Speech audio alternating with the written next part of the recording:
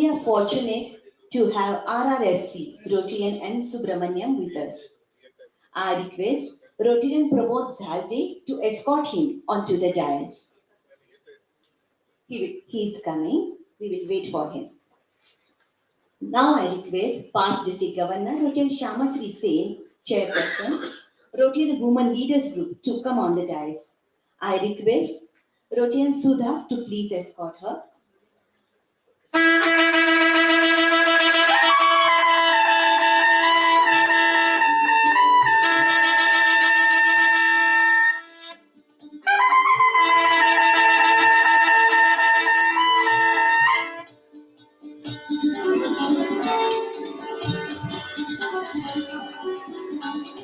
I request Rotarian Pramod Zalde to please escort RRSC and Subramaniam ji on the dais.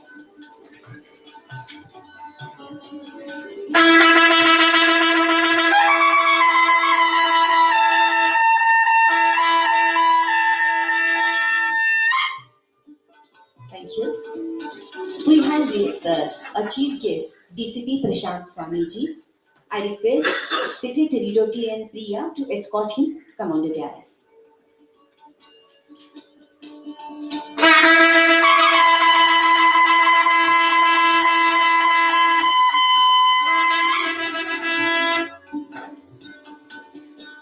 Thank you. I request President Rotarian RT to please call the meeting to order.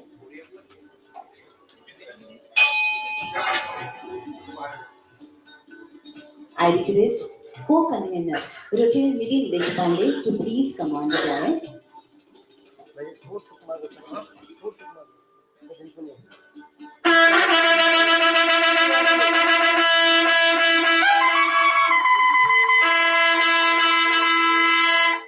Thank you.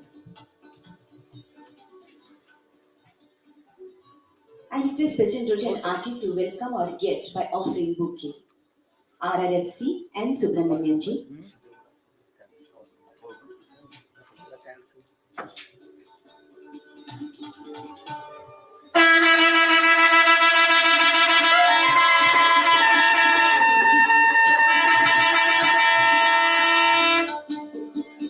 Thank you. PDG Shamasri Sen.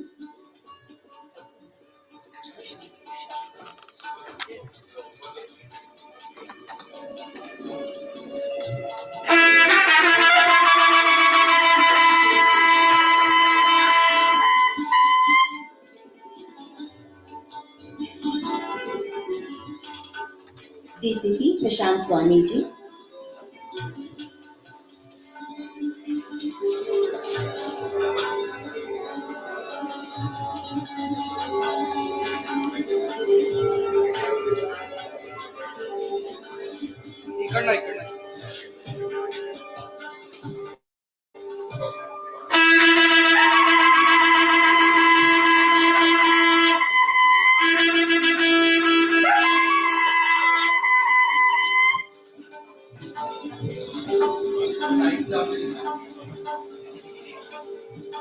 Assistant Governor, Past President, Rotarian Swati Smart.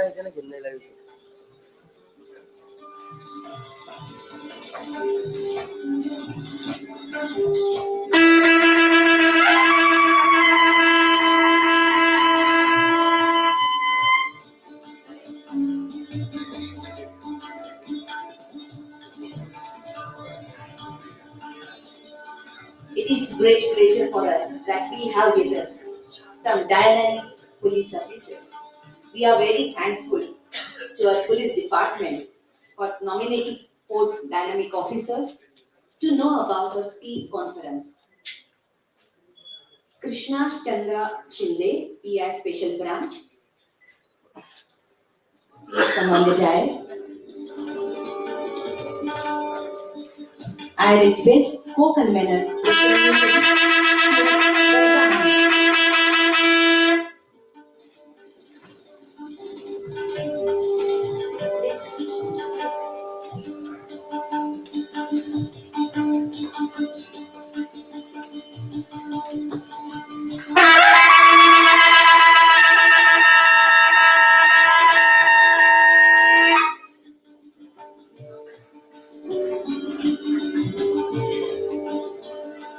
Sandeep Gumreji, PI Crime. I request Secretary Rotin Priya to welcome him.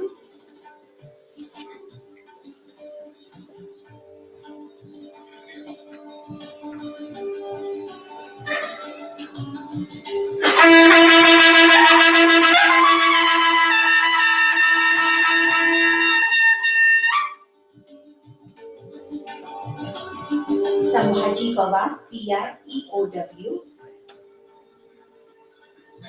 Okay. Dilip Tare, PI Community Police. I request President-elect Rotin Neha to welcome him.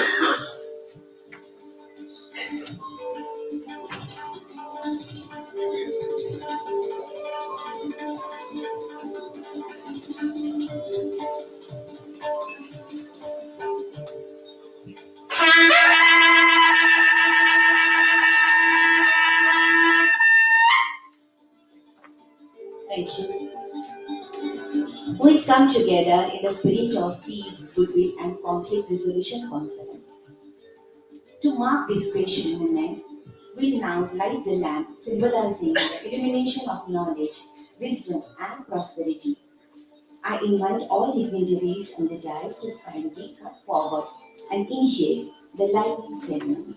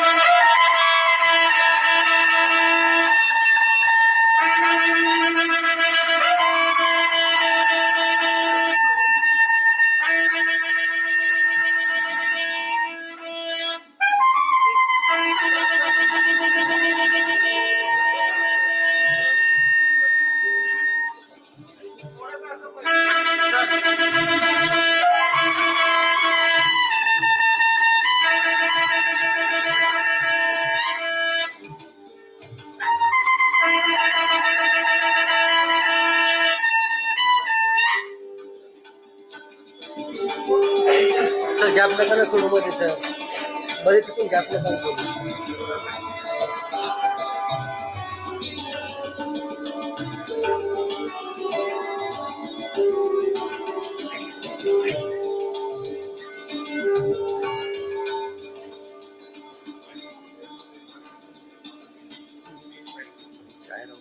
Thank you. हो ना तसंच राहते एक camera लावतो Now I request President Rotarian RD to give for a welcome address.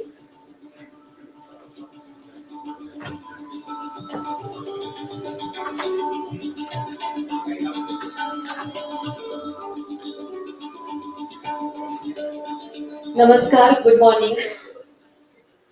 Today's chief guest, Honorable DCP Prashant Swami sir, dignitaries on the dais and of the dais, and my dear Rotarians and guests. I welcome you all to this first District 3132 conference on peace, goodwill, and conflict prevention. We Rotarians of RC Aurangabad Metro and myself feel honored for getting an opportunity to host this first district conference on the subject that is the need of the hour. I thank District Governor Rotarian Swati Ji Herkal for placing confidence in my club. For over a couple of months, all my club members have put in many man hours to make this event meaningful. Every member has contributed in some or the other form, and today we are here to talk on peace. Friends, this is the second district event that our club is hosting. It was way back in Rotary year 2006. My club hosted the district forum on integrate water management at Valmi. Then it was Rotary District 3030.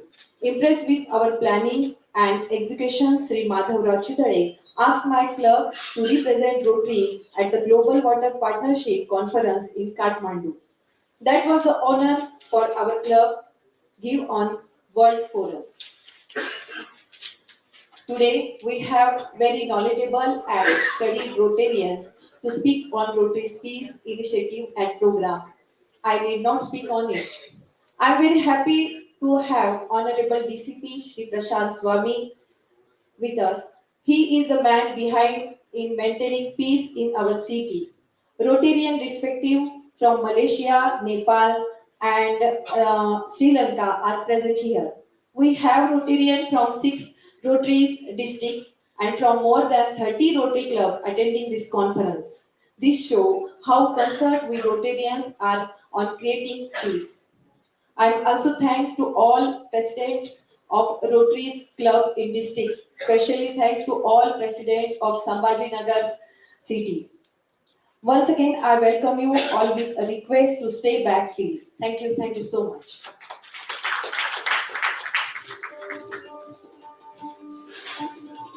Thank you.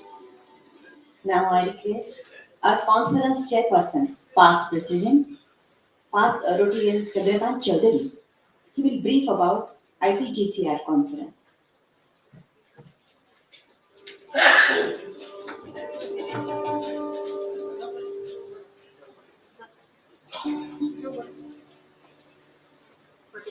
Namaskar. Good morning. President Dr. R.P. Iyengar,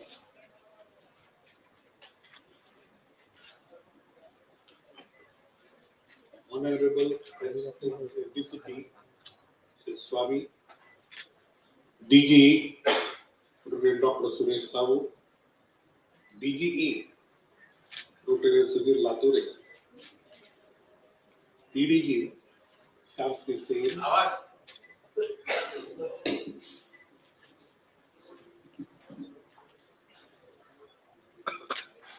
she is the chairperson of Rotary Women's Leaders of South Asia, past President Swati Smart, Assistant Governor, past President Rotary Ragati Kandapurit Convener, our own PDGs, past District Governor Rotary Suhas Vaidya. I don't say Rupin Zakutia here. Past President, past District Governor Rotary Om Prakash Bhoti, my Rotarian friends from other clubs, Rotarians from Malaysia, Nepal, and Sri Lanka. I welcome you all to this conference. This is the first district conference being held on the peace, goodwill, and conflict prevention since this district was formed in the year 2008. The event is the culmination of an enormous effort which began in 2015 when my club decided to hold a conference on peace, goodwill, and conflict prevention and organized successfully. Subsequently, we organized 3 conferences annually in 2015, 2016, and 2017. In the earlier conferences held in 2015, 16, and 17, RI President Gary Huang was very kind to send past District Governor Dr. Ajit Endo from RI District 3240 as his representative. Thereafter, RI President K.R. Ravindran sent PDG Shashi Varvankar from Raipur 3060. And thereafter again, past RI President John Joe sent past RI Director Rotarian Ashok Mahajan to be their representatives at this conference. It is very rarely that any RI President considers to send his representative for a club event. unless she or she feels that it is a most important topic like peace, and that is the key of the day. Friends, peace itself is a very beautiful word.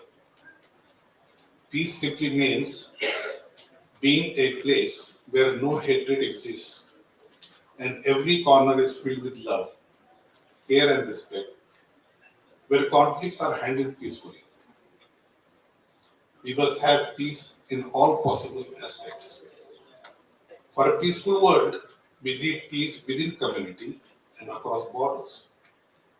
The biggest obstacles to world peace are hatred, violence, religious intolerance, and nationalism. These things divide us and make us see other people as different, superior, or inferior. We have to develop peace culture at every stage of life. When at home, until the child grows to his or her teens, parenting is very important.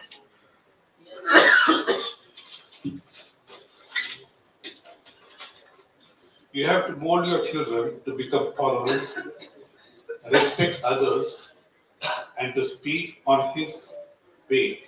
Have a very resourceful and experienced Rotarian, past President Mona Bunker, he will speak on parenting.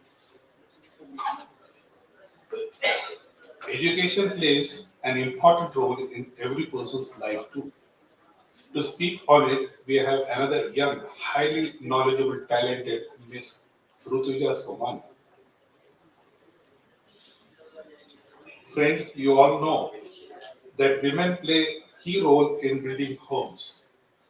Grandmother, mother, and sisters play an important role in keeping families together and united by their love and affection.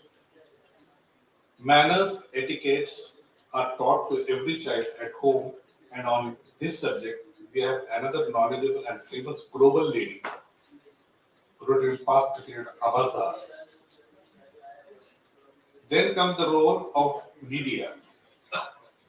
You are aware that print and electronic media are playing a very important role worldwide in community.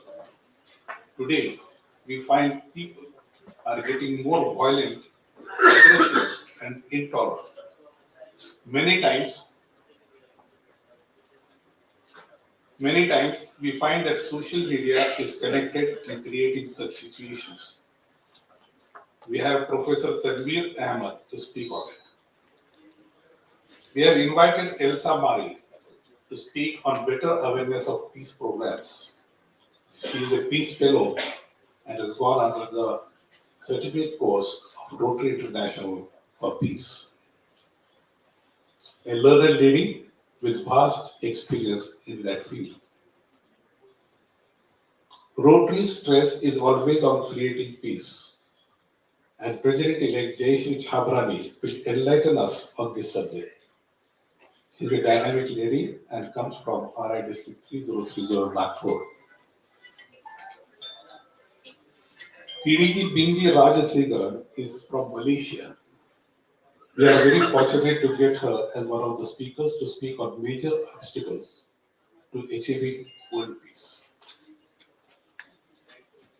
Worldwide, we are experiencing growing unrest, violence, world powers interfering in the internal affairs of the weaker nations and creating instability. To speak on overriding concern for the survival of humankind, we have invited past President Rotary Mohan Krishna Shweta. He is from Rotary Club of Diti Bazar, Kathmandu, Nepal. For more than 3 decades, he has served in the Ministry of Foreign Affairs in Nepal, and with the vast experience, past President Rotary Mohan Krishna Shweta will speak on the dangers we are facing and how to overcome and live peacefully. Rotary is spending billions of dollars on peace programs. What are these programs? And who else can inform us better than RRFC, that is Regional Rotary Foundation Chair, PDG N. Subramanian, He is from 3011 New Delhi. He will speak on Rotary's path to sustainable world peace. PDG Shamsri Sen to share ideas and practices in each of Rotary's 7 focus areas. And again, she is going to chair the entire proceedings of this peace conference. Friends, without peace, no nation nor an individual can move forward. Before I conclude, I must thank DG Swati Helkal.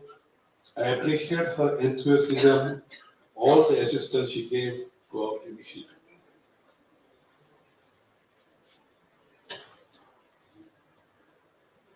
I also place on record the round-the-clock working of my club president, R.K. Iyengar, convener Rotary Kandapure, Ragedi Kandapure, co-chairman Rotary Milind Deshpande, coordinator Rotary Hassan Siddiqui, past president Mona Bunkar, president-elect Neha Dongawkar, who left no stone unturned to make this conference a success.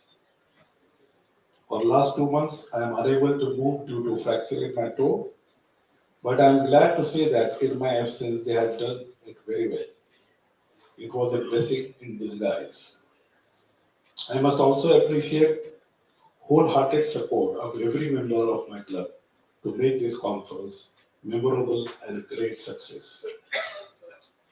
Finally, I want to thank PDG Shamsri Sen, chairperson, Rotary Women Leaders Group, for agreeing to be the co-host, a very resourceful lady, deep Rotary knowledge, having connections all around the globe. I hope this conference will make our present Rotarians more informed on these Rotary peace initiatives. My only request to you shall be to stay back till the end of this conference, hear our highly studied speakers on the subject attentively, take home ample information for better implementation of peace programs at club level. I feel that we Rotarians present here are very lucky. You are getting an opportunity to listen on very thoughtful subjects from the select cream of highly studied and knowledgeable speakers. Those not present have missed this opportunity. Thank you.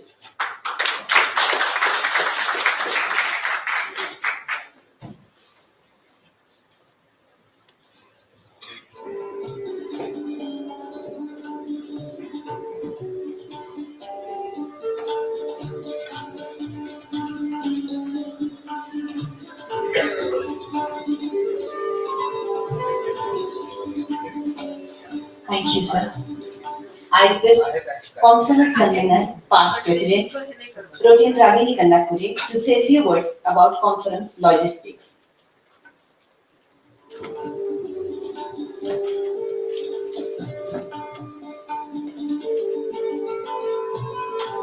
Good morning. On behalf of District 3132, I welcome you all to this historic conference. It is historic because since the formation of our RI District 3132 on 1st July 2008, this is the first ever district conference on this topic, peace, goodwill and conflict prevention. We are highly honored to have with us DCP Shri Swami Sir, District Governor Rotarian Swati Herkal, Regional Rotary Foundation Chair PDG Rotarian N. Subramanian, and Rotarian Women Leaders Group Chair PDG Rotarian Shamsri Singh. Also, I am extremely pleased indeed to welcome you all to this conference. What could be more inspiring to have leaders and dignitaries from India, Bangladesh, Malaysia, Nepal, and Sri Lanka, who are all with us today in this conference. I am pleased to welcome our PDG Suhas Vaidya and PDG Om Motipole, DG Sudhir Lature for gracing our conference by their presence. Friends, with the strong support of our District Governor Rotary and Swati Herkar, Rotary Club of Aurangabad Metro, a very enthusiastic club, have planned the agenda with very thoughtful topics and have invited highly studied and knowledgeable speakers to speak on the subject. We have also planned an exciting and stimulating fellowship with unique entertainment program Ruturang to follow in the evening. Kaladalam and handicrafts exhibition of selected artisans and craftsmen from Chhatrapati Sambhajinagar is also organized where you will get items that presents the uniqueness of the region. With the participations of over 100 Rotarians delegates and invitees from 30 Rotary districts, I can say that the conference is a great success. With your presence, participations, and deliberations, I look forward to very successful, enjoyable, and a rewarding experience as we come together to meet and interact in this conference all through the day. Let us take this opportunity to learn more. Thank you. Over to Monica.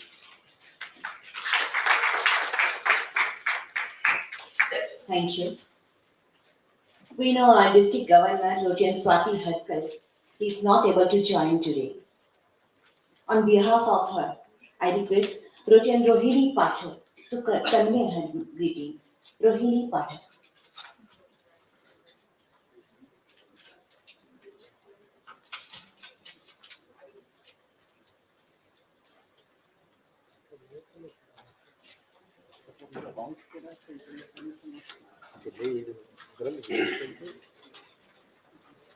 Thank you, Mona.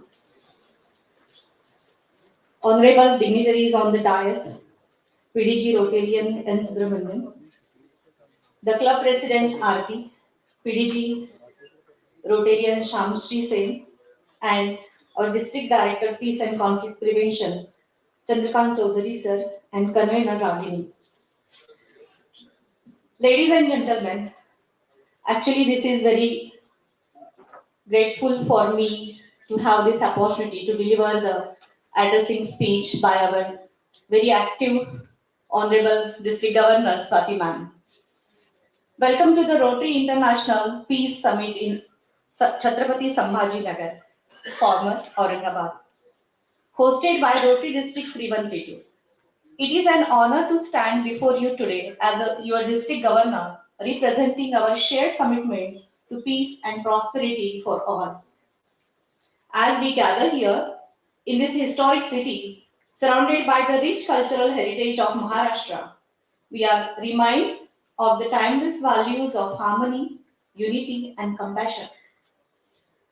Chhatrapati Sambhajinagar, with its vibrant tapestry of diverse communities, serves as perfect backdrop of our discussion on peace building and cooperation.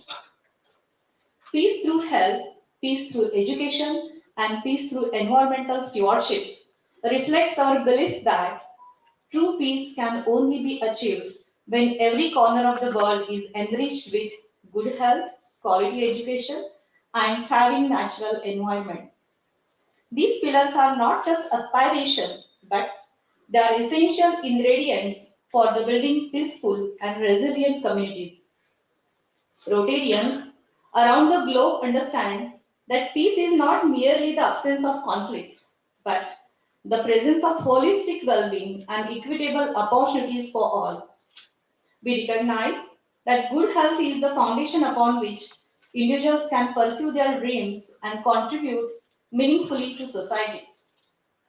Quality education empowers individuals to think critically, embrace diversity, and become agents of positive change. And yes, a sustainable environment nurtures a sense of interconnectedness and stewardship, fostering harmony between humanity and the natural world. As Rotarians, we are committed to being catalysts for change our communities through our service projects, humanitarian initiatives, and advocacy efforts.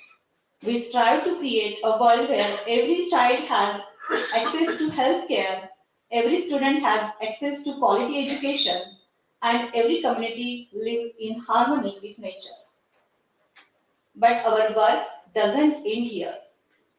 The challenges we face are complex and multifaceted, requiring collaboration, innovation, and perseverance.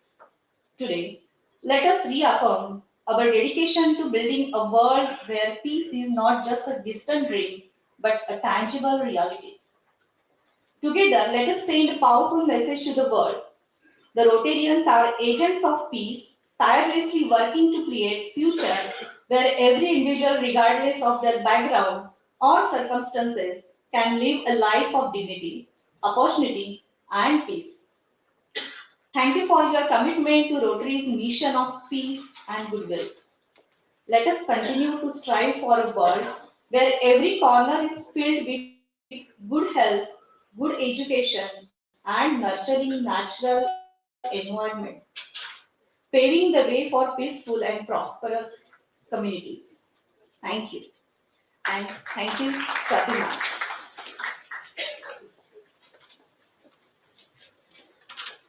Thank you, Rotary. Now I request our Assistant Governor, Rotarian Swati Smart, to express her feeling about this conference.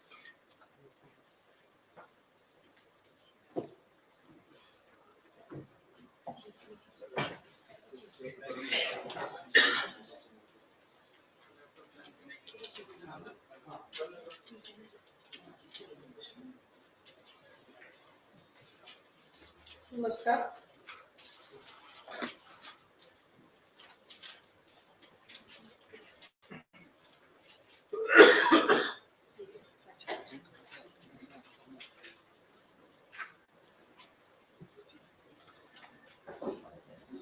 Dignitaries on the dais and off the dais, and my friends, good morning. I am extremely happy to see that one of the assigned club with me, Rotary Club of Aurangabad Metro, is hosting this first district conference on peace. Looking into the response of Rotarians from all over the district and other places shows how concerned we Rotarians are when it is matter related to peace. I may not be wrong to say that the president and members of Aurangabad Metro are committed and resourceful. Every member is an asset of the club. For last many years, the club peace conference and their annual projects, Ruturanga and Kaladalan, dog show are big public event. Global context makes this club unique. I wish this conference great success. Thank you.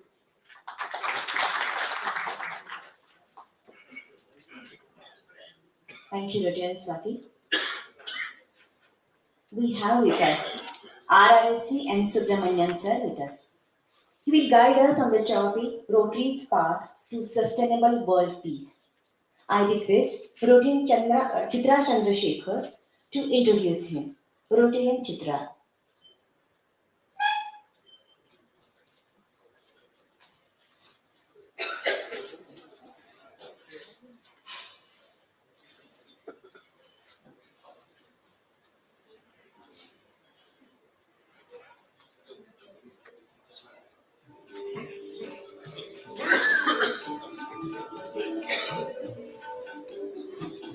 Uh, Chitra is right now maybe some busy with some important work, but our RRSC is actually no need of special introduction or anything.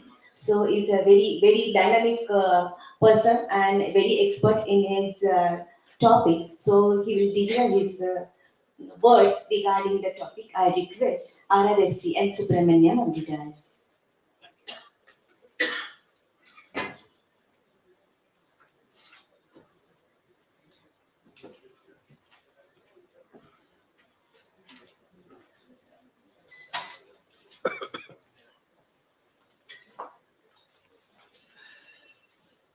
A very good morning to all those present.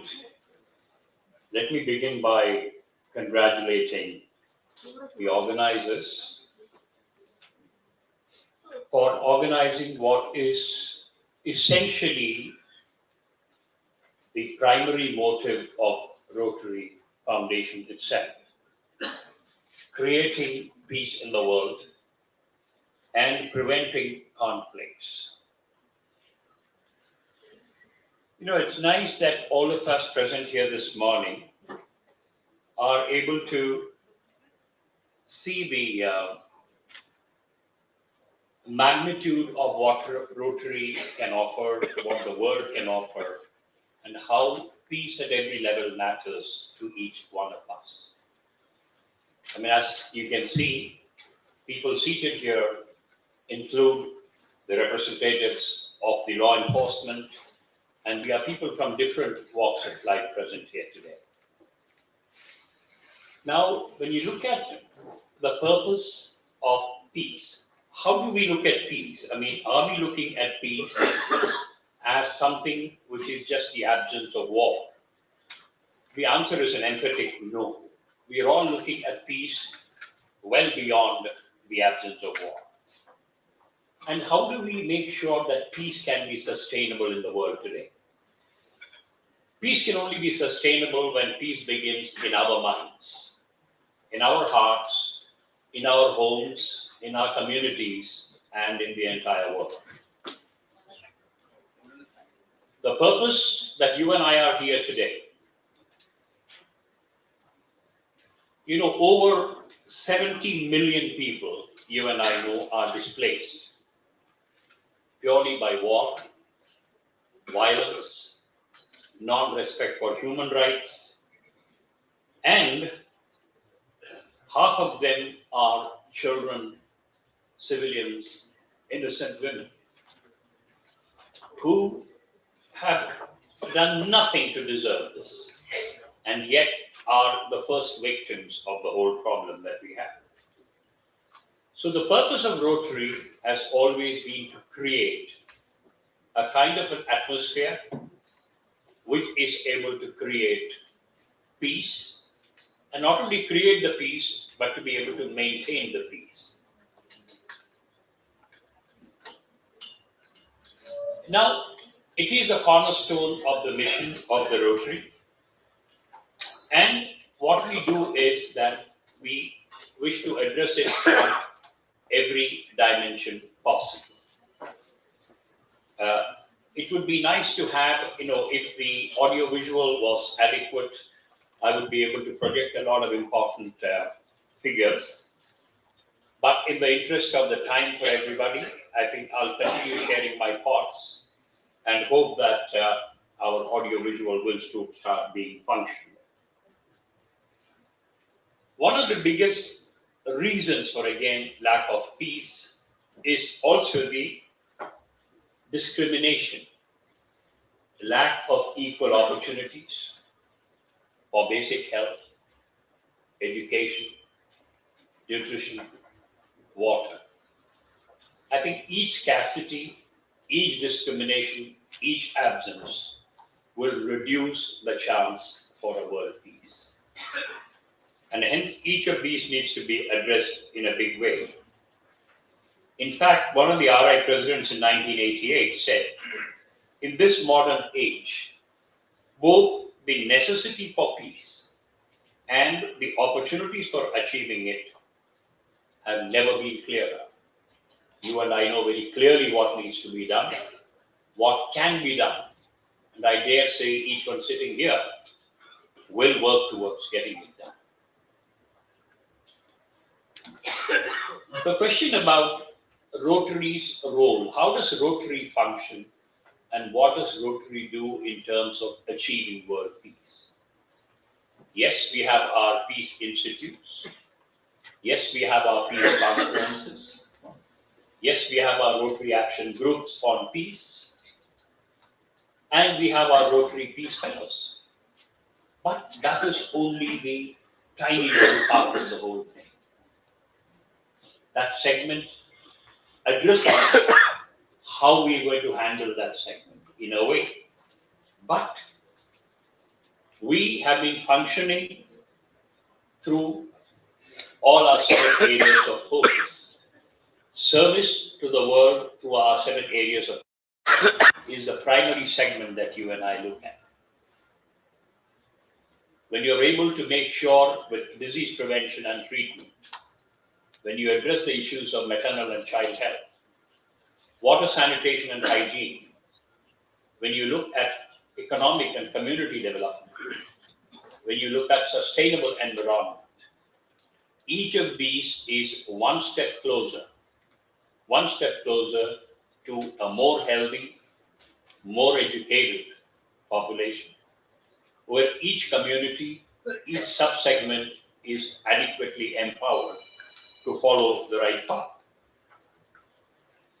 All these would also lead to goodwill and understanding amongst people.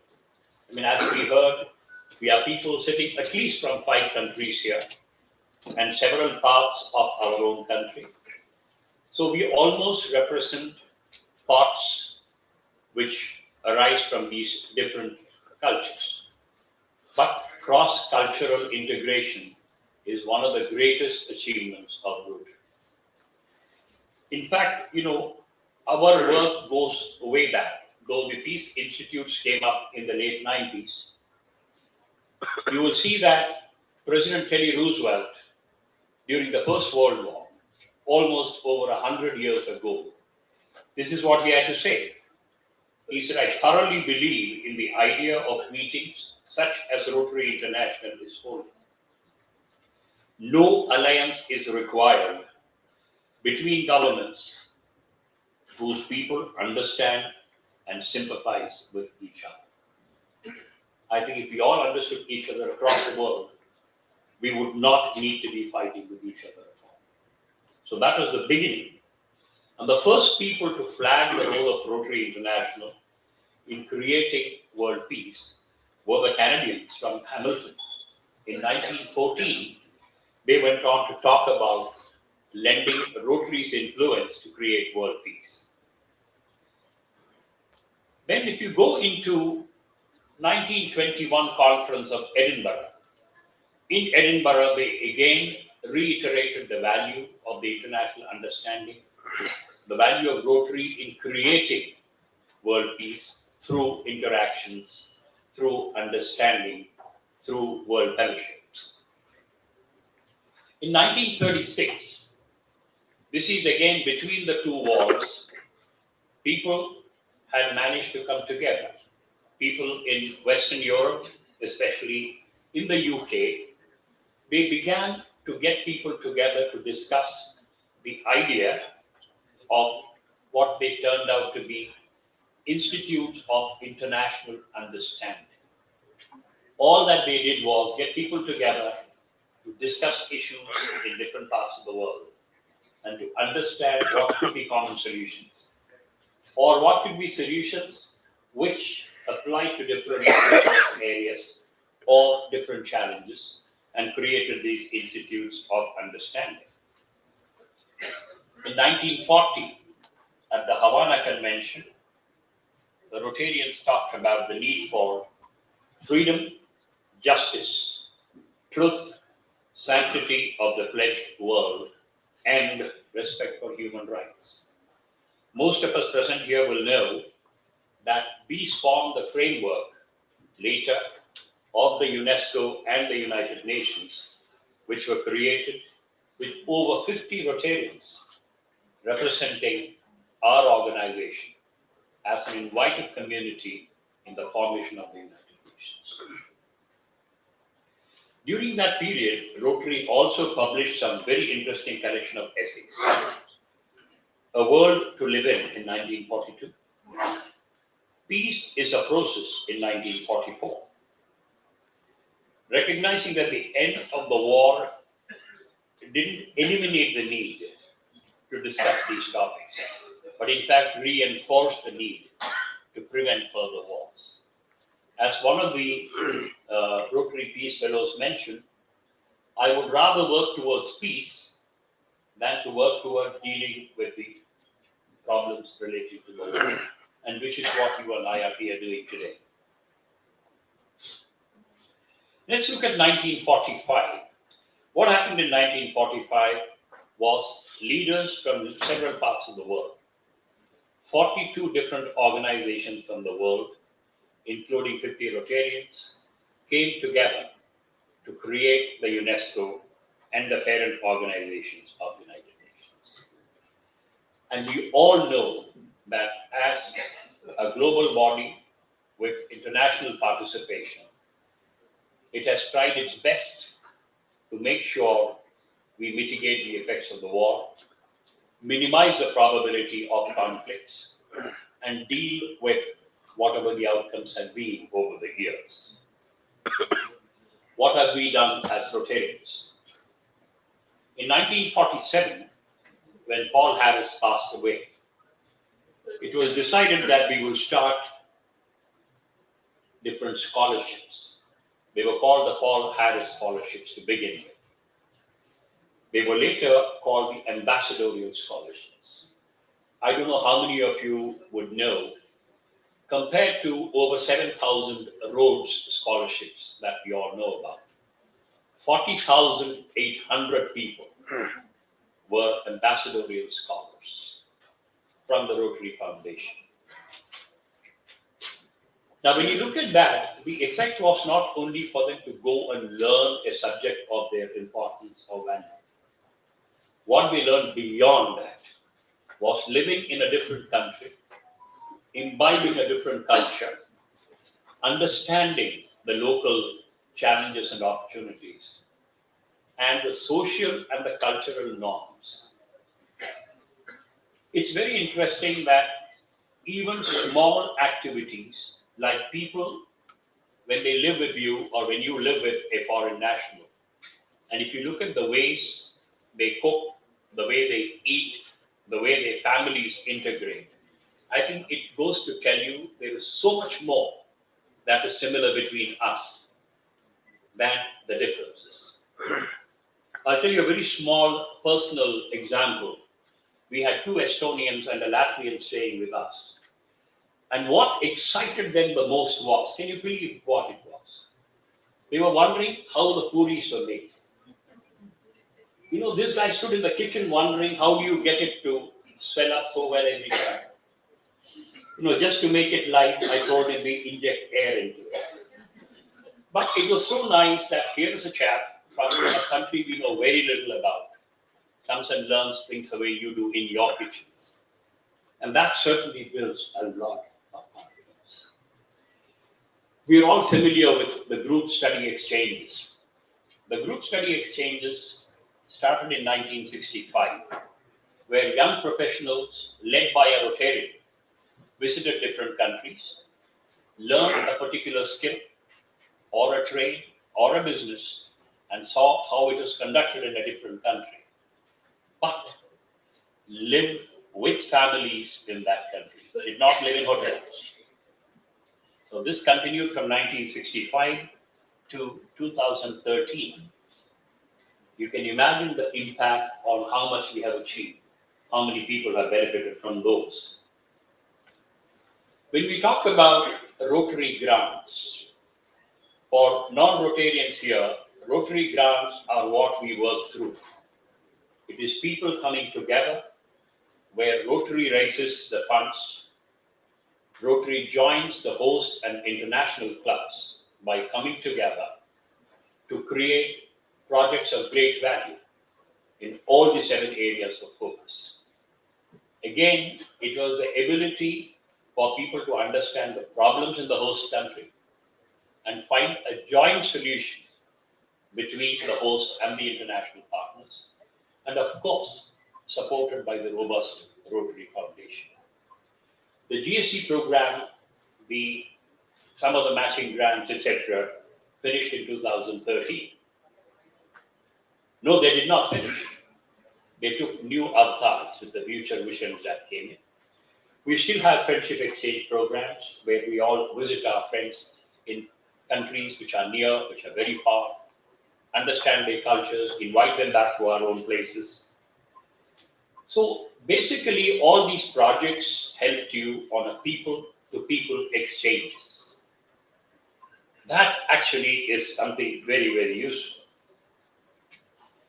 Having done all this, In 1982, the Board of Trustees of the Foundation realized maybe we need to have a more focused attention to the peace foundations.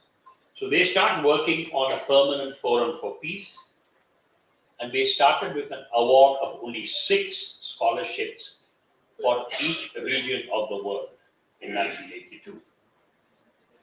The first major peace convention was held in 1988 when Charles Keller was the world president.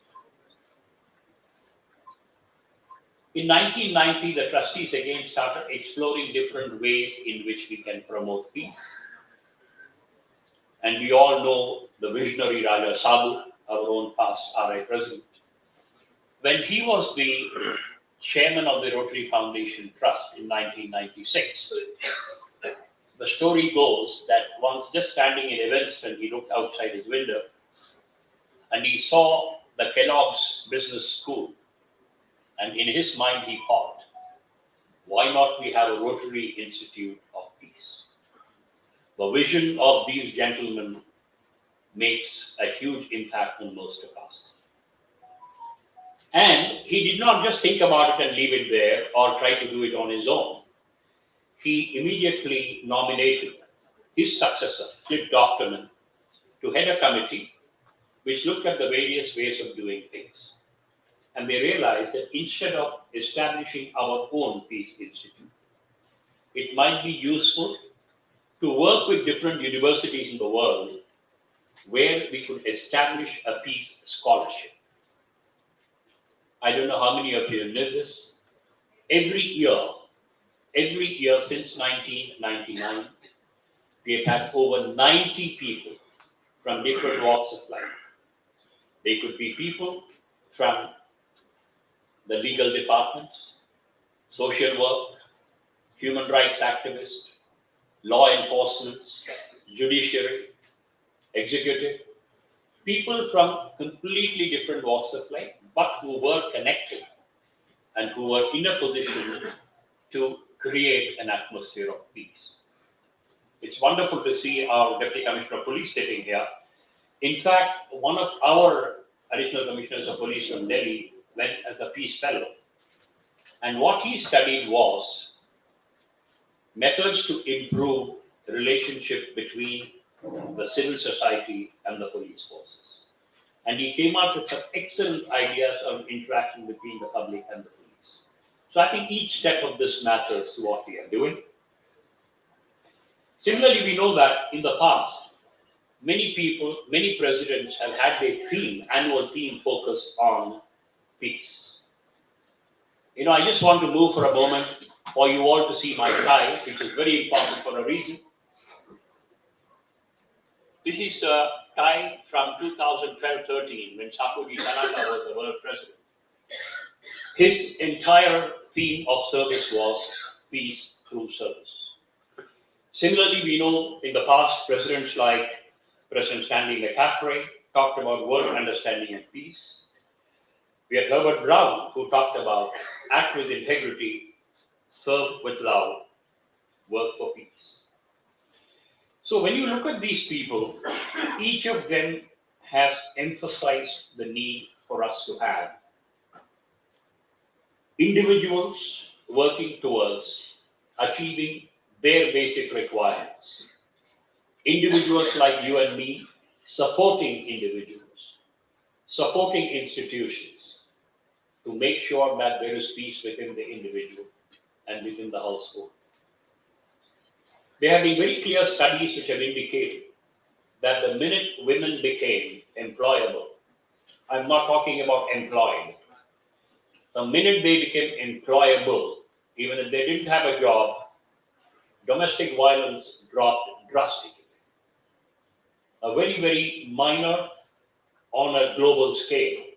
But if you look at the percentage or the amount of domestic violence that goes on in many parts of the world, I think every step, every activity that will lead to even a small decline on each day will cumulatively lead to a happy family, a safe mother. A safe mother will ensure that her female child gets the best education, the best nutrition, and the confidence to build up her own career.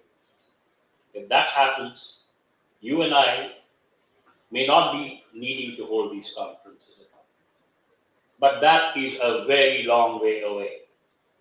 Till then, I think for us to discuss mutually, to understand from each other, share our ideas, and put it across to people across the world would be the best contribution that we can make. I promise you that my thoughts representing the Rotary Foundation, and being an individual who belongs to an Indian society which has shown so much progress in every dimension. I think every individual sitting here knows that in all these areas, right from clean water to universal immunization, to availability of health care and treatment, availability of basic health, basic education and literacy, adult literacy, in every dimension, each and every day, we are making immense progress. But our aim remains a day when there will be no borders, there will be no armies. Does anybody know which is a country who doesn't have an army?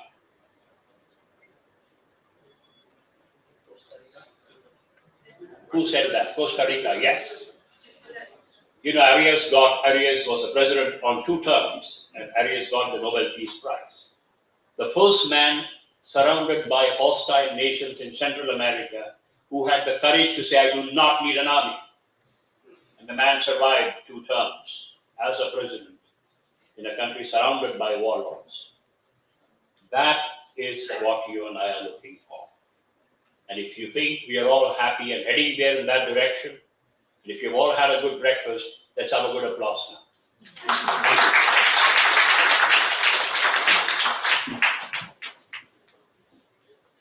Thank you. Thank you, RRC and Subramanian ji, for your valuable words.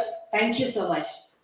Now I request Rotarian Harish Nair to introduce Rotarian Women Leaders Group Chairperson, past District Governor, Rotarian Shamasri Sen ji, to share her ideas and practice in each Rotary's 7 areas of focus. Rotarian Harish Nair.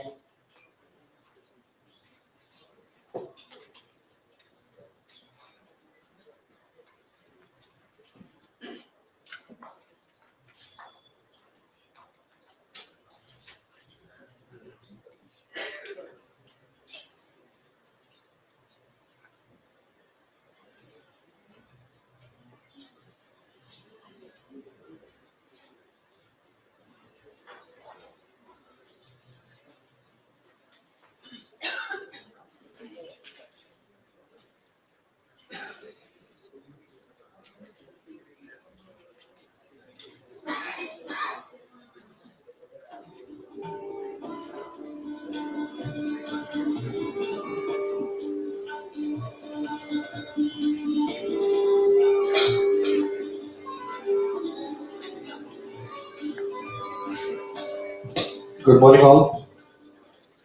It's a privilege and honor to introduce one of our speakers.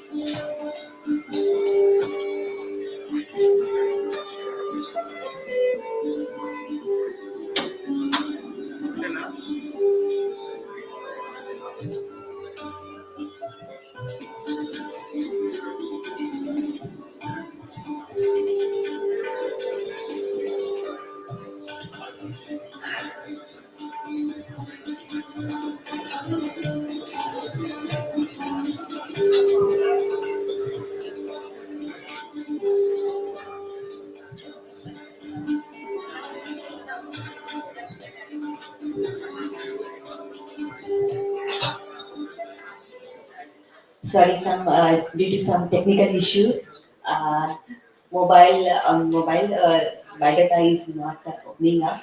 So actually, Rotary Women Leaders Chairperson, past district governor Shamasi Singh, is one of the most dynamic, experienced, and very educated woman. So I request her to please share her ideas on the topic, uh, the 7 areas of focus.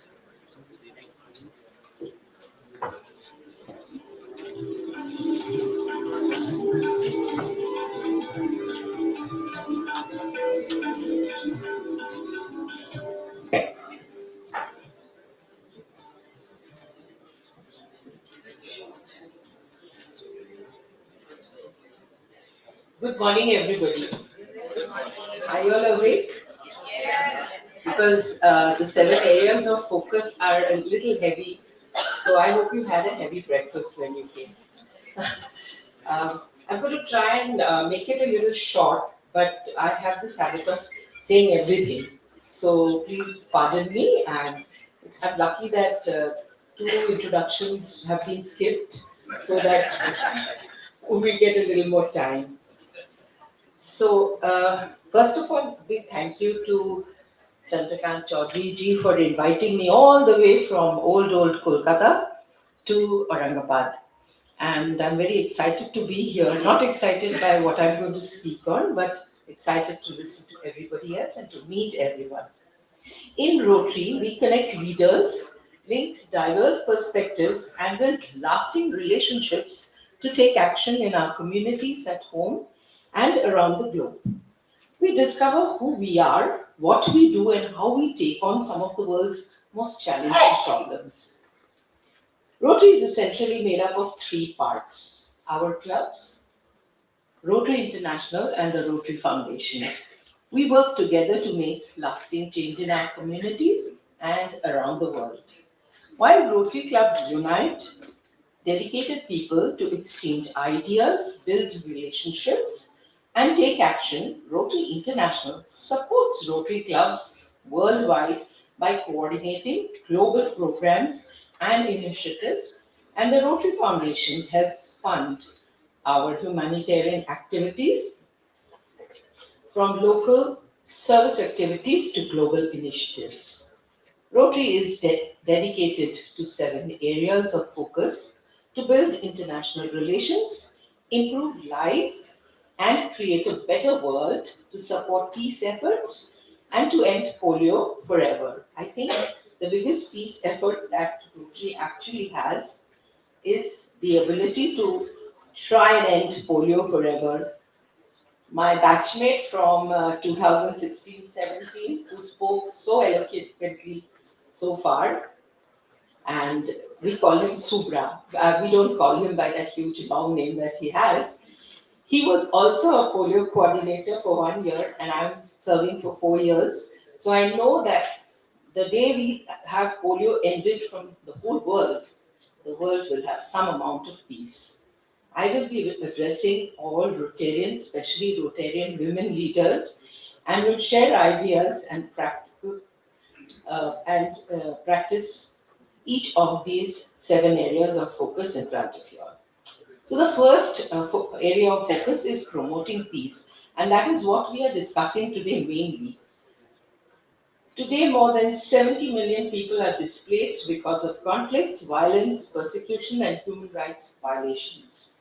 Half of them are children. Unbelievable. Rotary encourages adults and young leaders to prevent and mediate conflict and to help refugees. Our Rotary projects provide training which fosters understanding and provides communities with skills to resolve conflicts. The cornerstone of our mission is peace, in capital letters. It is from the effect to create peace in communities that change can have a global impact. As we work on service projects and support peace fellowships and scholarships, Rotarians learn to address the cause of conflict, poverty, discrimination, ethnic tension, lack of access to education, and unequal distribution of resources. in the approach to peace building, our challenge is to achieve a vision of lasting change. We need more and more people to get involved in peace building. Who are we?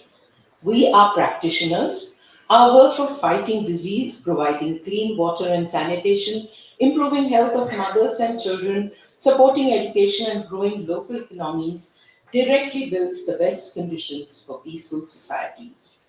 We are also educators.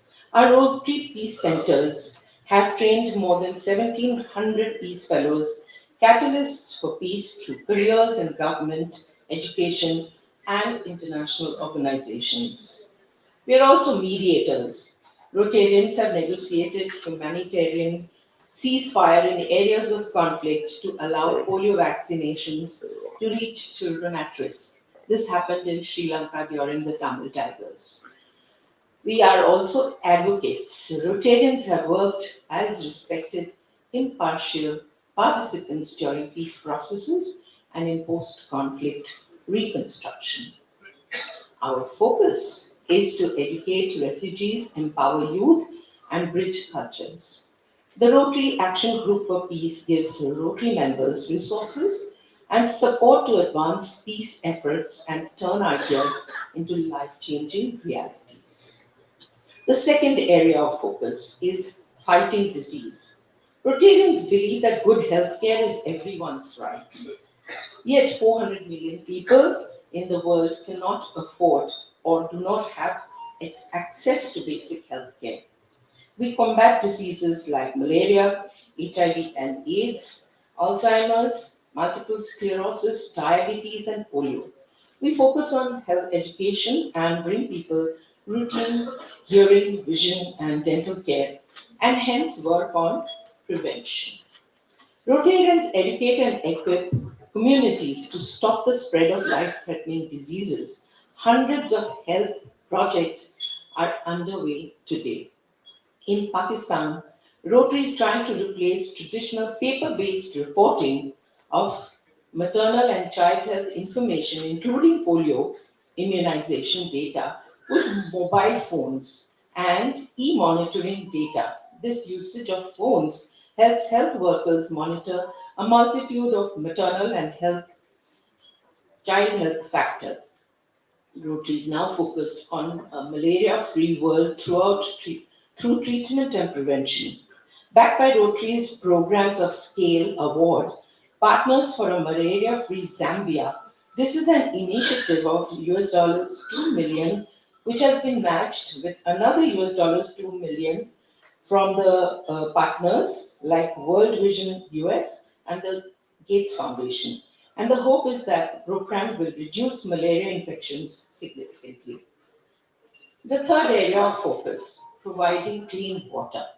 Clean water, sanitation, and hygiene education are basic necessities for a healthy environment and a productive life. Waterborne diseases decrease, children are more healthy and do not spend a lot of time carrying water and can spend more time helping their families. Through water, sanitation, and hygiene, or what is known as the WASH programs, Rotary's People of Action mobilize resources, form partnerships, and invest in infrastructure and training for long term change. What is our focus? It is to access to toilets, making schools healthier, and water for a community.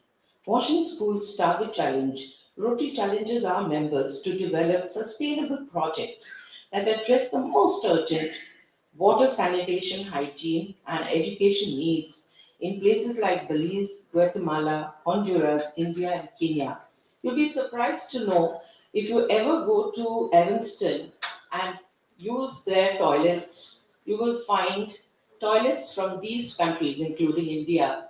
Their photographs are stuck on the doors of the stalls, toilet stalls, so that when you go there and you see an Indian toilet which is absolutely unusable, when you come back, you will definitely talk to your club and decide to make a few good toilets in some rural areas. So that's the way we actually try to bring in some changes in our, countries. Okay, my fourth area of focus, supporting education. More than 775 million people above the age of 15 are illiterate, 17% of the world's adult population. Rotary's goal is to strengthen the capacity of communities to support basic education and literacy, reduce gender disparity in education, and to increase adult literacy. We empower educationists to inspire learning at all ages. The first way is mentoring students by pairing them with mentors for success. The second one is teacher training. We share knowledge and experience with educators and professionals working with vulnerable populations. Adult literacy. Rotarians work with local advocates and offer community literacy programs. Various initiatives have been taken, like opening a girls' school in Afghanistan, teaching adults in Detroit, USA to read using new teaching methods, making schools healthy by providing clean, fresh water to public schools in Lebanon, and enhancing educational systems in Kenya, where Rotary clubs are working with Global Partnership for Education and local and national governments advance lifelong opportunities for the marginalized children.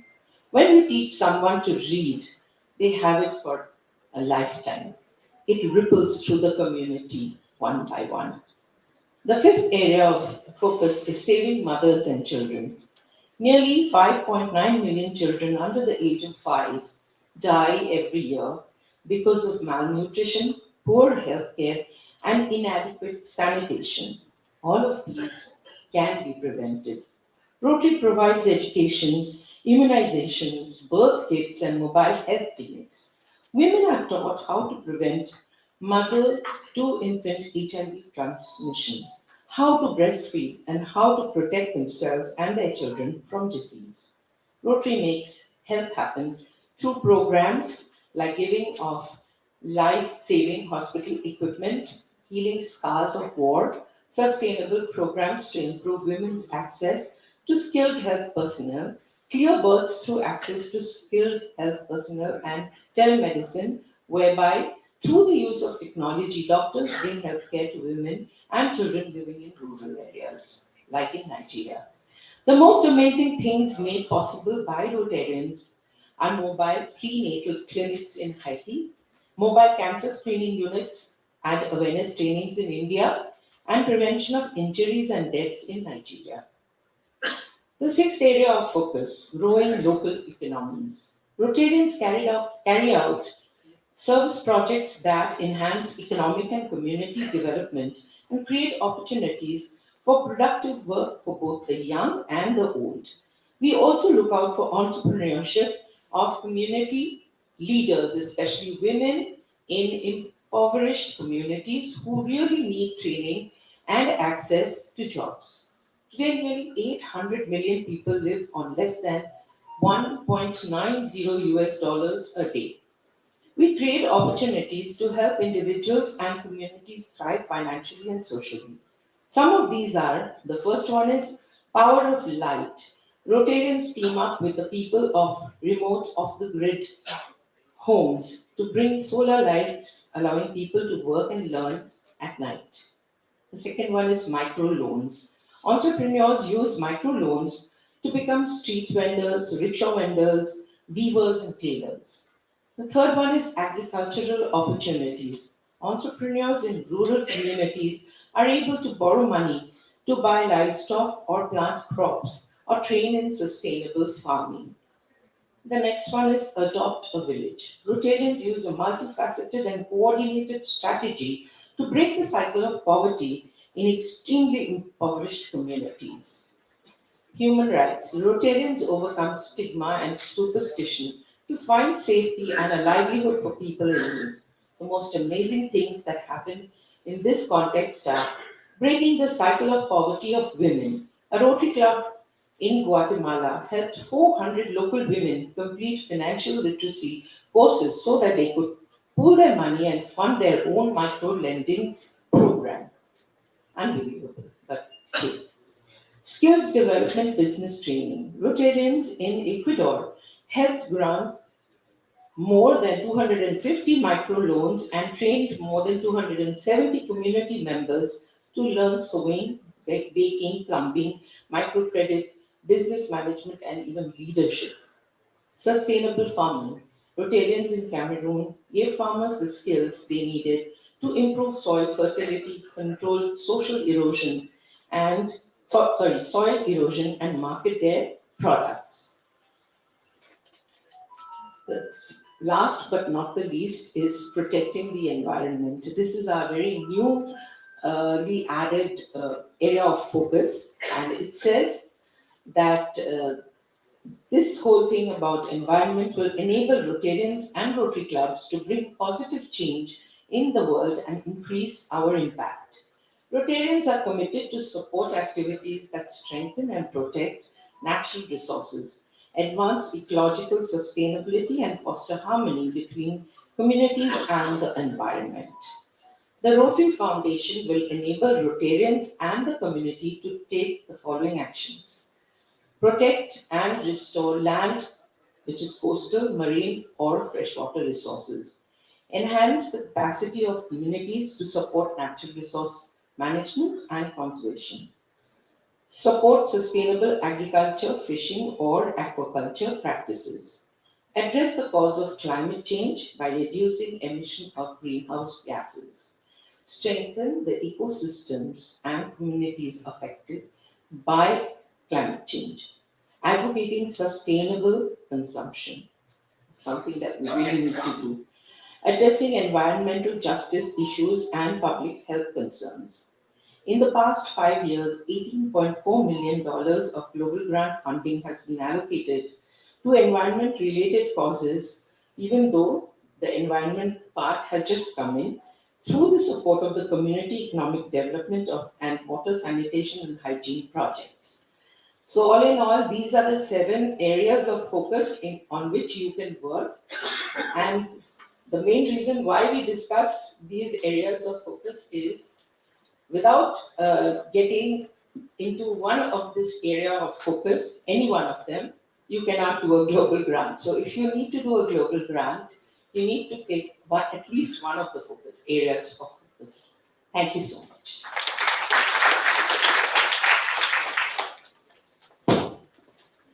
Thank you, PDG Shamatri Senji, for such informative words. Thank you.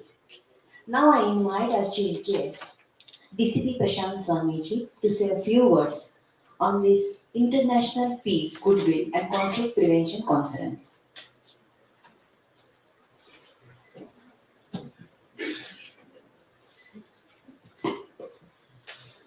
सभी मान्यवर और उपस्थित सभी जनों को मेरा नमस्कार।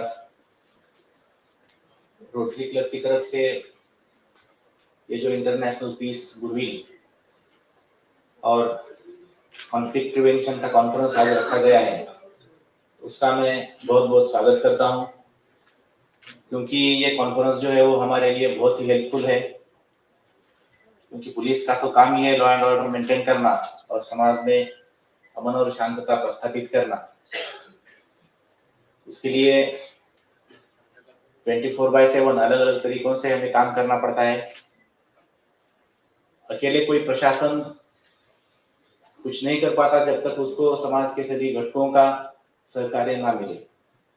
अगर हमें अमन और शांतता, पीस बनाए रखना है तो सभी घटकों को, सभी लोगों को मिलकर काम करना चाहिए। ये कॉन्फ्रेंस उसी का एक बहुत ही अच्छा उदाहरण है, इसमें मानता हूं। आज तक रोटरी क्लब का बहुत सहकार्य हमें मिला है, आगे चल के भी इसी प्रकार से आपका सहयोग हमारे साथ रहेगा और हम सब मिलके ये जो उद्देश्य है कॉन्फ्रेंस का वो सफल करेंगे, ऐसे मैं आशा करता हूं। आज के ये प्रोग्राम के लिए हमें आमंत्रित किया, इनॉग्रल स्पीच देने के लिए मुझे मौका दिया, इसलिए मैं रोटरी क्लब का बहुत बहुत शुक्रिया अदा करता हूं। Thank you.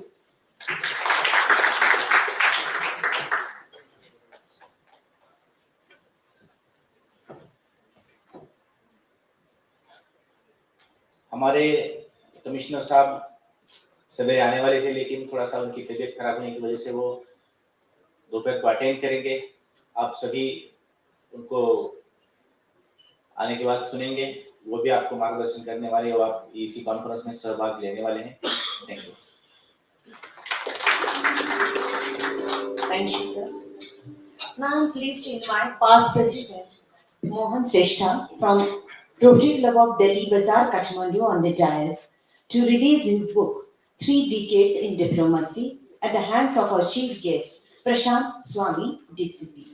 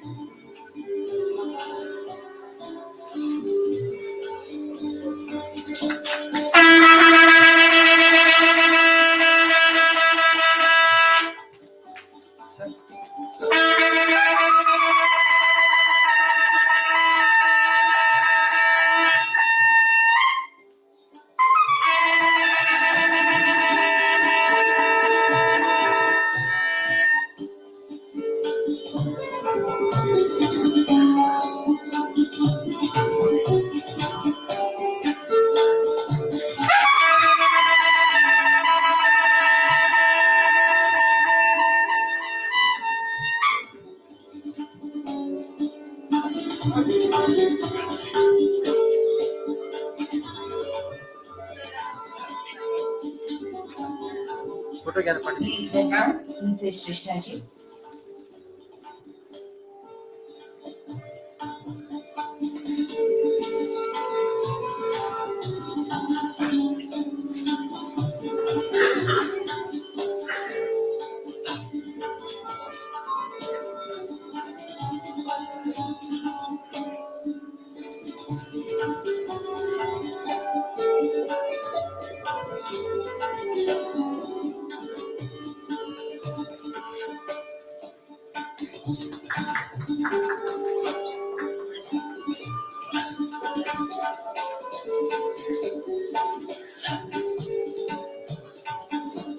I request Past President Sreshta ji to say a few words about his book.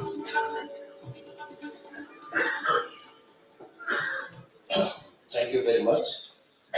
First of all, I'd like to thank Rotary Club of Aurangabad Metro for creating this opportunity to launch my book. I also express my sincere thanks to DCP sir for this opportunity, launching of the book. And also, I must express my sincere thanks to Rotarian Chandrakant Chaudhary ji, who created this opportunity for me. About the book, I'm going to tell you something about what is this book, about this book. Around early 2014, when I was serving as ambassador in France, then I was supposed to return my home. Then I worked already 31 years, 5 months and 26 days to be exact. So what should I do from now on? Then it came to my mind that after having traveled to 74 countries around the world, so many times in so many countries, meeting so many people, ambassadors, all type of people, it's better to share the experience. It will be useful for the society and people. Then I started writing book, but writing a book is not that easy job, especially for people like us.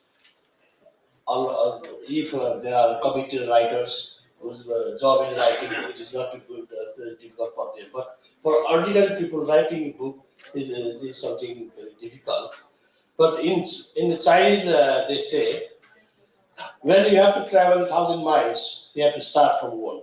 So I learned from this dictum, and I started, and within 8 months, I published by myself and brought to the book. That was in Nepali language in October 2015. And now it is almost 9 years, and it came to my mind. I got a good appreciation about this book. And the book proved very useful for housewives, students, ambassadors, and those who want to enter into the diplomatic service. And especially, I want to mention here that in our country, I don't know much about India, ambassadors are appointed out of total post 50-50%. That means 50% from the career service and 50% from outside. Outside means henchmen of the leaders. For those people, this group proved to be very useful. When I got a message from our former ambassador to Bahrain, Mr. Pavan Sundas, I didn't know him in person. He wrote me that government all of a sudden appointed me as ambassador, but I didn't know what to do. At that moment, his daughter brought this my book, and he read that book, and he was very able to function very well. So still, he gives me compliments. So at that time, I was very happy that even unknown person acknowledged like that. So this is the reverberating effect of a book in the society, and there are many things that letters, books help to know the people established in the society. So this is also one inspiration I got. And I'll say something brief about my book. It's about, say, few incidents I want to take you, which you might not have heard about it. Like our former Prime Minister who already died, Girija, we went a delegation to South Africa in September 1998. It was a NAM summit, 12th NAM summit in Durban. I was also a delegate. And when we were returning in the airport, we were checking all our passports were stolen. 26 diplomatic passports, including that of Prime Minister. Can anybody imagine? So this type of incident normally doesn't happen. So I chronicled it also and put in the book, and we got the passport back after 12 days. Another big incident is that in 2005, when we had a king who was king's rule, all of a sudden my boss called me when I had fever. He told me that from the palace, I got the instruction you should go to Africa to arrange the visit of the king with 41 packs in the delegation. In Africa, we had only one embassy in Cairo, in all of continental Africa. Then I said, in the king's route, to refuse any job is to surrender the job. So I said, okay, sir, I will go. I didn't know when my fever had disappeared, hearing that. Okay. Then I flew to Abu Dhabi, and my cunning ambassador, he had some problem in the leg and he didn't go. Actually, he should have gone. And still, I don't know whether he had a real problem or from a problem. He told me, Mohan, you have come to the impossible mission. In French, we speak French. Mission impossible. I said, it's not my choice, Ambassador Shah. It's my duty. In whatever way, I have to do my job. So I did, and in 28 days, I was on the plane, big, small planes, 23 times. In 28 days. All the time flying in the sky. And the job went, and work went very well, perfectly. And on the 28th day, I had the king reached Cairo, and then ambassador got over that, and I could sleep well. Similarly, I had a lot of experience in France also. With France, we have very long relations. France is very expensive country. And countries like us, how to promote our interest in a country like France. This also I have enumerated here. And I have something for nice ladies present here. I learned how to make a cheese curd in Philippines from a lady, Madam Dixit, when I was on the visit. She offered me the curd, dahi, and it was so delicious. I asked her, please teach me, madam, how to make it. She said to me, you promise first that you will not tell anyone. Then I will teach you. I said, okay. Then at that time I was serving in Bangkok, and we had a lot of parties. Every week we had parties. I made them score by myself with my assistant. We take it. It was a super hit. Then every time people calling me, hey, don't come without telling me. that was the thing. And we had a very senior politician who already died, Didi Raman Degi, Dr. Didi, a very learned man.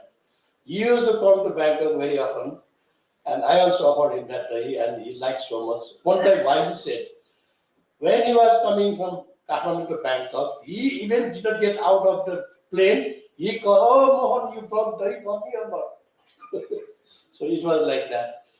And some of the few young men who studied, who read my book, they were successful to enter the foreign service, diplomat service. Me and my wife was one time in the French program. They came following us, and when I was to take out the card, he said, "Oh, Salman, sir, I read your book and it was so helpful. I am now in the foreign service. If you have any problem, please contact me."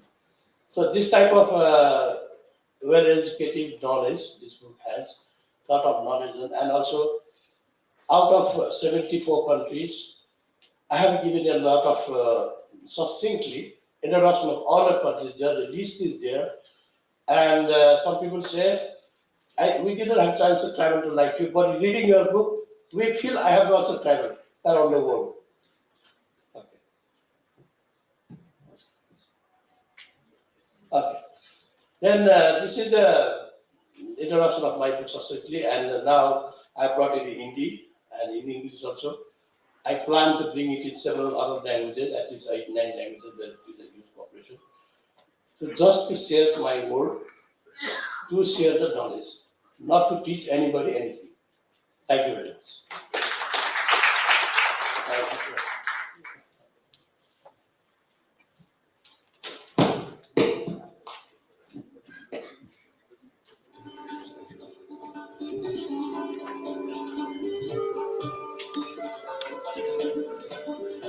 Thank you so much and hearty congratulations on publishing of this book.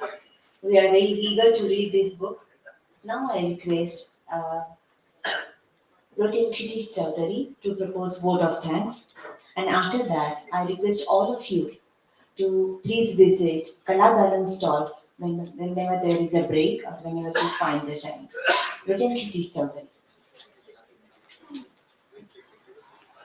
Next session, after this vote of thanks, next session we will continue and we will declare the break whenever it is decided. Okay?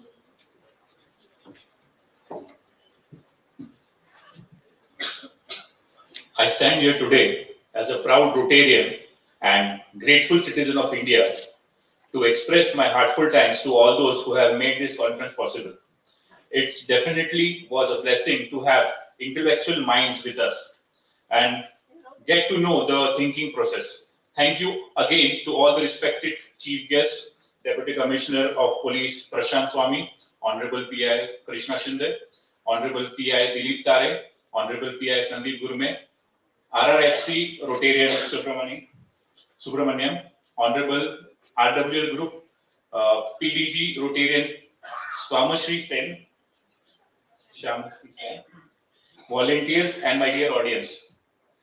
DCP Swami sir, your speech was truly inspiring and you are thankful for your contribution. Your presence was valuable and our words were truly meaningful. Thank you for being part of our peace conference. Your words were truly inspirational and we are grateful for your time and efforts. Thank you. Thank you, Rotin Kshitish. Inaugural session is over, but I hand over the proceedings to President Rotarian Aarti Iyengar. Thank you.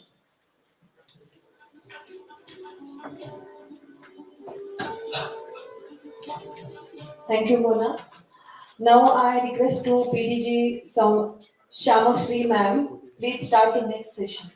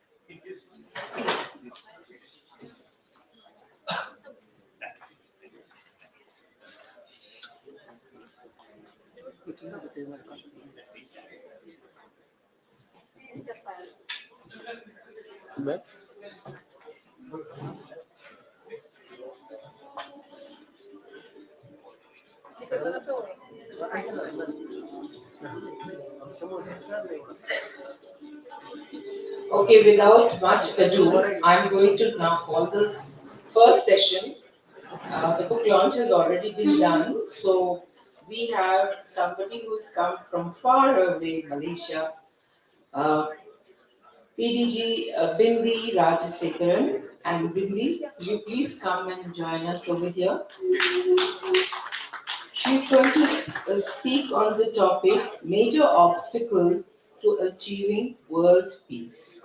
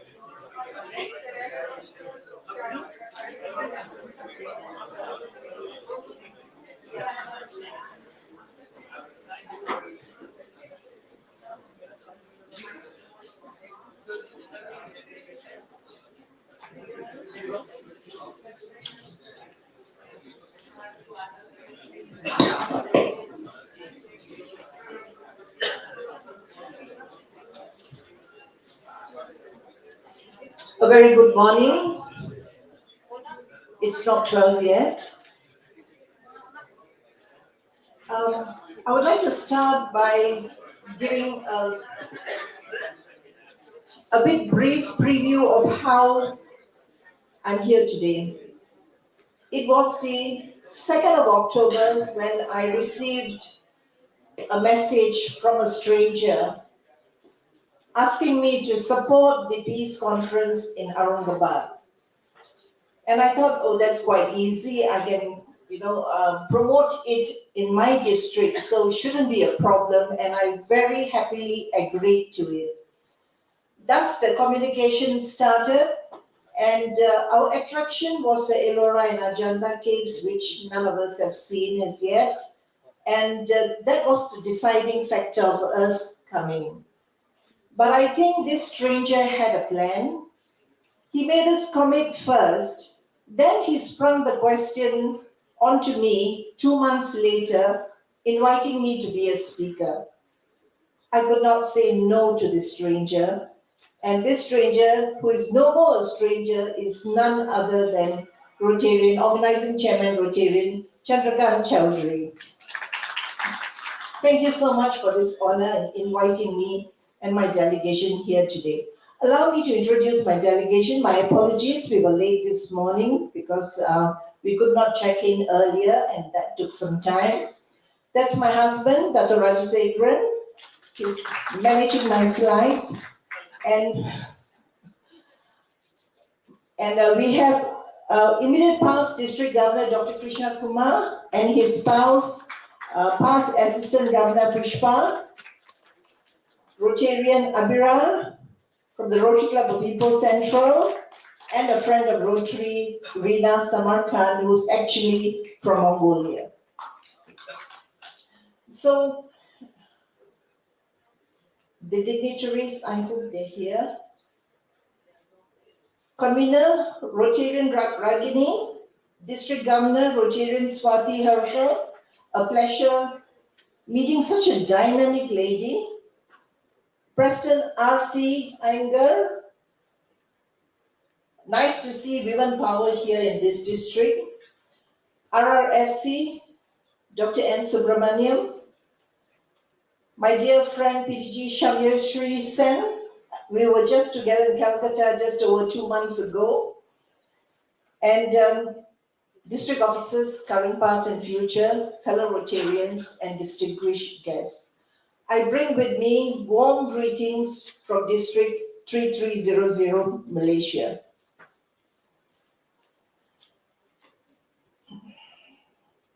Next, please. Now, I've been tasked to speak about world peace and the obstacles in reaching world peace. But allow me to begin with an overview of peace in the world. Next, please. Now, these are current pictures of conflicts, ongoing conflicts in the world, including in Gaza, in Ukraine, in the African continent, and refugee migration. And the world has become less peaceful for the 13th time in the last 15 years because of all these ongoing conflicts in the world. Next, please. Now, this slide shows you an overview of peace in the world. Now, the most peaceful is the dark green and the least peaceful is the red. And let's look at the American continent. Most of it is yellow. And yellow is the borderline. It's neither very extreme in conflict or neither very peaceful. It is just there on the borderline. Next, please. So let's look more closely in our region. So here you see the whole of India and the China continent on the borderline of yellow. And much of Asia is light green, so that is relatively quite peaceful. Yeah. But if you look up north, the patch of red, that is Russia. And between Russia and China, you see a little patch of green, that is Mongolia. And why Mongolia is such a peaceful country between the two superpowers who are not at the least peaceful at all. There is a very interesting story because Mongolia had to give up much of their land at their northern border to Russia in return for peace, in return for protection. Yeah. Similarly, they had to give up land to China in return for protection from China. So in that way, they ensured that no nation in the world will ever think of attacking Mongolia. So you look at your neighbors, there's Pakistan, and this side on the extreme right is Myanmar, which are a bit of brown, yeah? Okay, let's go to the next list. Now, this is the ranking of countries in the world according to the Peace Index, which was released last year. Now, out of the ranking of 163 countries, you can see Singapore is at number 6. I've only extracted countries that are in this region, in Asia and near India for comparison reasons, yeah? So Singapore hits the list at number 6, followed by Malaysia, Vietnam, Laos, Timor-Leste, and Indonesia. Now, till Indonesia, all these countries are in the shade of green, so they are quite peaceful. But beyond that, Cambodia and Nepal and onwards, the color changes to yellow. So this is just for comparison. And the economic cost of violence is actually the cost the government spends investing in militarization, in upkeeping their military, getting more arms, and in peacekeeping efforts. Yeah. Next, please. So let's go to the next list. This continues. China, Bangladesh, Thailand, Sri Lanka, Philippines, and India at 126. Now, very interestingly, India is last of the colors in yellow. So you guys are at the borderline. So either you move down to the red or you continue to move up. The good news is, as compared to 2022, India has moved up 2 notches from 128 to 126. And interestingly, if you see China and USA there, and the amount of their investment in militarization, that's over 1,106 billion, and USA is 2,365 billion. All of us with minds of a Rotarian can't help but think, what if this money was invested to uplift the community instead? Yeah, but that is something out of our hands. Next, please. So ecological threat also contributes to the peace condition of the world and nations. And here the color reverses. Much of the African continent is under threat, and much of Asia as well, including India. So climate change and its issues are a real problem that needs to be addressed by everyone, especially Rotarians, since environment is our 7th area of focus. Okay, let's talk about, next please, what constitutes a peaceful government. Now, all these factors contribute to an ideal, peaceful nation. And from the earlier list that I had showed, Singapore was the topmost in Asia at number 6. Let's take Singapore as an example and see whether all this contributes to them being a peaceful nation, starting with well-functioning government. Definitely Singapore has a very well-functioning government. Equitable distribution of resources, most certainly. Free flow of information, which is very important in maintaining peace, definitely. Good relations with neighbors, most certainly, Malaysians can vouch for that. High levels of human capital, and I'm sure a lot of Indians can vouch for that because the workforce in India, a sizable number comes from India. Acceptance of the rights of others, yes, because it's a multiracial, multicultural country and they all live in peaceful coexistence. Low levels of corruption, that is definite, and sound business environment. So you see the relationship between all these values in creating a peaceful nation. All must be present for a nation to be considered peaceful, or at least 90% or 80% of it to be one of the top few nations, peaceful nations in the world. Next, please.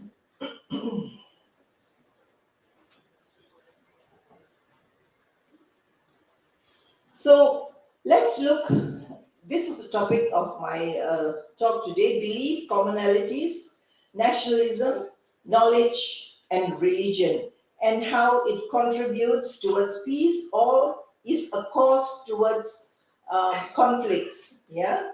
So next, please.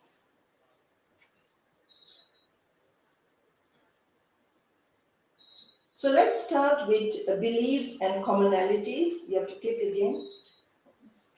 Yeah, let's talk about the destructive role. Differences in beliefs can lead to misunderstandings, prejudice, and conflict, especially intolerance and lack of respect for diversity may escalate tensions. Now, the constructive role of the positive side of beliefs and commonalities is if you share your values, beliefs, and commonalities, this can foster understanding and cooperation. Now, I give you a fine example. The EU, the European Union, is an example of how beliefs and commonalities brought them together and strengthened them. Following the devastation of World War II, European leaders recognized the need for a new approach to prevent conflict. So they sought to build economic interdependence and foster a sense of European identity based on common values such as democracy, human rights, and the rule of law. So this has proven to be quite positive if everyone takes the issue of beliefs and commonalities in the right context. Next, please.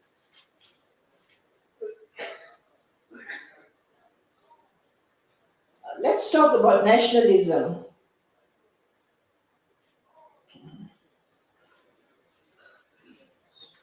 Now, this is very interesting.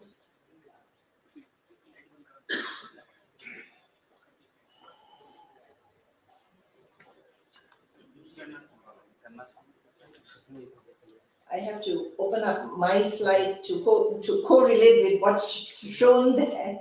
So nationalism, now this is a very common factor in conflicts in nations. You know, it causes aggression and rejection of diplomatic solutions, and it creates a very high tension environment if the government uses nationalism in the wrong context. And this is exactly what is happening in Palestine and Israel right now, because they are refusing diplomatic solutions and raising the cause of nationalism in their belief of their cause of the war. So on the constructive side, if you use national pride and identity, that can be used as a huge unifying force in a country. Now, taking India as an example, if you take the context of religion and politics out, what is the next factor that unifies all Indian citizens in the country? Is there anything else besides religion and politics that unifies 1 billion people in India? Sorry? Cricket, exactly.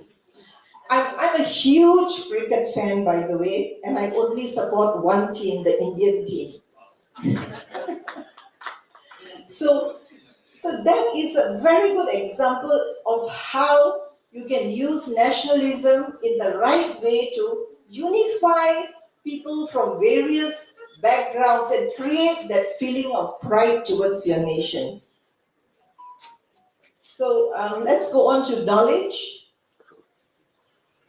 Click again.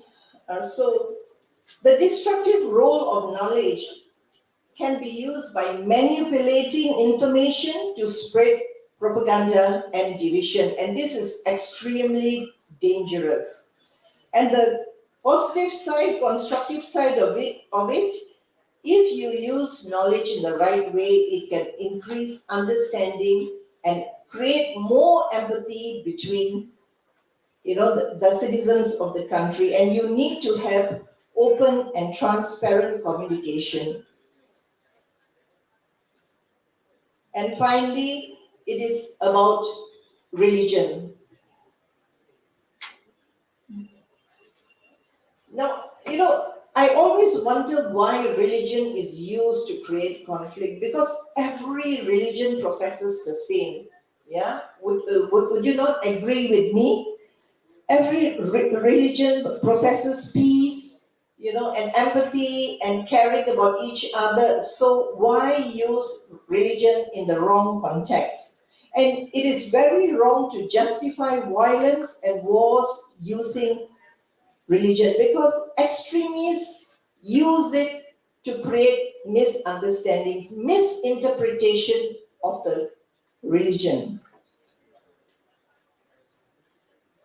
And a good example is Sri Lanka, a country marked by decades of ethnic conflict. And when the war subsided, the Buddhist monks played a major role. Yeah, by having walks, by having dialogues, by professing peace amongst the community. So that was a good way of helping to build trust and foster reconciliation between the communities. Next, please. And this slide shows that every religion or faith, it may not be a religion, but some may be faiths and some are religions, but every religion and faith professes the same thing. Don't do unto others what you would not want others to do unto you. So that is the basic teaching and belief of all faiths and religion. Next, please. So looking at this in the context of Rotary, has our speaker before me mentioned the 4 fundamental rules in promoting peace. Rotarians are practitioners, educators, mediators, and advocates. Now, in everything that we do in Rotary, every project, every service that we do in Rotary brings peace. If you look at our areas of focus, starting with, and you will always notice peace is always on the top because everything else involves peace. For example, disease prevention. If you provide heart surgeries for babies, don't you think that brings peace to families? If you provide clean drinking water to communities, that brings peace as well. And if you provide material health, HPV vaccination for girls, that brings peace to families as well. So everything that we do in Rotary has the element of peace. So that endorses that we are practitioners, educators, mediators, and advocates. Next, please.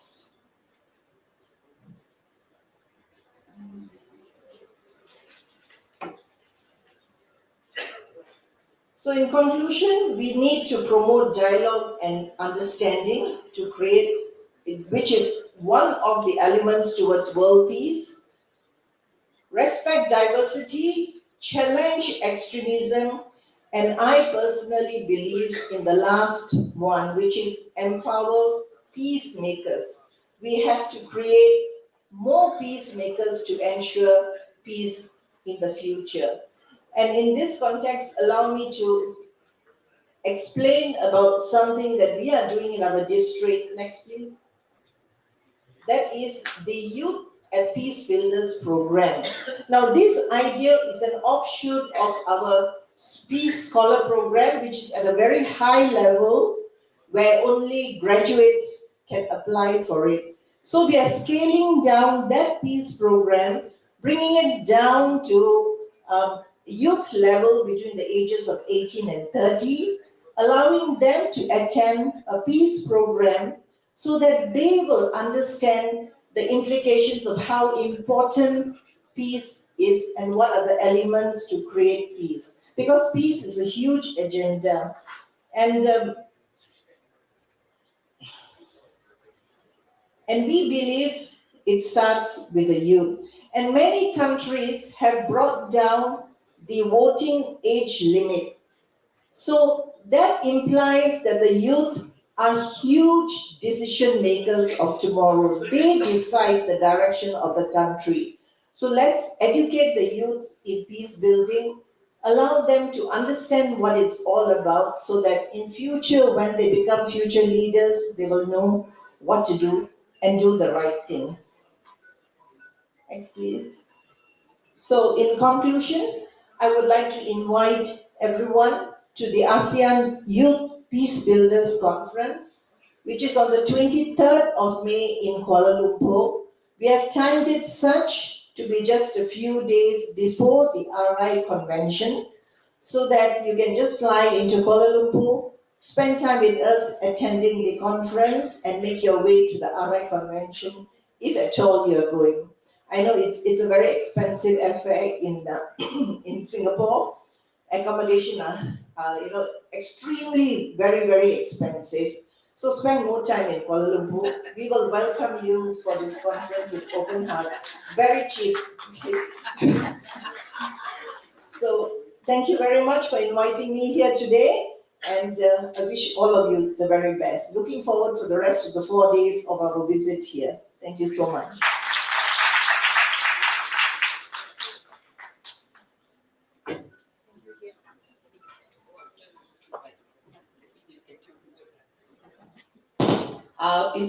I would like to invite Jayesh Patel to propose a vote of thanks.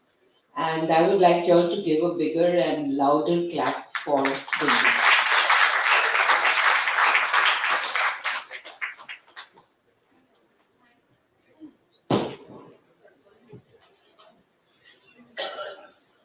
Thank you so much, Rotarian Aarti Anger, President RC Aurangabad Metro. I also thank PDG Rotarian Shamasri Sen coordinate such session. Thank and congratulations to Rotarian Mohan Krishna for launching his book at this event. I also thank PDG Dato Bindi from RI District 3300 Malaysia, giving really a valuable presentation. I thank to her team also. Thank you very much for the time and efforts in this district event. Your resource was well received. Thank you. Thank you, Swati Madam. Thank you.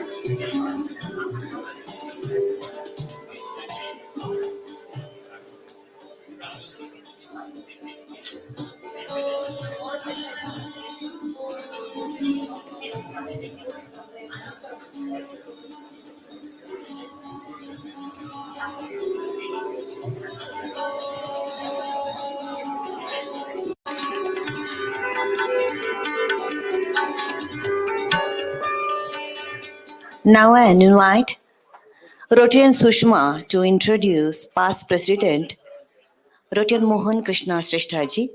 Rotarian Sushma, please on the dais.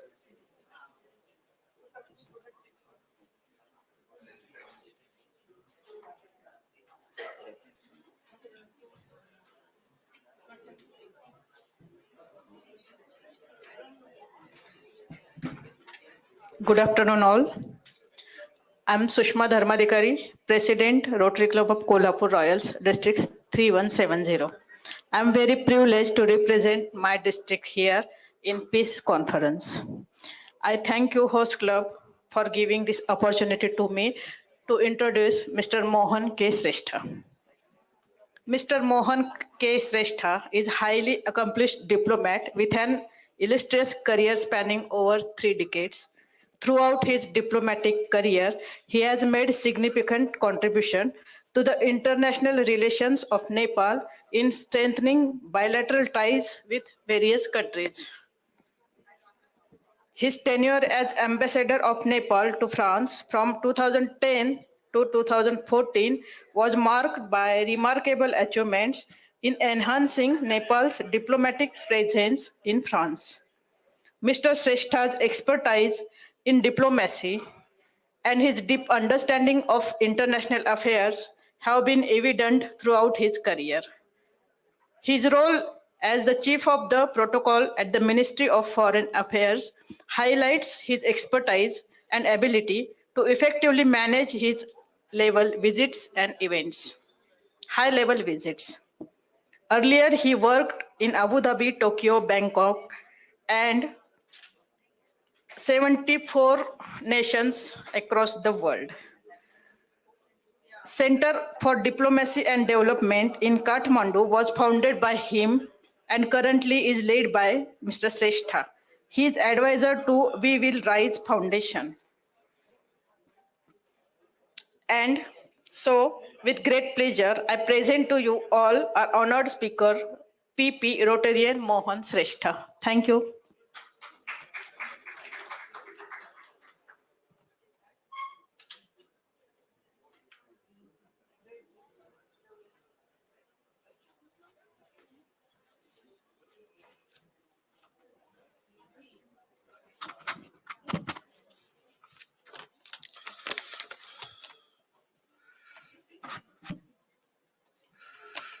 First of all, thank you, Susmaji, for my introduction. Chair of the conference, PDG Shyamasri Sen, Rotary District 3190. Protocol maintained to the distinguished dignitaries in the dais, although I don't see many dignitaries. Namaste and good afternoon. To this August gathering of distinguished Rotarians of Aurangabad Metro and others from Bangladesh, Malaysia and Sri Lanka, I bring to you warm best wishes from the land of Mount Everest, the highest peak in the world, and from Lumbini, the sacred birthplace of Lord Buddha, Apostle of Peace. This is the first time that me and my wife are visiting this beautiful old heritage city of Aurangabad with long history, cultural legacies, and numerous heritages. I would like to thank Rotarian Chandrakanta Chaudhary ji for creating this opportunity for us. We feel very comfortable in this warm, hospitable environment. I also like to thank our host for such excellent arrangements for our conference, which I understand the first district conference. I joined the Rotary Club of Delhi Bazaar in 2004. 20 long years have been passed since then. Our city is a vibrant club and its members, drawn from 38 vocations, devote their time and resources to serve above self. Our President, Madam Indira Parajul, has sent her greetings and best wishes for success of this conference. Distinguished guests, we humans are the supreme creation of Lord. Unimaginable development in science and technology are the products of human brilliance, ingenuity, and creative thinkings. Man has landed in moon 55 years ago and exploring now even Mars, which lies 430 million kilometers far from our planet. It is therefore clear that our human ingenuity has no bounds. It can make much more progress in coming days, which can make our life more comfortable and exciting. But the question is, how is the quality of life, human life in modern planet? Is it peaceful, stable, safe, sustaining? This is a question of pivotal importance. No matter how much progress has been achieved, danger remains from losing those at any moment in a lack of peace. It is therefore very appropriate that we are assembled here today to ponder over issues of peace, goodwill and prevention, as well as resolution of conflicts. Peace and development are sine qua non. Without peace, there can be sustained development, but development cannot be achieved without peace and stability. Distinguished guests, today I wish to share some of my views on the issues of peace and overriding concern for the survival of humankind. Coming from diplomatic service, I have obtained a considerable knowledge and experience while working in 8 countries and traveling to 74 countries. I have seen countries of all types developed, developing, least developed, but many least developed countries have changed a lot now. These are achieving tremendous economic development. Countries with conflicts have been developing because peace had come to their land, solving conflicts. Once peace is achieved, progress and development become possible. Take case of your own country, India and two other neighboring countries, China and Bangladesh. These three countries are achieving stupendous economic development because of peace and stability. Dynamic and visionary leadership have catapulted the status of the country, your country's stardom. Now let me present my views at this opportune moment on the issues of peace. I opine that this important issue must be dealt in micro and macro perspectives. From micro perspectives, peace normally is connected with our daily lives in our homes, family, society, and country. But from the macro level, peace must be dealt between countries and the world at large. From where does the real peace comes to human beings? Is peace an intangible commodity easy to obtain? Can peace be bought from a medical store in capsules? Does peace emanate from erudite minds? Such logical questions can be raised at different levels. Peace is the most important and requisite state of mind to make our planet Earth a safer place to live for us and to our posterity. Then how to achieve peace? I'm not that wise man to teach anyone therapies for achieving peace, but I do understand very clearly that peace normally comes from the clear conscience. There is no soft pillow like a clear conscience. One who can take his current life in a peaceful way can achieve peace. Peace comes from the detachment. Peace comes from where we abandon greed. Great sage of India, Mahatma Gandhi once said, there is everything for need, but nothing for greed. Indeed, greed breeds insatiable appetite for love, money, and properties. It is not necessary that anyone with massive wealth can sleep in complete peace. Rather, one who is poor without worries for tomorrow can sleep in peace. Peace, therefore, comes from the state of mind, deep thinking, and harmonious style of living in a natural way. One who relinquishes greed will be in peace. To my mind, it is therefore incumbent on all we human beings to purify our life with the dictum, live and let live. We must practice a policy of peaceful coexistence and a harmonious way of life. It then will create a platform for peace in our life, in our family, society, and in the country. Distinguished guests, in the absence of peace and tolerance, there have been two most devastating wars in this world. Those wars cause intolerable pain, loss of precious lives and properties. 69 years have passed since atomic bombs were dropped in Hiroshima on 6 August and in Nagasaki on 9 August 1945. Seeing the horrors of atomic bombs, the creator of such devastating bombs even regretted that Fat Boy had a capacity of 20,000 kilotons only. Now, man has created atomic bombs 3,340 more powerful than those bombs as per the news. How dangerous our planet can become in the presence of atomic bombs. We cannot even imagine the devastating effects of the blast from such bombs. Our Earth can be reduced to ashes. We should not imagine that any meteorite like the one which devastated Yucatan in Mexico some 66 million years ago could hit again in our lifetime. But horrors of atomic bombs are always remain unabated, threatening humankind. Peace, goodwill, and conflict resolutions or prevention look like a circle. These words are mutually reinforcing and complementary. Peace creates goodwill, and goodwill saves from conflicts. When there is no conflicts, peace can be established, from where the dangers of peace comes. In fact, such dangers are with us. Poverty, depravity, illiteracy, corruption, and underdevelopment are root causes which inures the establishment of peace. Until and unless there is an island of prosperity in the sea of poverty, how can we envisage to establish peace? If 20% of the affluent devours 80% of the universal resources, does such scenario help bring peace? Never. Therefore, there is a need for redressing such an inequitable situation.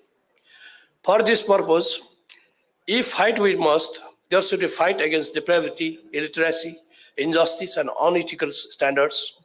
Social justice and equality are the solid foundation in which the edifice of peace can be built. This modern earth belongs to all 7+ billion people, but life is not equal. Systems in the developing and developed countries differ significantly.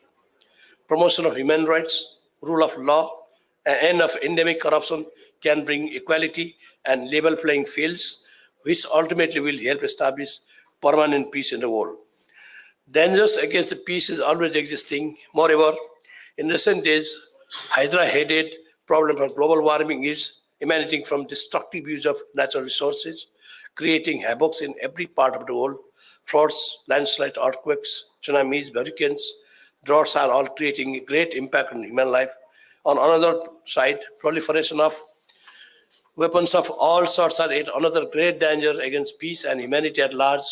We are seeing a great travesty in our life that while man has created machines to explore Mars, but in our certain parts of the world, wars are being fought with insatiable appetite to quench the political thirst. In the wild wars, thousands of innocent people have lost their precious lives and properties worth billions of dollars have been brought to ashes. Yet no sight for the solution of the problem are visible, and not even a talk is in sight for the solution of the war. Ultimate defeat of humanity is death. Ray of hope. United Nations was born on 24 October 1945 with a clear preamble which states to save the succeeding generations from the scourge of war. 193 member countries of the United Nations of every stage of the economic development are working to achieve the noble objectives. UN is playing an instrumental role in safeguarding peace, stability, and spurring economic development around the world. UN has been envisaging a concept of peace dividend to finance development works in the developing countries, but it has always remained elusive. Neither set ODA goal of 0.7% of the GDP have ever been fulfilled so far. Lack of sovereign power with the UN has made it like a minnow in the face of big and mighty powerful countries. Aggressions, war, terrorist attacks have not ended in the world, that are increasing with more forces. Terrorist attacks are appearing in new forms and manifestations, causing considerable concerns for the people of the world.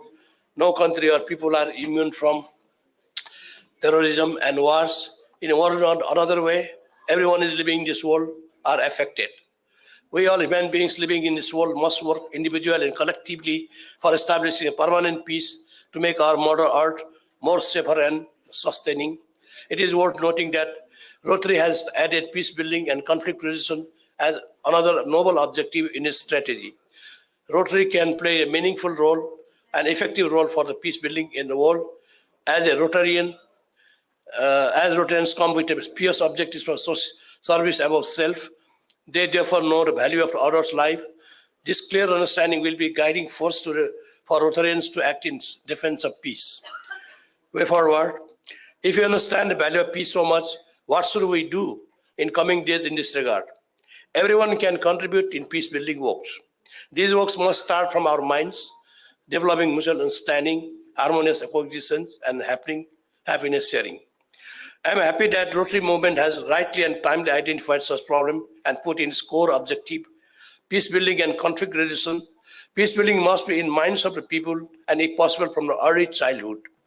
For preventing conflicts, deep mutual understanding must be promoted. Series of steps can be envisaged and implemented in this regard. To my mind, peace building education must start from homes.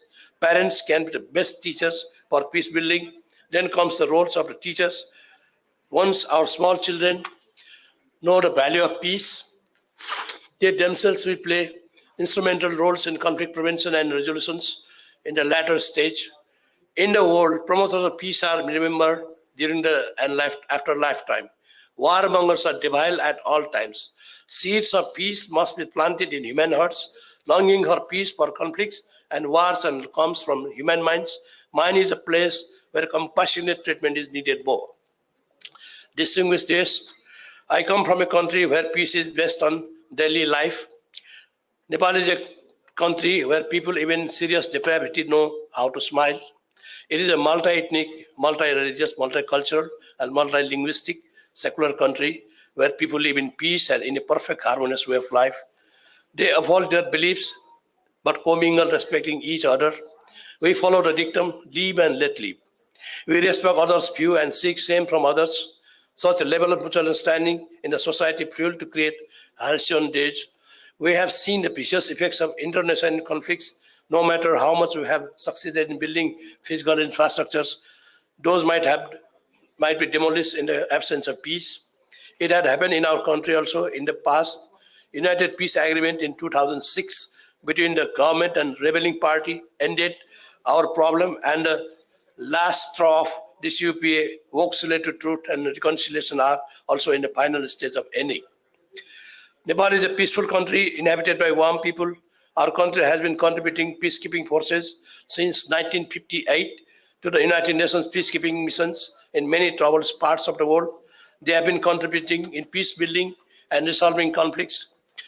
Lately, Nepal has emerged as number one troop contributing country. Close to 150,000 Nepali peacekeeping troops have rendered their valuable services for peace building and conflict resolution works. Another important event is the birth of Lord Buddha, the apostle of peace, in Lumbini in southern Nepal in 623 BC. Lord achieved his enlightenment after searching it for years. Had he not abandoned royal garbs and palace convenience, such a great sage would not have been born. Lord Buddha had left for humanity very important sermons. Lord Buddha identified four noble truths, which are truth of suffering, cause of sufferings, end of suffering, and the path that leads to the end of suffering.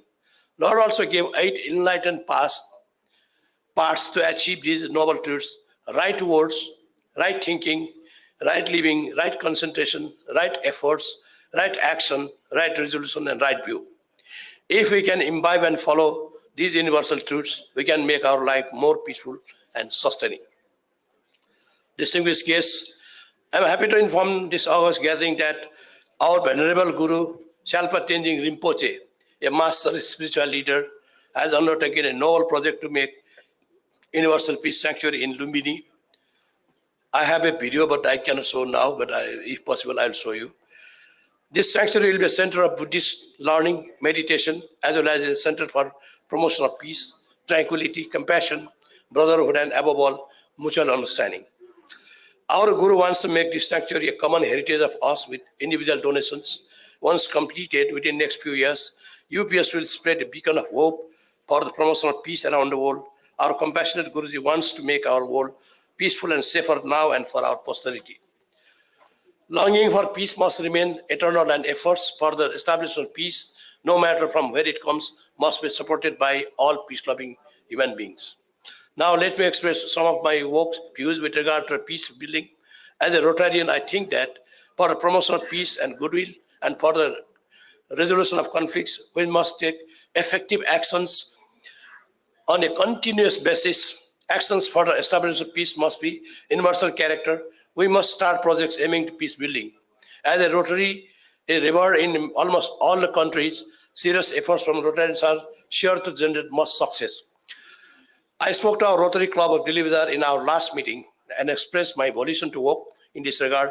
With long experience in diplomatic works, I feel we people from all the vocations can contribute in such noble works.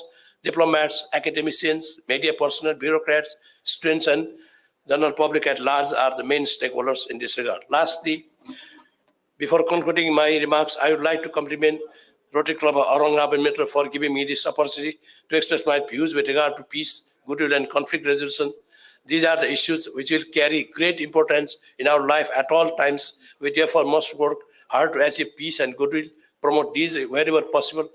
Only the rightful promotion of peace and goodwill will help mitigate conflicts and prevent conflict from occurring. Resolution of conflicts in a right and ethical way will definitely contribute to peace and goodwill. I thank you all for your kind attention. Jai Rotary. Thank you very much.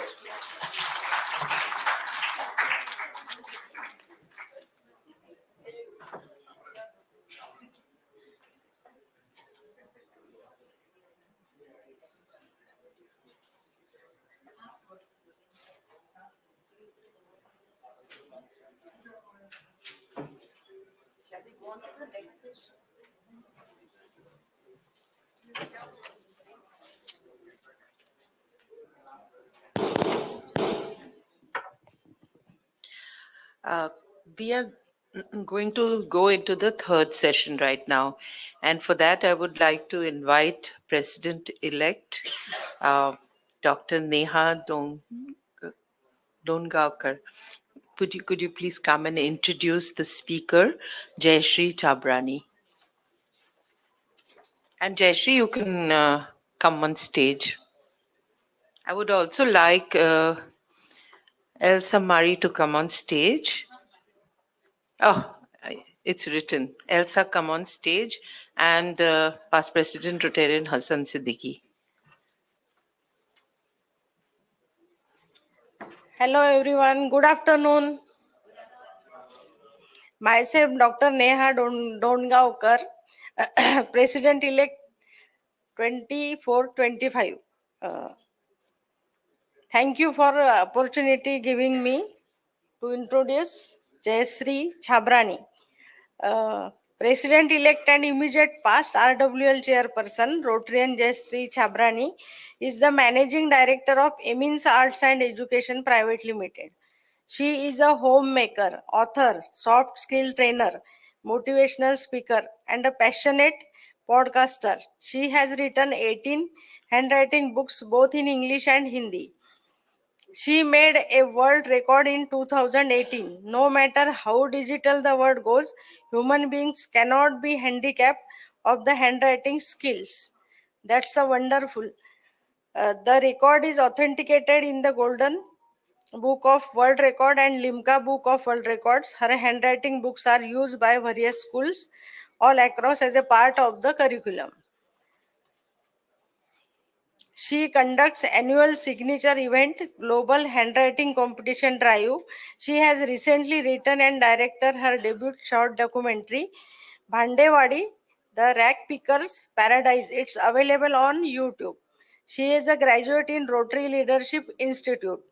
She has won many prestigious awards in her Rotary service, namely Best New Member Service with a Smile, Outstanding Rotarian, Outstanding Club Secretary in District 3030, Outstanding Lady Rotarian of RI District 3030. Please clap her.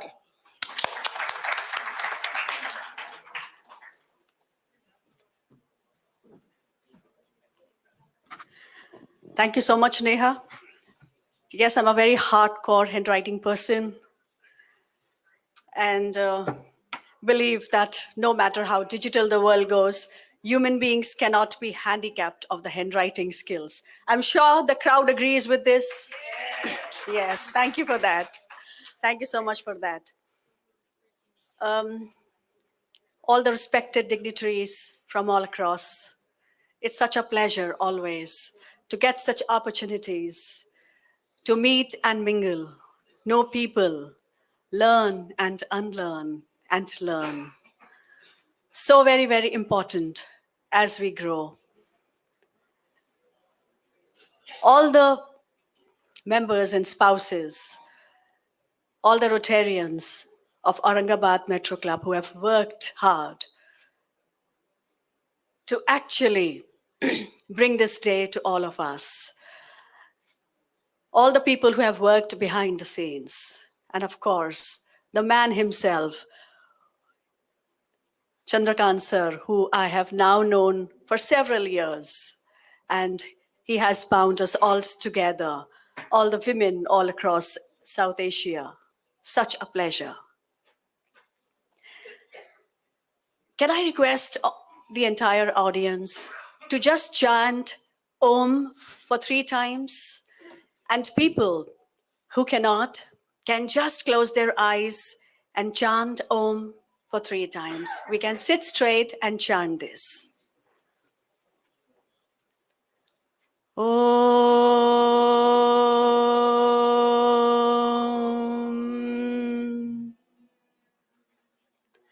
Om.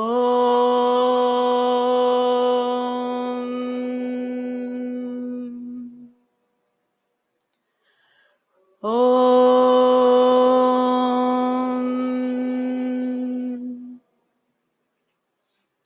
There we go.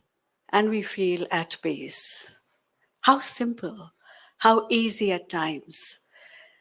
Some of us spoke about having peace within. And when we have peace within, we have peace outside automatically. When there is unrest inside, no matter how peaceful the surroundings are, we will always feel that unrest, no matter what. The topic given to me, creating peace, and this interesting verb has always fascinated me, creating. Right from the birth, when we are born and we give that cry, "Uah, uah," we start creating those cries. We are very smart when we are born. We start creating things right from the day we are here on this planet. And we keep creating every time. We are so powerful. We just have to realize that power within all of us. We have the power to do good things. We have the power to bad things. We just have to realize what is right and what is wrong. Given few ingredients, we create a wonderful recipe which is spread on the table. Given few crayons, every human being, every child will just create something so beautiful.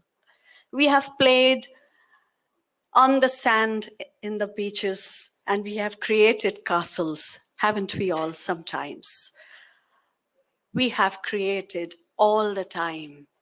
Today itself, we have created this momentum of peace in this very hall with all of us talking about it. We are powerful. Yes, we are powerful to create things. And let's realize that power. Let's realize. Let's create hope and magic together, always. Today we gather to contemplate the profound power of creation. The word create holds within it the essence of transformation, innovation, and possibility. It is a word that resonates deeply within the human spirit, igniting a spark of inspiration and purpose. When we speak of creating peace, we are not simply envisioning a world free from conflict. We are imagining a reality where understanding, compassion, and harmony flourish in abundance.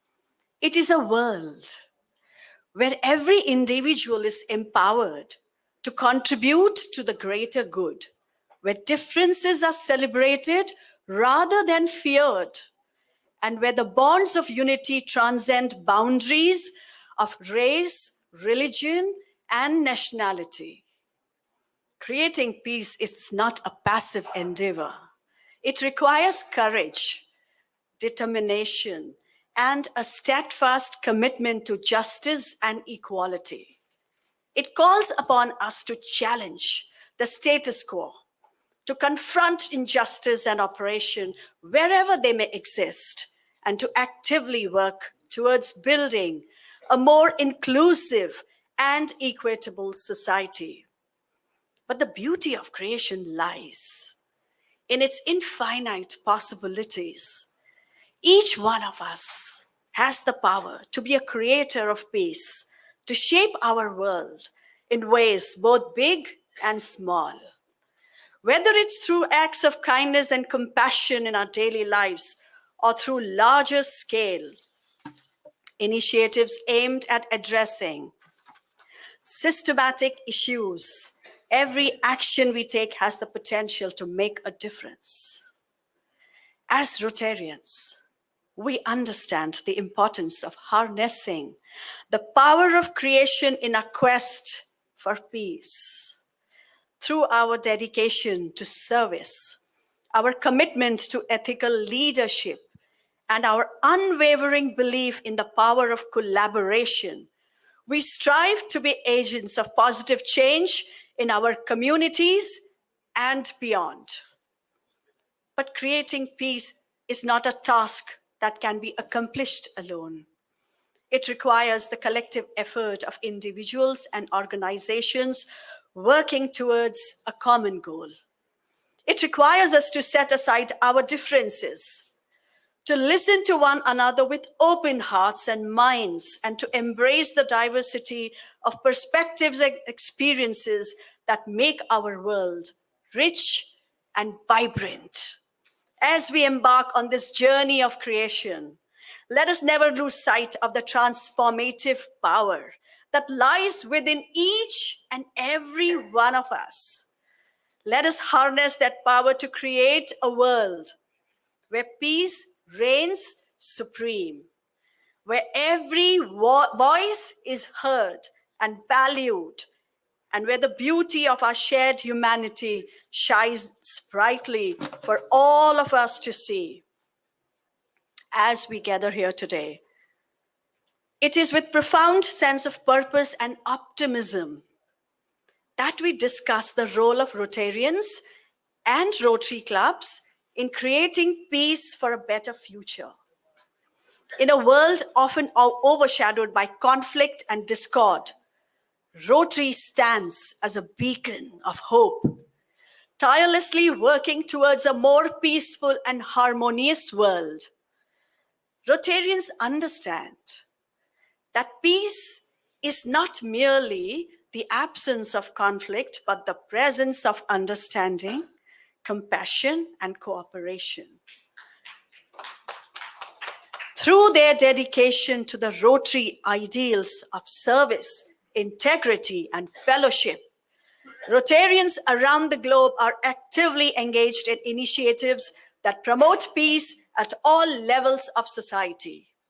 At the heart of Rotary's mission is the belief in the power of dialogue and collaboration to bridge divides and foster mutual understanding. Through programs such as the Rotary Peace Centers, Rotarians are trained to become effective peace builders equipped with the skills and knowledge needed to address the root causes of conflict and promote reconciliation.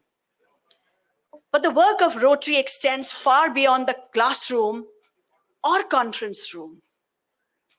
Rotary clubs are deeply rooted in their local communities where they serve as catalysts for a positive change. Whether it's through humanitarian projects, educational initiatives, or vocational training programs, Rotarians are actively building bridges between people of different backgrounds and cultures, fostering trust and mutual respect along the way. In times of crisis, Rotary's network of volunteers springs into action, providing essential relief and support to those affected by conflict and disaster. From distributing aid to displaced families to rebuilding schools and infrastructure, Rotarians are there offering hope and rebuilding lives in the wake of devastation. But perhaps most importantly, Rotarians are ambassadors for peace in their everyday lives, leading by example and demonstrating the power of kindness, empathy, and understanding. By embracing Rotary's motto of service above self, Rotarians inspire others to join them in their quest for peace, creating a ripple effect that reaches far beyond their local communities. As we look to the future, let us reaffirm our commitment to Rotary's mission of peace and understanding. Let us stand together as Rotarians, united in our belief that by working together, we can create a world where peace reigns supreme and all people can live with dignity, respect, and hope. Let's rise above mere positions. We are meant much, much more.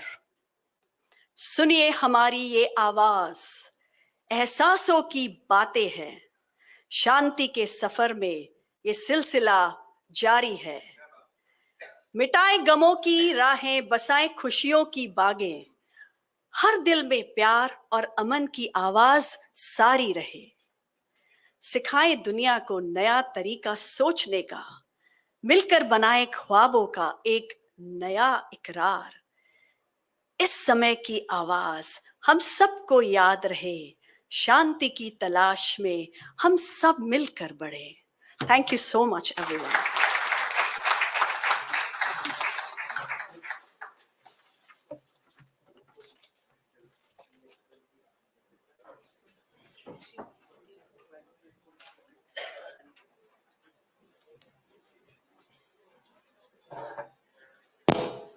I now request Past President Rotarian Hassan Siddiqui to introduce the next speaker, and I'm going to call her Elsa De Silva.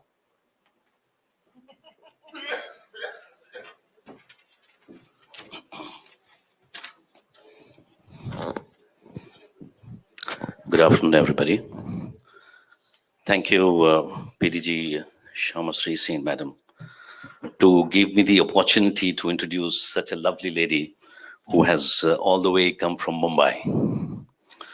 Well, you'll agree when I read her bio data or the CV or the workload she has done and she's been doing, which is remarkably, applauding. Once I read, definitely you're going to agree my each and every word. This is really my opportunity to read her CV for that matter. Well, Elsa Marie de Silva. She is the founder of Red Dot Foundation India and president of Red Dot Foundation Global, that is USA.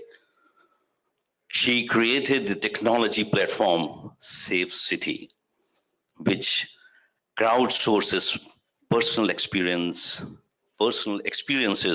of sexual violence and abuse in public and private spaces globally. Since its launch in 2012, Safe City has become the largest crowd map on the issue in India and abroad. Elsa Marie is also the co-founder of the Brave Movement, a coalition to end global childhood sexual abuse, and the co-founder for Beyond Black, a social enterprise that leverages art for good. Elsa Marie has been organized by various organizations and governments for her work, including the United Nations Secretary General, United Nations Alliance of Civilization, the German Federal Foreign Office, and the Government of India, Niti Aayog, and MIETY. She is a W7 advisor. Of course, when she says her speech, she'll tell us what W7 stands for. Under the Italian G7 presidency, a former W7 advisor under the German G7 presidency, and a fellow with several organizations, including the Yale World Fellow, Reagan Fastel Democracy Fellow, Rotary Peace, Aspen New Voices, Vital Voices, and a BMW Foundation Responsible Leader. She co-founded the Gender Alliance, a cross-network initiative bringing together feminists from various German networks. Elsa Marie, she's also an alumni of several prestigious programs, including the Stanford Draper Chevening Gurukul, the Standard Draper Hill Summer School, the US State Department's Fortune Mentoring Program, Oxford Chevening Gurukul, and the Duke of Edinburgh's Commonwealth Leadership Program. These programs have provided opportunities for professional developments, networking, and leadership training, which have helped shape her career and contribution to the field of sexual violence prevention and advocacy.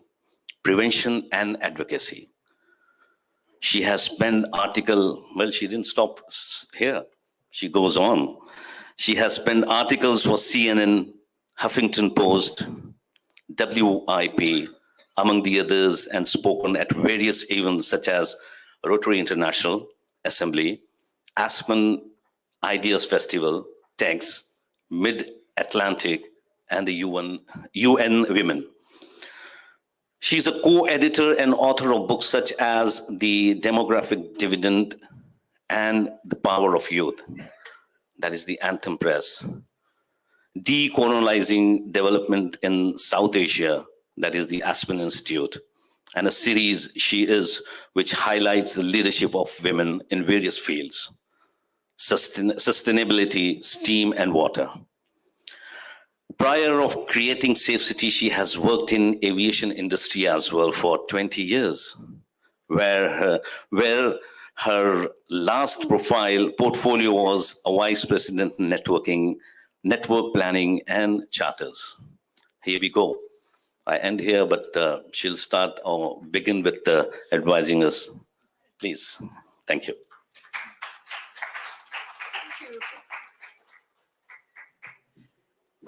Good afternoon, everyone. I know I'm keeping you from lunch, so I'm going to try and make it short and sweet. Thank you so much for having me, and thank you, Rotarian Chandrakant. And I have Rotarian Lalita helping me with my slides. So I'm a Rotary Peace Fellow. I'm a very proud Rotary Peace Fellow from the Chula Longkorn University batch 2016. And that's my class over there. You'll recognize Rotarian Bichai. He was the one who set it up. So I want all of you to clap for yourselves because I think this is such an amazing program. And I am one of 1,700 Rotary Peace Fellows from 140 countries. That's what you all have created. I'm also the founding member of the Rotary Peace Alumni Association. So we formed an association and we are pretty active. We have our own global peace conference, which during the pandemic we had every year. And now I think the board has decided every 2 years because it's a bit too much to organize. Okay, the next slide. So that's me speaking at the San Diego International Conference, just to, center everyone, because I've met a lot of Indian Rotarians there, so I don't know if some of you were there. International Assembly. Thank you. Okay, next. So because you fund peace and your mission is peace, I want to spend a little time focusing on what really is peace. I know we've spoken about it in several of the previous presentations. And it's not merely absence of violence, because when you ask somebody, they always think of war as the opposite of peace. And I work on a daily conflict, something that happens on a daily basis in our own homes, in our own workspaces, in our daily lives. And we never think of it as violence. And we never think the opposite, that if it didn't happen, we would have more peace. So positive peace is defined as the attitudes, institutions, and structures that create and sustain peaceful societies, and all of us have a role to play in that. You've already seen the slide before, and I want to say that India has moved up, which is a good thing. So we were in the red and we've become yellow, but we have a lot of work to do because the ranking is 126 or something, and it doesn't make you feel good, especially when another G20 country like Indonesia is in the 50s. So we should aspire for that. So what does positive peace lead to? Of course, everyone's spoken, but stronger resilience. That means we can respond quickly and better to any adversity, better environmental outcomes. And we know that. Last year was the hottest year we've ever lived, right? So, and I live in Mumbai and we had a lot of rain sometimes, etc. So there's lots that we need to urgently do on so many fronts. High measures of well-being. I know Rotary focuses on polio and a lot of medical issues, but well-being also is mental well-being. So let's not forget that. And better performance on development goals. We have the 17 goals over here, but how many of us really know what they mean, what they stand for? And peace is actually 16. And when they talk about peace, it's also peace in our institutions, in our lives, and the partnerships for peace. And it is good. Peace, y'all are business folks. I've always, till I did my Peace Fellowship, always thought of Rotary as a club for business people. It actually increases the money that we have on the bottom line, whether for the country or for yourself. And I don't want to go through this, but what it means is it brings in more money. So why wouldn't we want to invest in peace? Why wouldn't we want to understand it more deeply so that we can also benefit from it, right? So if you go, and this has already been spoken of, so I'm not going to go. Singapore was a great example, but we can also think about it in Aurangabad, in Maharashtra, in India. How are we faring on all those factors? I picked this up because I'm also an IEP, that's the Institute of Economics and Peace Ambassador. So Rotary also sponsors the measurement of peace, not just peace programs, but the measurement of peace, which is the Peace Index, and helping people understand how is it measured? How did India move from red to yellow? And how can we fast track it to green? So there is, for every indicator, all those 7 or 8 bubbles that were there in the previous slide, you can dig deep and see what does it mean? What does it stand for? And then you can pick up some of those things to help you. So for example, in my own work, I've picked 2 of those, which is acceptance of the rights of others. Okay? And how are we doing in structures, attitudes on that? And the equitable distribution of resources. So when I work on women's rights, mainly, I'm looking, are they really equal? Are they actually getting access to education, the right to a career, the right to a safe workplace, the right to safe mobility to the workplace? And then, of course, does she have financial independence? Does she have access to a bank account? Those kind of things. So you can dig deep. And all of this is very clearly laid out. And if you want, several of us are trained as IEP ambassadors. You can be trained as an IEP ambassador too, and train your communities to think more deeply about peace. I also want to highlight that doing good does not equate to peace.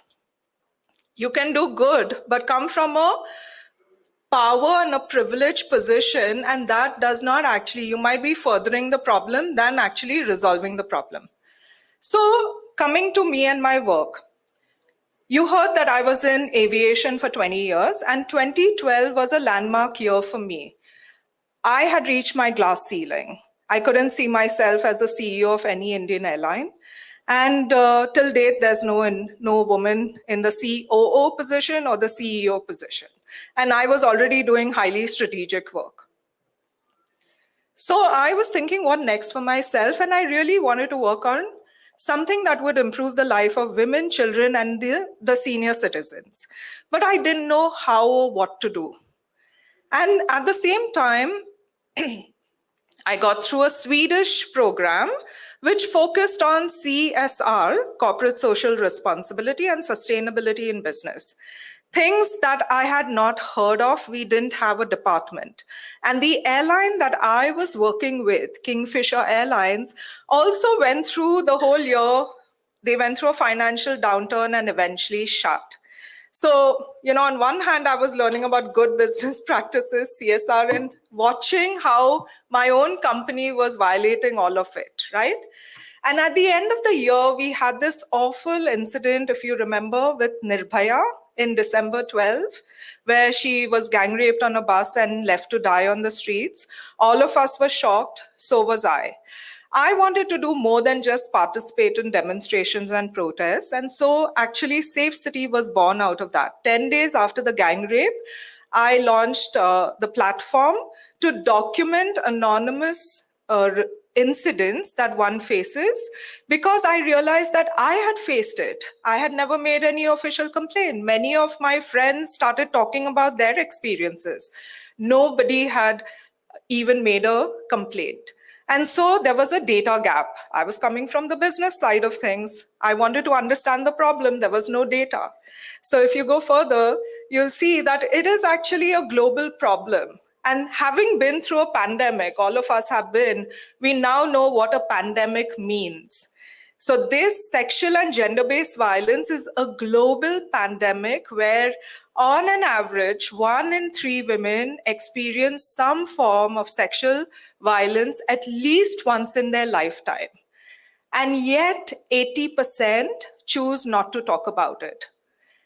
And if you look at the National Crime Research Bureau statistics, which is officially Government of India data, in India, once every 15 minutes, someone is being raped. Think about that. Now you know why we are in the yellow when it thinks of violence and peace. Okay, and that's not the only criteria. There are many other criterias. But this is one aspect. And I think, and I've said it at your international assembly, that if Rotary and Rotarians decide to end violence against women and girls, you can do it because you did it for polio. It's almost eradicated. So why don't you take this up? It's low-hanging fruit. Okay, all Government of India data, every government that is part of the United Nations has to report on their 17 goals, how they are faring. And Niti Aayog is our agency. So you can go to the Niti Aayog site and check on SDG 5, which is gender equality. Can you imagine there is a reason why from 17 goals, there's one for gender equality, because it's a big problem. And we're not doing too well, whether it's political leadership of women. Of course, recently they said they would have more women. But again, who are these women? Are they fronts for their husbands? Or are they independent thinking women who have autonomous powers to do what they feel that their constituents want? Think about the labor, no, if you go back to that slide, if you think about the labor force participation as a G20 country with our economic potential, it's very low. And then if you think of the femicide rates per 1,000 male births, again, we are very low.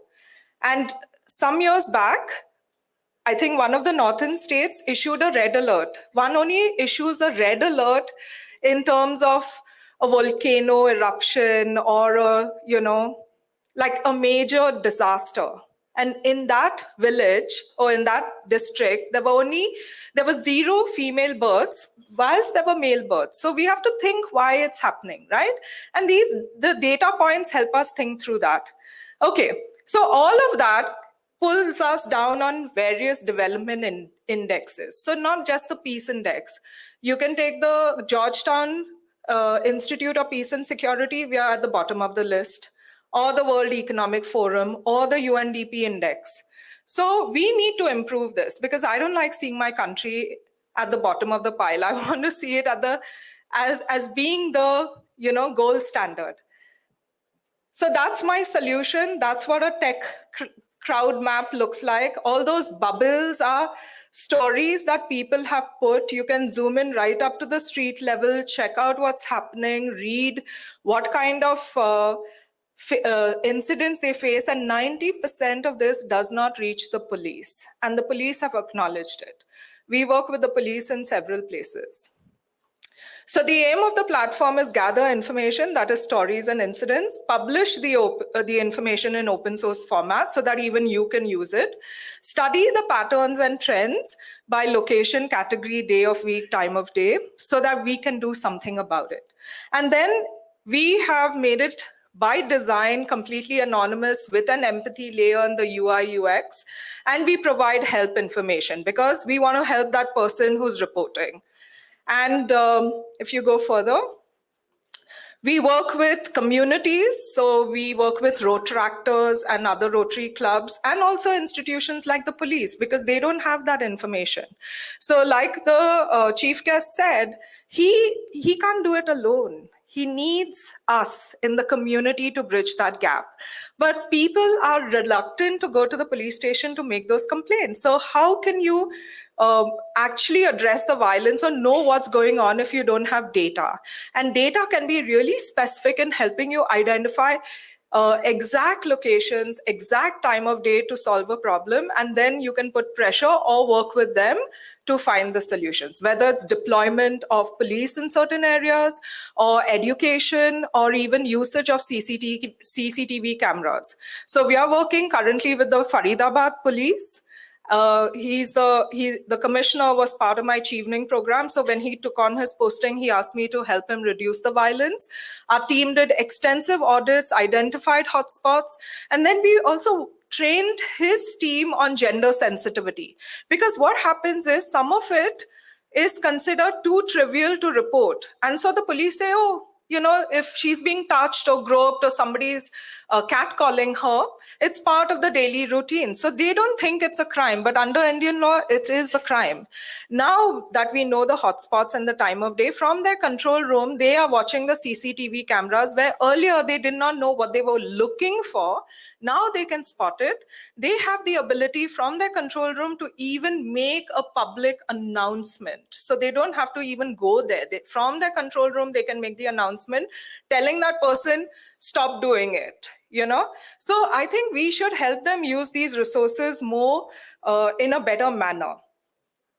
So I met Rotarian Chandrakant when Rotarian Ruya, who manages the Peace Fellows, at least in Western India, put together this program and asked some of us to come and talk about our work and also suggest some of the peace projects that we can do together. So I have some which I have done with Rotractors in Mumbai.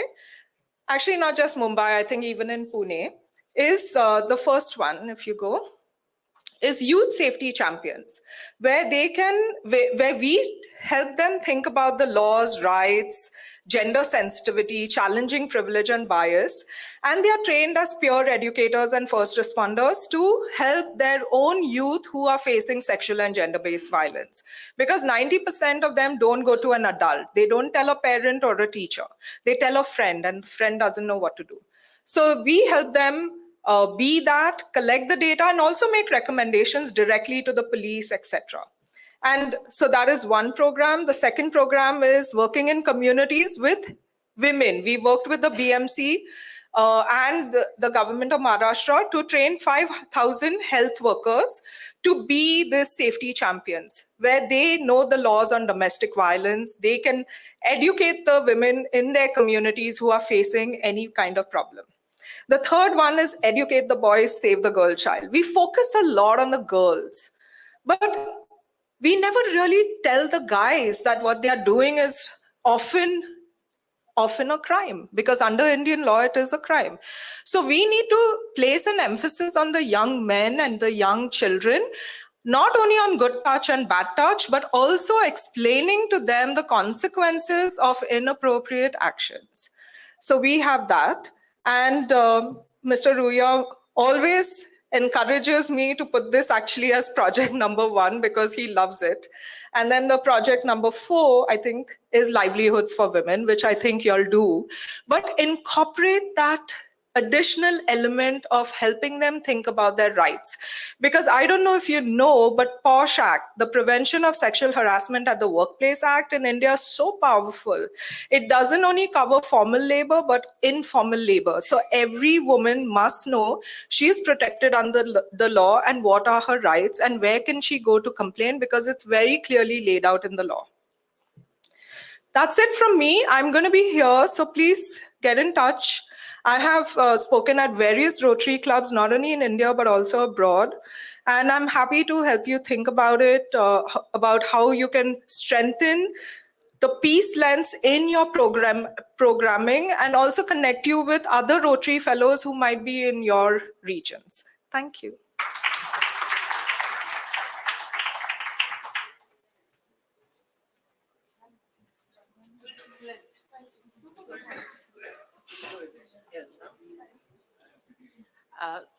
I request Rotarian Vivek Kanade to come and propose the vote of thanks. And after that, there's going to be a lunch break.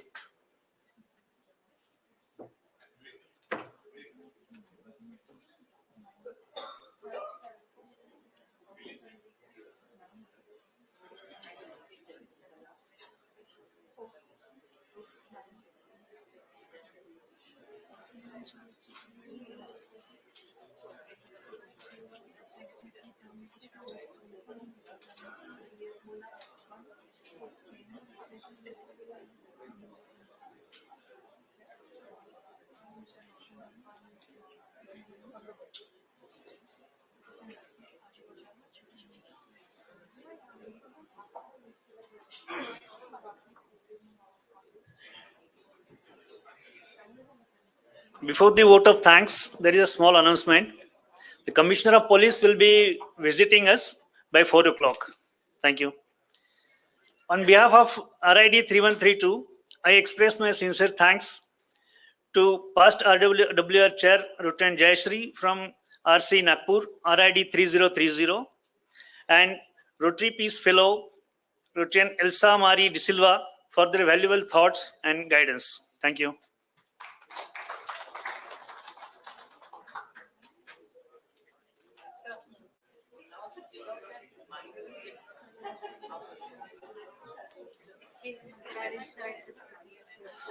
आम्ही म्हणत होते की bag मधून ते खडखड खडखड वाचून ते सगळे वस्तू अरेंज करून द्यायच्या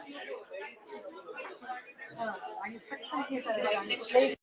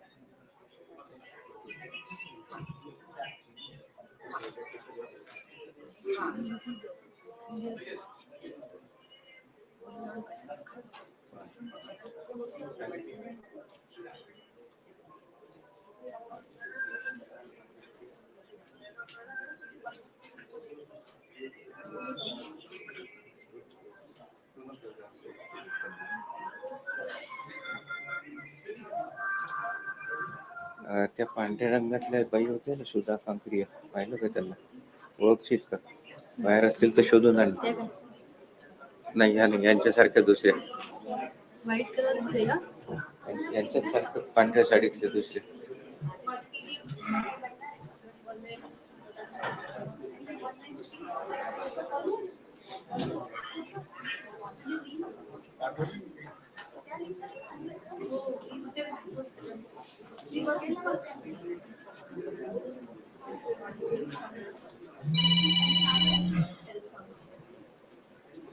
हा, हॅलो, कुठे आहे ती?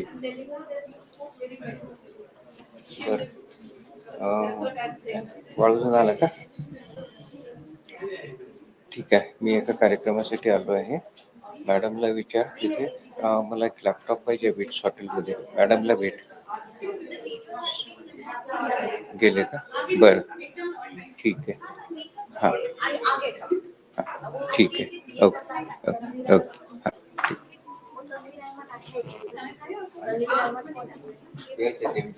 ते उशिरा येणार आहेत. बघूया, आले तर ठीक आहे. पहिले कोणाचे?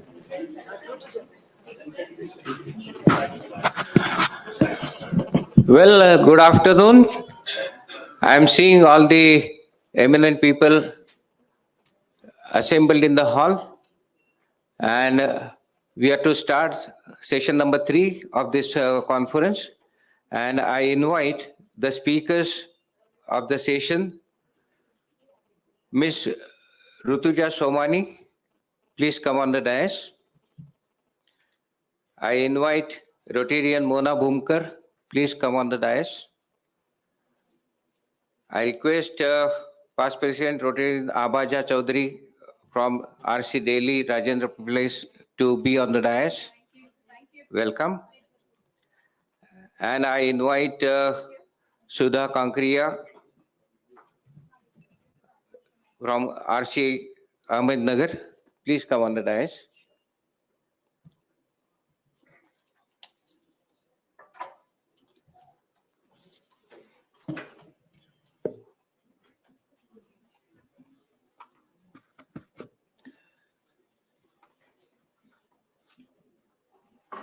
Thank you.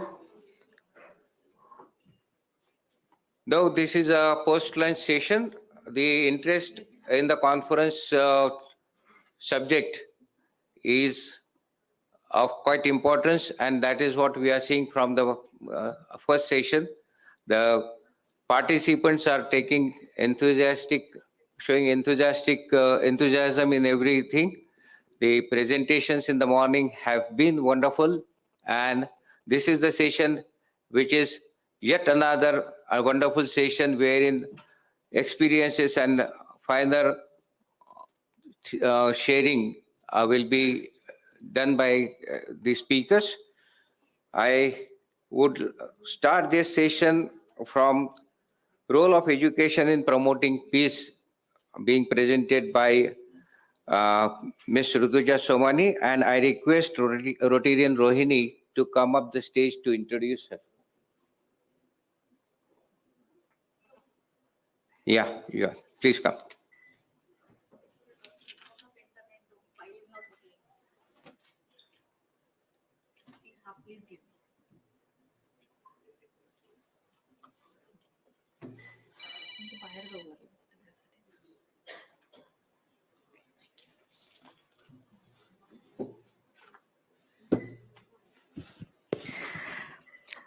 Good afternoon. I think everyone is full of with their tummy and stomach and get satisfied with the very lavish lunch. And yes, today is in this third session, the youngest speaker, Rutuja. And here I'm glad to introduce her because just I read her entire achievements in a very small age, gets really shocked. She completed engineering from Government College of Engineering in 2019 from computer science, and she has the very nice pointer that is 9.13. She secured all India rank in 8 in MBA CET exam with 99.99 percentile. And she completed MBA in finance from Jamnalal Bajaj Institute of Mumbai. During her MBA, she won the OP Jindal Scholarship of worth 150,000, 1.5 lakh, which is awarded as a top 20 student in India from top 20 business schools. That's nice. She also touched the very pure atmosphere of Sangeet, that is Sangeet Visharad, and have won various beauty pageants as Miss Fashionotia, Miss Aurangabad, Miss Maheshwari, and yes, she also won the titles of School Captain and Student of the Year. The most proud achievement of her life was getting selected as one of the 2 Indian participants to represent India in USA for week-long leadership and personality development retreat overall. And she has a very fun-loving person, all time ready for social services and pets mean to her world. Currently, she associated with Anchor Strategy as a consultant. In the future. She wishes and plan to start her own business in the field where she can contribute to the society in every possible manner. So, such a versatile youngest lady is within us, and she touched all the fields, and really, we are very eager to listen you. So, here is Rutuja.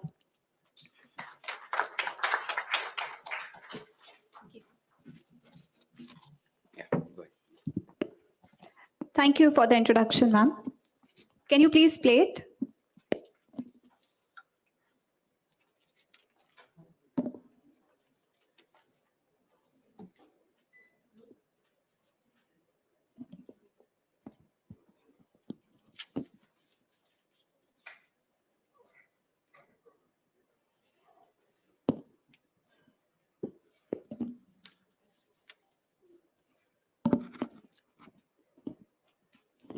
I'm just waiting for the video to start.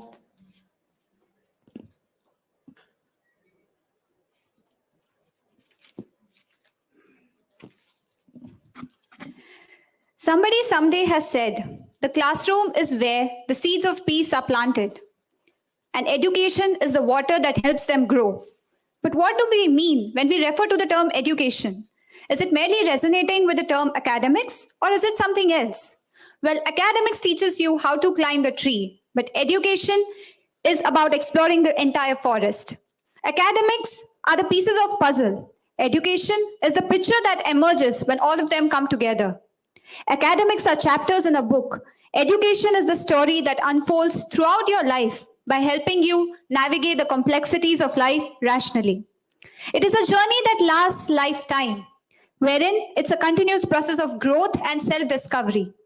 True education goes beyond textbooks. It is the art of awakening curiosity, fostering critical development, and nurturing the heart, cultivating empathy, and building a foundation for a purposeful life, thereby promoting peace. So now what is peace? Peace is a calm and state and quiet mind, wherein there's no fighting, no arguing, no conflict. It is when people get along, understand each other, and stay with each other in a positive and happy way. But the most important part is peace is not just the absence of war.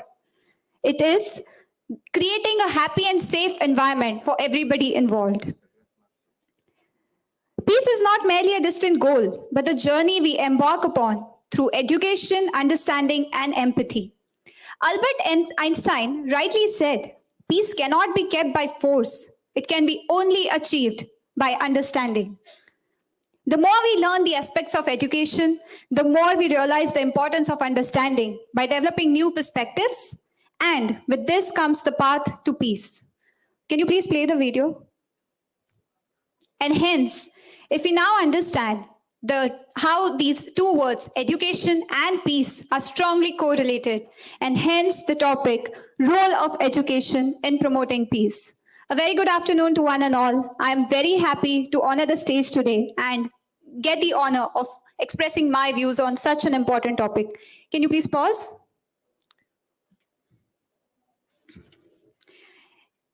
Education is in the second position on the Institute for Economics and Peace's Positive Peace Index, making it the most important, significant contributors to peace. You know how? Education breeds confidence, confidence breeds hope, and hope breeds peace. The basic nature of peace education is to spread self-belief and peace worldwide. It can shape the mind, mend it, and even recreate. Studying arts, let's see, for instance, studying arts, literature, different music forms, dance forms, provide students ample opportunities to learn about different cultures and respect them. It helps them develop intercultural understanding wherein the me versus you attitude is transformed to respect each other's culture attitude. Nelson Mandela had said, education is the most powerful weapon which you can use to change the world, as it replaces an empty mind with an open one. Let us see some supporting arguments for this important statement. Education builds confidence and faith. Knowing something gives you the sense of accomplishment. It helps you to voice over your thoughts and reshape your thinking process. It helps you to develop new ideas, promote optimism all around the world. The more students get educated, the more they can get accustomed to peace and help to maintain peace throughout. Education encourages independent thinking. Independent thinkers tend to make sense of most out of the world, and they don't blindly follow the beliefs of others. They may be less likely to join militant groups or followers and may instead be leaders towards positive change and action, thereby promoting peace. Imagine always being uncomfortable, malnourished, and fearful, not knowing where the food will come from, if it comes at all. This fear can often lead to anger, and anger leads to violence. Education, especially when it is combined with technical training, has been proven to reduce poverty. With education comes knowledge, power, safety, security, and peace. One theory from UNESCO says that income all around the world would be 23% higher per capita for countries with education for all. And if poverty will be reduced, violence will certainly follow suit. The biggest scope of peace education is that it encourages problem-solving capability. It doesn't only teach you how to solve a math problem, but also teaches you how to be logical. Coupled with independent thinking, these critical thinking solving skills can lead to innovative solutions, alternatives to violence, and alternatives to war. The foundation of every state is in the education of its youth. If the youth is independent enough to take rational decisions, the peace conflict will resolve itself automatically. In the classroom, students also learn to respect their teachers and their peers. They are taught to let others speak, others share their opinions. They are taught how to behave in a group setting. They are taught how to deal with stress. And perhaps this learned respect for each human life can be practiced on a global scale, wherein the respect for each life and not just those who share same religious beliefs and backgrounds. Lastly, education prepares a child for responsible life and active participation in a free society. Therefore, with quality education, a child can learn the quality of empathy and understanding towards those who are different from them, and they may be more accepting of others and less likely to solve problems with violence. All these concepts illuminate the 5 interrelated spheres of peace: the personal, the social, the political, the institutional, and the ecological. However, can you please go ahead? No, just back, please.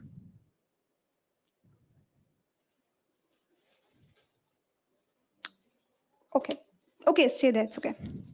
However, education policies can also contribute to the escalation of conflict if they are poorly designed and implemented.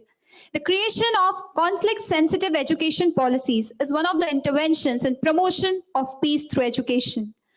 To establish a practical and effective intervention that builds the role of education in promoting peace, it is necessary to undertake conflict analysis on education systems, structures, and delivery to uncover the causes of conflict.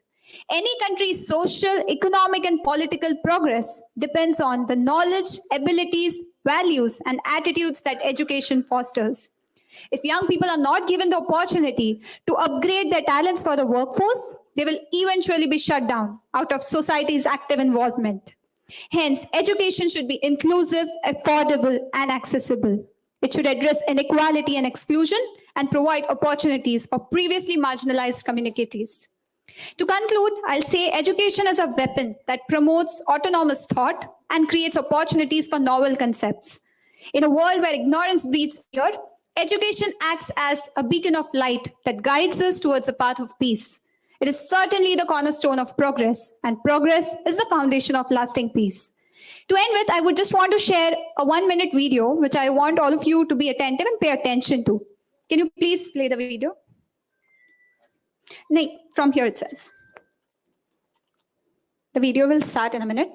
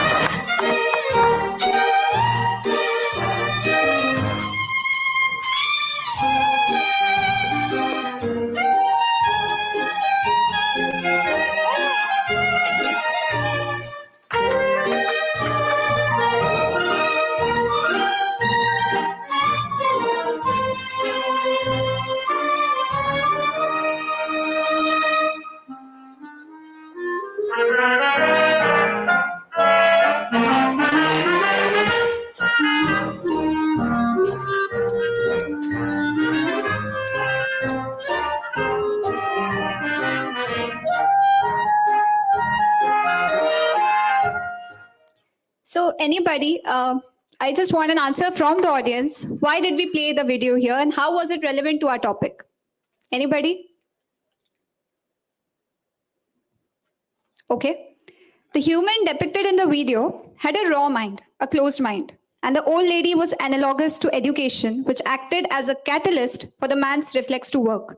The outcome, peace and happiness all around. So education is this pushing force which drives us towards maintaining peace. And once you acquire it, if you could see in the end, it propagated directly or indirectly to the other person who was blind enough or who had a raw mind enough. So yes, education is the key, a catalyst to break the circle of violence by giving people the tools to solve peaceful problem solving. And I believe we should certainly promote and propagate this thought. Thank you so much. Have a lovely day ahead. Thank you, Rutuja, for your wonderful presentation and the eye-opener video as well. identifying the problems and getting solutions for them is the Rotary activity which we see everywhere, and that's how it's quickly related to that also. We move forward to the next speaker.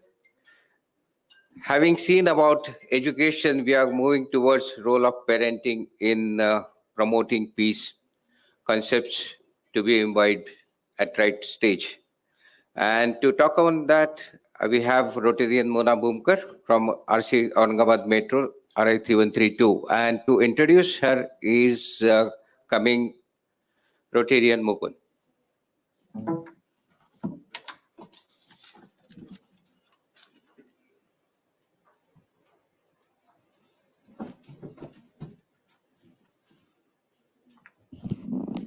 Namaskar. Ladies and gentlemen, it is both an honor and a privilege to introduce our esteemed speaker for today, Mrs. Mona Bhumkar, the past president of Rotary. She is not only a distinguished leader in our community, but also a beacon of inspiration for her unwavering commitment to service and philanthropy. As we dwell into profound topic of the role of parenting in promoting peace, Rotarian Bhumkar's vast experience in community leadership positions her as an ideal guide for this exploration. Her dedicated involvement with Rotary has not only demonstrated her passion for positive change, but also highlighted the significance of nurturing compassion, understanding, and harmony within our communities. Ladies and gentlemen, let us welcome Rotarian Mona Bhumkar to share her insights on how the values instilled through parenting can serve as a catalyst for fostering peace within our homes, communities, and beyond. Rotarian Mona Bhumkar, the stage is yours. Thank you.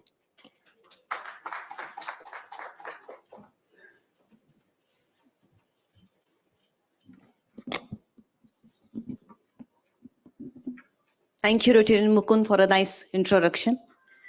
Good afternoon, esteemed guests, fellow Rotarians, and honored guests. Friends, it is truly an honor to stand before such a wonderful audience to discuss the topic, a more harmonious future. Thank you so much for giving me this opportunity to talk on the topic, role of parenting in promoting peace. What is the definition of parent? Parent is a person who brings up or cares for another. It is not restricted to a biological giving birth. We are, of course, parent to our own children, but we are also parent to our pets, sometimes our parents, and many a times to our subordinates, neighbors, colleagues, and friends when we care for them. As a Rotarian, we understand the power of community and collaboration. Let us expand this principle to our families, school, and communities, creating a ripple effect of positive change. Together, we can sow the seeds of peace by embracing the principle of peaceful parenting, and that is the magic of Rotary. In this beautiful world, when we want our next generation to live in a society which is inclusive, empathetic, compassionate, socially responsible, environmentally responsible, and a good human being. Putting this emphasis in our children. When they are born, they are like a clay, which one can mold. Although you play a major role in their life, you are their role model, teacher, friend, sibling, playmate, all in one. But the surrounding in which they are brought up is also play a crucial role in their living. It is not an easy task, as there are a lot of challenges we face and seek solutions to face them. We'll try to discuss some of the challenges our children and we as a parent are facing. The first one is easy exposure or access to violent or inappropriate content leading to violent, antisocial, extremist behavior in children. How to deal with this? Can we stop this? No. But if parents are doing open communication with their child, explain them as it is not in reality what you see in movies or video games. It is just for entertainment so that people should watch and pass time. Such scene is for enjoyment we want to see and forget after that. We should not be influenced by this. So parents should create awareness about violence and all related content so that children will not get affected and their mental health can be maintained. Simultaneously, when you are doing this, talk with your children. Show your trust. Show your trust on them to end this conversation positively. Coming up to next issue faced by parent is parent cannot give time. It is an irony. We are working hard for their better future and we are not able to spare adequate time for our children. Our children want our quality time, not quantity time. They want our time to be spent as per their interest, as per their wish, not what you want to do. So what should we do? Please keep your mobile phone, TV, laptop, household work, or anything away when you are with your child. Make your child feel that he is a priority at that time. Many a times I have experienced and done myself with my daughters and observed also that we pre-plan the time when we have spared for spending with children. It is either a hidden desire or hobbies, or sometimes we want to teach or preach indirectly. You can spend quality time in many ways, such as you can have dinner together without electronic gadgets. At that time, you can ask him, how was his day? Did he enjoy this day in school? You can play cards or indoor games when your daily work is over. Tell him about good books to be read, inspiring stories. Make weekend plans as per his wish. Please make small changes in your routine so that you can connect with your child. And it is very important to connect with your child. The third challenge is one has no emotional outlet for them. Children need support or someone to whom they can share everything, even their secrets, their personal things. They need guidance or space to share, discuss whatever they want. But the biggest communication problem is we don't listen to understand. We listen to reply, advise, or dismiss. So we should listen to them carefully, whenever they want to say or speaking. Let them know that you are all ears for them. Please listen to them without being judgmental. Sometimes children don't want your guidance or opinion. They just want to listen to them, validate them. For parents, even if it is a peanut problem, but children, it may be a very big problem. The next one, all of us will agree that new generation has a lot of competitive pressure. We see some challenges and actions regarding this. As parents, we always feel that our children are having everything much easier than us. But we don't understand that most of the times, they are also facing different set of challenges which our generation has not faced. They are also suffering from various types of stress. Influence from media and advertising and societal ideas of success can create unrealistic expectation in children to look a certain way, achieve a certain level of success, and have specific material possessions like mobile phones, video games, etc. They are also facing some social comparison. This comparison is not only academic. It can be academic, extracurricular, social, or family pressure. First of all, we all must accept our children the way they are. We should know their limitations, strengths, and weaknesses. Their interest, passion, and the message they want to convey when they are sad or stressed. Always encourage them to improve their weaknesses, support them, and tell them frequently that you are always be with them. You should convey the message that you are proud of their strengths, positive points. When you stop comparing them with others, they will also not do that. The next one, if we realize on what is there, which is needed or lacking in this generation, where we can work and there is scope for improvement, and it is tolerance. The quality of tolerance is one of the most crucial one when we talk about peace. In very simple words, we have to practice and teach children. Let us agree to disagree.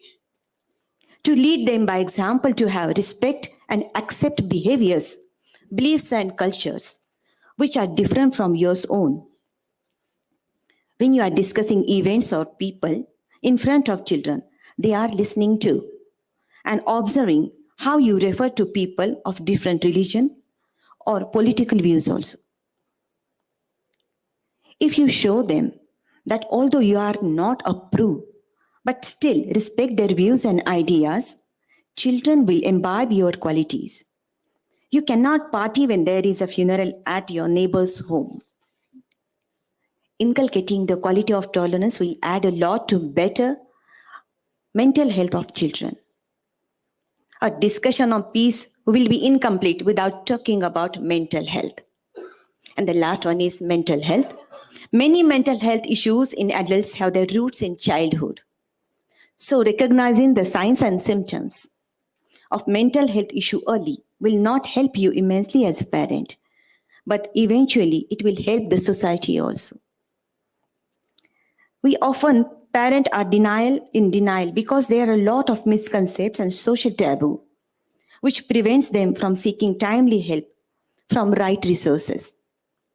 Parents do not realize that instead of helping them the problem, they are making it worse. If you see early signs in your child which may indicate difficulty in handling their emotions, such as anxiety, anger, lack of sleep, excessive fear, mood swings, do talk to their teachers, confirm, and try to find out possible cause which child may not confide in you. Identifying and seeking early help will go in a very long way. Although the list of challenges is never ending, there are always different approaches to deal with them. Like Mother Teresa said, we do not need guns and bombs to bring peace. We need love and compassion. As the things that are molded into a child cannot be bought or sold, we as parents should realize that bringing up a child who is creating harmony in society is one of the most sacred things we can do. We should realize the power we have as a parent and treat our job as a parent with utmost respect. We don't need any training, license, or education to become parent, and there is no regulation. But being a responsible parent will transform the whole society, and that is where your power is. Thank you so much for giving me this opportunity.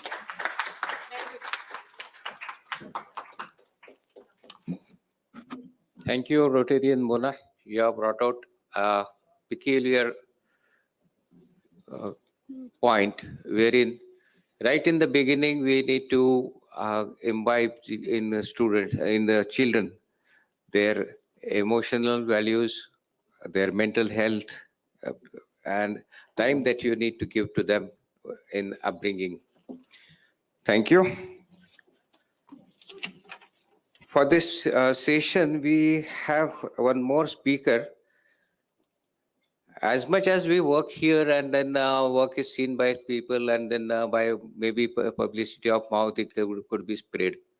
But if you want good work to be spread wider, media is the key. And for talking on role of media in peace building, we have eminent speaker, Dr. Tanvir Ahmed. He is present. He was a little late for the from his institution to reach here. I invite Dr. Tanvir to the stage.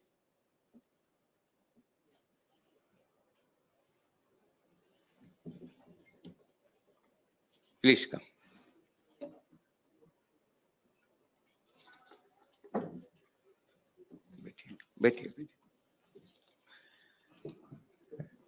Next presentation in line is on role of women in promoting peace by past President Rotarian Abha Jha, and to introduce her, we have Rotarian Hassan Siddiqui.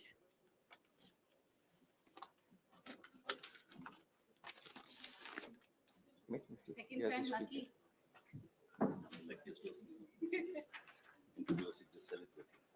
Second time is last year also.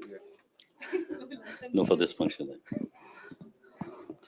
Thank you very much choosing me to introduce another eminent speaker, and to me and for everybody, we are lucky to have her here with us, around us. Of course, she's a celebrity. Abha Jha Chaudhary. She's the TV anchor, actor, director, and a social activist. Rotarian Abha Jha Chaudhary is an extraordinary, talented woman of substance, winner of Rotary International Regional Polio Service Award in 2019, and a recipient of pride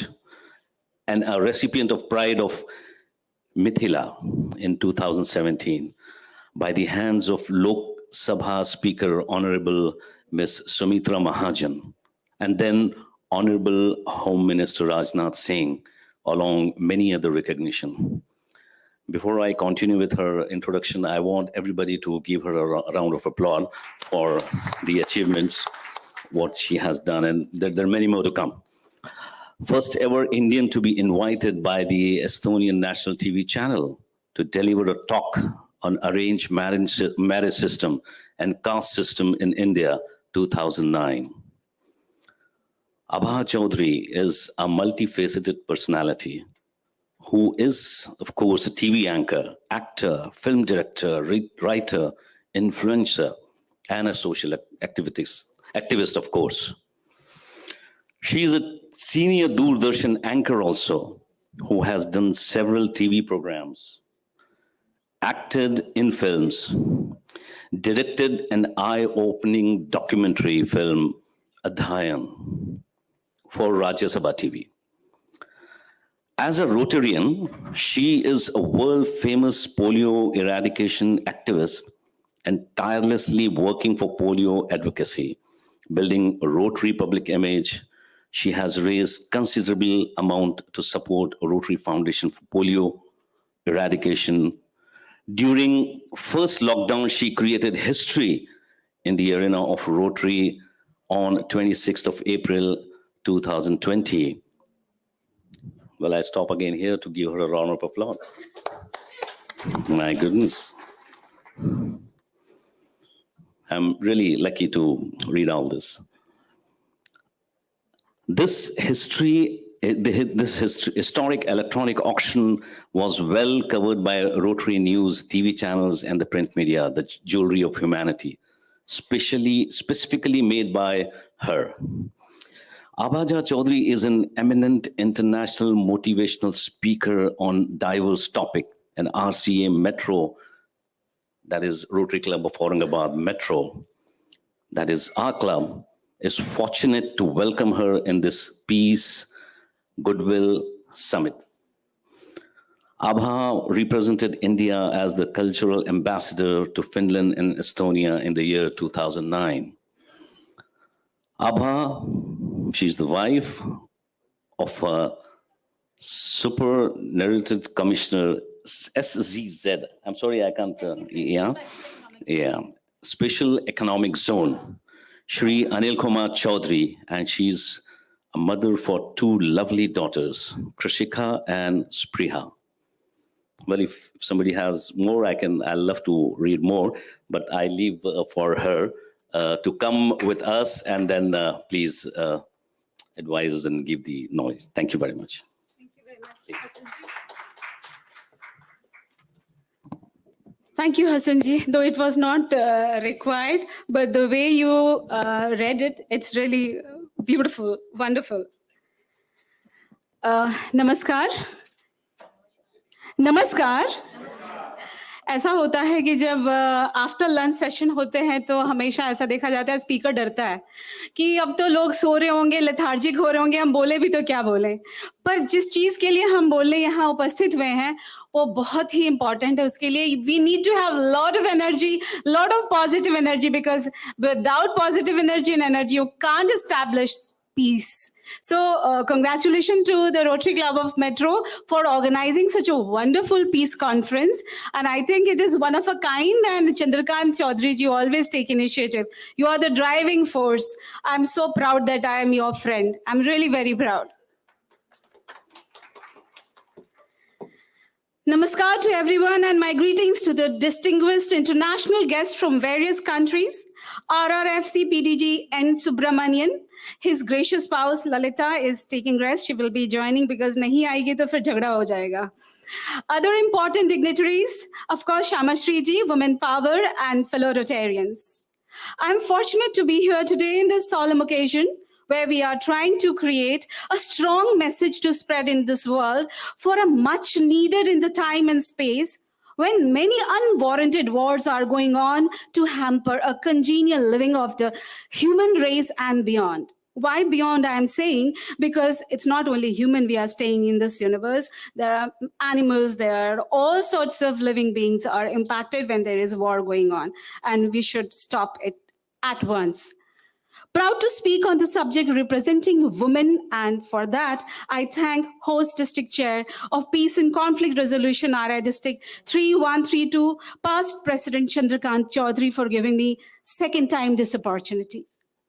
Thank you, sir. It's a beautiful occasion and opportunity to talk on peace and goodwill, taking women on my stride. Yes, women are the natural peacemaker and their DNA is made in such a way that they ooze out love, care, commitment, dedication, responsibility, and surrounded by compassion throughout their lifetime. I think all women will agree, even men should agree. Have you ever thought of why women are the natural peace builder and protector? Have you ever thought of? It's simply due to the biological reason, and that is motherhood, mamatva, mamta. When a woman gives birth to a child, she becomes the biggest savior of the interest of her child. She will do anything, literally anything, to give her child a safe surrounding and create happiness for a cohesive existence. This very unique quality of a woman makes her the best peacekeeping ambassadors because she only knows that war is not the solution, but a destructive force to make her world insecure and unhealthy. Peace is the basic necessity of all human and beyond, not only physical peace, which is shared between people, families, communities, and countries. But above mentioned, all attributes are only consumed well if they are clubbed with mental peace. Dr. Subra really very well explained mental peace segment. Thank you, Subra, for bringing it to the notice. Before understanding everything else, let's know actually what is woman. औरत है क्या? कोई बताएगा क्या है औरत? बहुत बड़ी बात हो जाएगी बताने में, तो मैं कहाँ रह जाऊंगी बोलने में. Women are the powerhouse of creativity, compassion, forgiveness, love, and gratitude, and their basic instinct always works. Adhere to these attributes. So reflection of her all works will be the synthesis of these qualities. Hence, she is and definitely will be a gift to the world. A woman in peace knows which battle to fight and which one to leave. Her instinct is not to fight people, but to live a peaceful life. A woman of peace is a wise woman who understands that peace is more powerful than trying to prove your point. Before we emphasize any woman's inner beauty and capacity, let me bring some references from our Indian Vedic period, where women enjoyed glorified position of decision makers and had equal rights in socio-political and economic system. The role of education, role of parenting, and social conditioning are the vital tool of achieving what is desirable as peace, what Mona also emphasized on. Very well, she did it.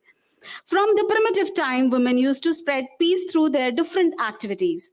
The enlightened women like Vidushi, they used to call, like Gargi and Maitri, you must have heard these two intellect, women intellect is always referred. Then there were also people like brahmacharinis who were the teachers actually, used to propagate knowledge, enlightenment, and world peace during Vedic period.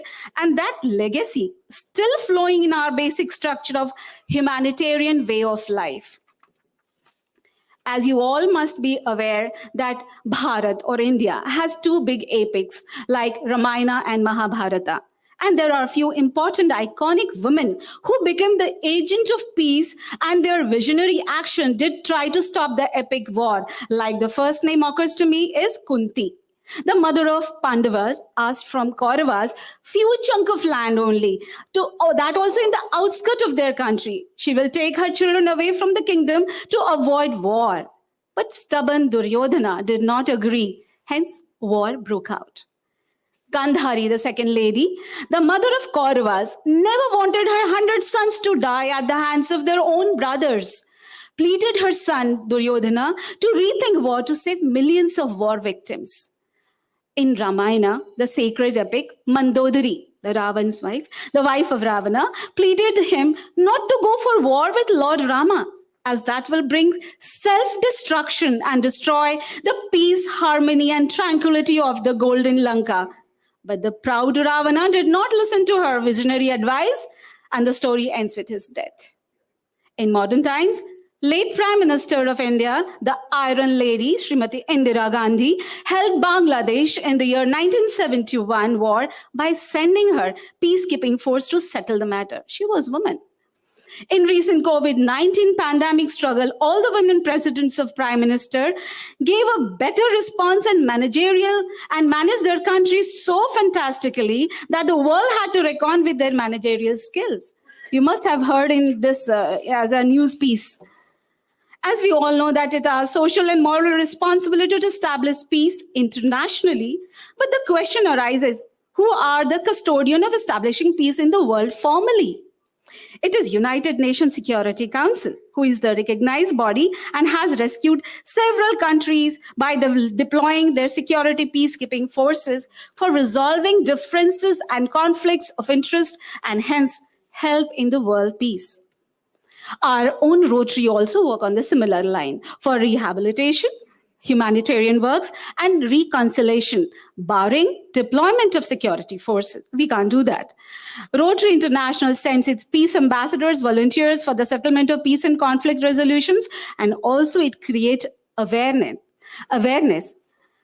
Not to be surprised, many of those, peace ambassadors are women, because they always carried on with the compassion, and that works in settlement of any kind of conflicts. What is the role of Indian women in UN peacekeeping mission? There are recent examples of Indian women also involved in peacemaking through the platform of UN. To quote few, Dr. Kiran Bedi, UN first police advisor, Major Suman Gavani, and Shakti Devi make a mark for themselves and the entire world. Now we should also understand that what does peace mean to a woman? Peace for women means shelter, food, and education for children. Women prevent violence and provide security. There is overwhelming quantitative evidences that women empowerment and gender equality are associated with peace and stability in society. The participation of civil society groups, including women's organizations, makes a peace agreement 64%, friends, 64% less likely to fail. When women participation is in peace process, the resulting agreement is more durable and better implemented. On a lighter mood, women never become destructive until and unless her emotional quotient is badly hurt. Whenever her love is shared, and also her self-respect is hurt. If any woman sanctity is threatened by another woman, then only she will create an unhealthy environment or else she is the worshipper of peace. औरत की दुश्मन औरत होती है और सारी लड़ाइयाँ औरतों की वजह से होती है. Friends, I don't agree to this statement at all. We have observed that in the recent ongoing wars like Ukraine, Russia war, Palestinian Israel war, women must be part of the solution and decision making, including after the war, fully involved in recovery and reconstructions and maintaining peace. Women's representation and participation makes response and recovery more effective and sustainable. These includes prevention and response to gender-based violence, conflict-related sexual violence, community safety and security, financial inclusion, etc. One of my co-speaker really threw very good light on the sexual violences, what is happening around. And definitely I agree with her fully that whenever these kind of activities happens, not only the person or individual, but the entire family gets disturbed. And when the family unit is getting disturbed, definitely peace can never be established in society. So we should think that way also. Rotary is also contributing immensely in the field of building peace and maintaining goodwill and understanding between communities. We Rotarians have sent our volunteers many a times. Rotary and its women members are also contributing as practitioners, educators, mediators, advocates. Women are like birds. Women are like birds. Why I'm saying this will prove within 2 lines. परिंदों में कोई फिरका परस्ती नहीं होती. परिंदों में कोई फिरका परस्ती नहीं होती. कभी मंदिर पे जा बैठे तो कभी मस्जिद पे जा बैठे. इसलिए क्योंकि मंदिर और मस्जिद का डिफरेंस एक औरत नहीं कर पाती है क्योंकि वो ममता से भरी रहती है. पर जब आप किसी मर्द से बात करें तो उनके ईगो बहुत सारे डिफरेंट वेज में रिफ्लेक्ट होते हैं. But that doesn't mean that it applies to every man. No, of course it's not. Before I conclude, I must tell you that we should take the best advantage of modern women's energy as they are the bundle of joy and synchronized powerhouse to establish all sorts of creative and constructive synergy. Today's woman not only protect but has a vision to make his peacemaking process more dynamic, more dynamic. And if Chandrakant ji gives me permission and I can give my personal peace mantra, I can share my personal peace mantra, and that is fall in love. Fall in love with your friends, family, your neighbors, your communities, your country, and the world at large. And thus rise to create a world full of peace and better friendship. आज के इस हमारे प्रांगण में जो इतनी सुंदर सुंदर मैंने देखा ladies speakers were there and they were very powerful speakers also. That itself shows this peace and goodwill summit is organized and taken care by, and even the women DG is presently acting DG is also a woman. So all these women, I have seen Mona is there, then Ragini is there, Aarti is there, then Shamashri is there, then Herkal, of course she's not present. It all shows that how eager we are here to establish peace. And that's what is the result, what actually Chandrakant ji wanted. Women should be included more and more in leadership. And आप देखिएगा उससे कितना तब्दीली आती है, कितनी बदलाव आता है दुनिया में. इसको मैं क्लोज करते हुए सिर्फ इतना कहने जा रही हूँ. Women को आप chance दीजिए. Give the women, chance to be the leader of your family or, society, your country and world also. नया चश्मा है पत्थर के शगाफों से उबलने को. चश्मा मीन्स फाउंटेन. नया चश्मा है पत्थर के शगाफों से उबलने को. जमाना किस कदर बेताब है करवट बदलने को. करवट लीजिए. Thank you very much for listening to me so peacefully. Thank you.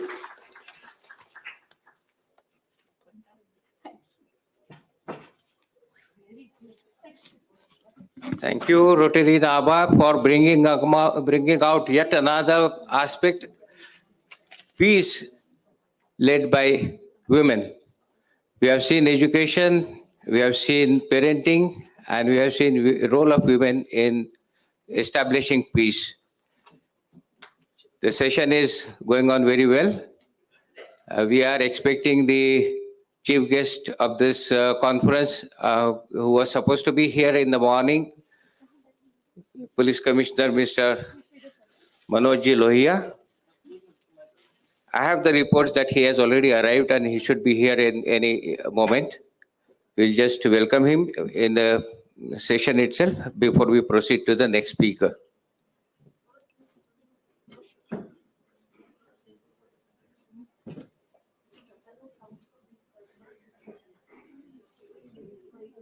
एक मध्ये एक स्टेशन त्यांचं नाव ठेवून द्या समोर तिथे ऑलरेडी प्रिंटेड आहे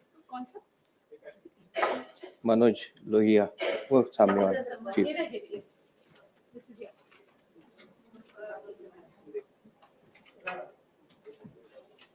ठीक है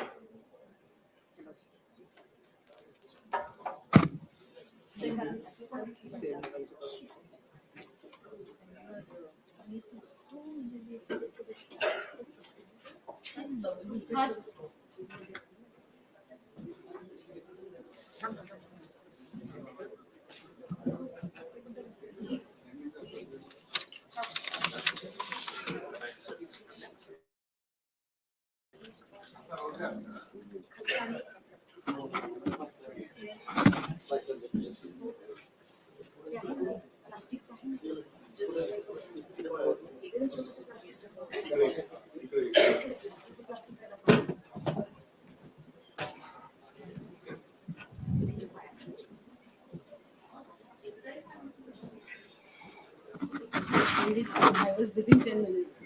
Yeah, you did so wonderfully. Chief guest आ रहे हैं, मुझे 10 minutes हे इथे आलेले म्हणून 2 मिनिटं ते तर म्हणून हसन्स बोलत announcement करें वो शाम की program I'm going to perform.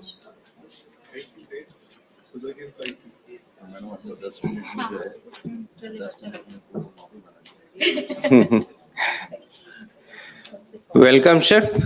I invite you to this conference. We have our Police Commissioner Manoj Lohia.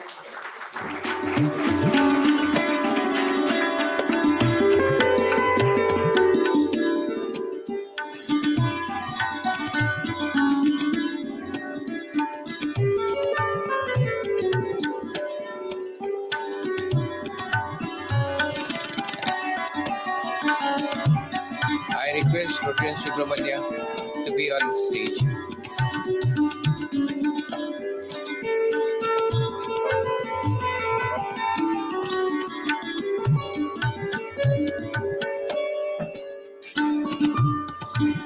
I request Conference Shamashri ji to be on the stage.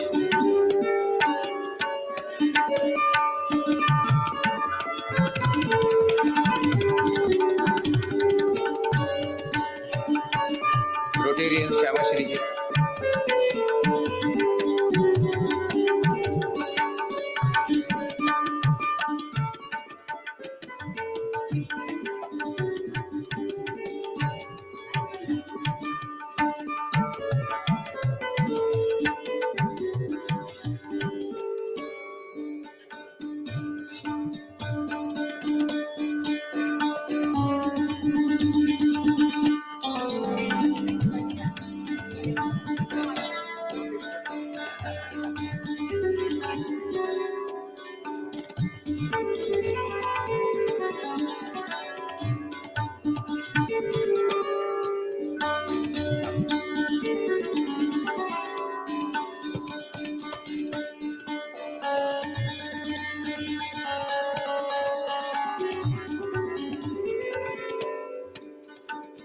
Thank you. We have our chief guest of the program, Police Commissioner Manoj Lohia, present amongst us.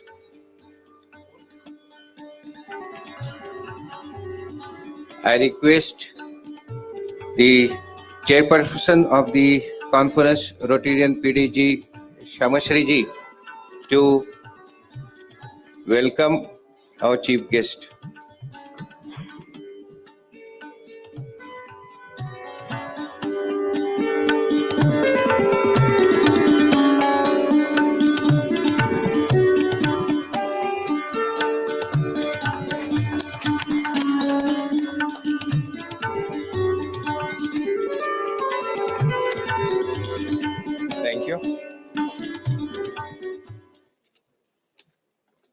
Sir, मैं आप लोगों को briefly बता दूं, we have started this program since morning. Your representatives were also present in the inaugural session, and we thank you for being with us at this session. We had 3 sessions in the morning on all Rotary activities related to peace. First one was overriding concern for survival of humanity. That was by Rotarian Mohan Krishna Shrestha.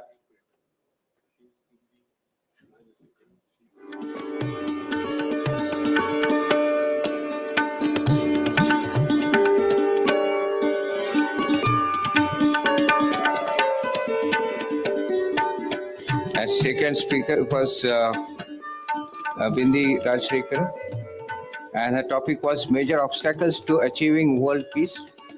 Very important topics related to what we are doing, you as an administrator and we as the social workers, maintaining the global harmony and peace. We are eager to have your thoughts also, but before that, I would invite Rotarian Anil Badekar to introduce the chief guest.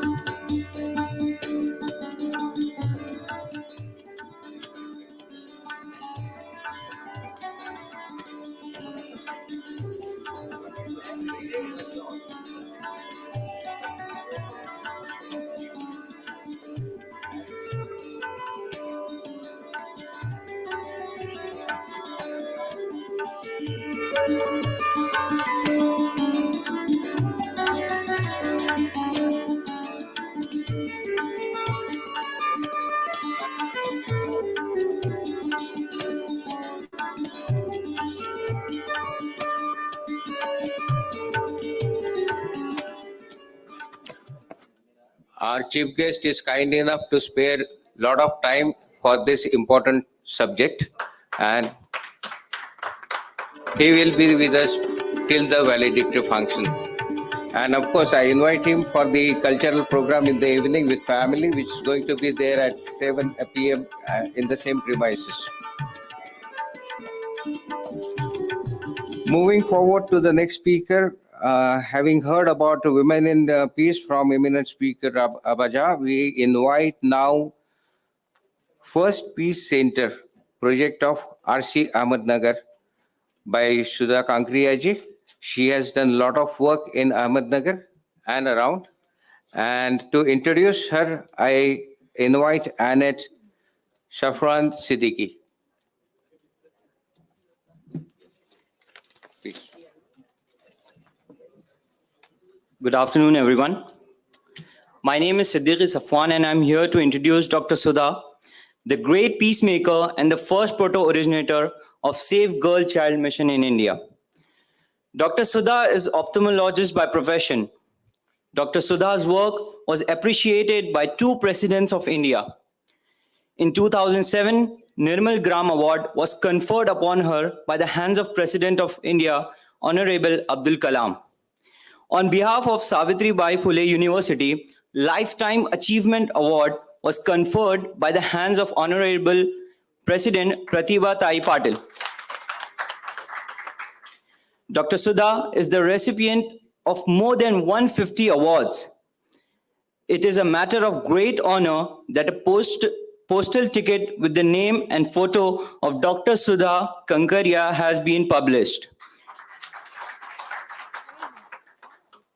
Under the leadership of Raj Yoga lifestyle practitioner, Dr. Sudha, RC Ahmednagar established the first Rotary Peace Center of India, aiming to benefit 10,000 peoples in the coming year.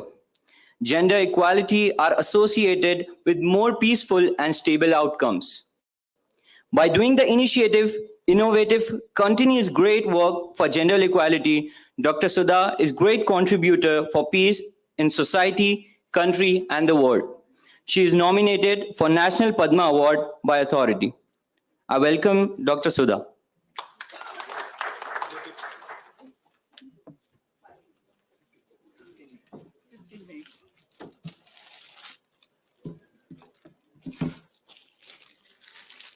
Good evening, everybody.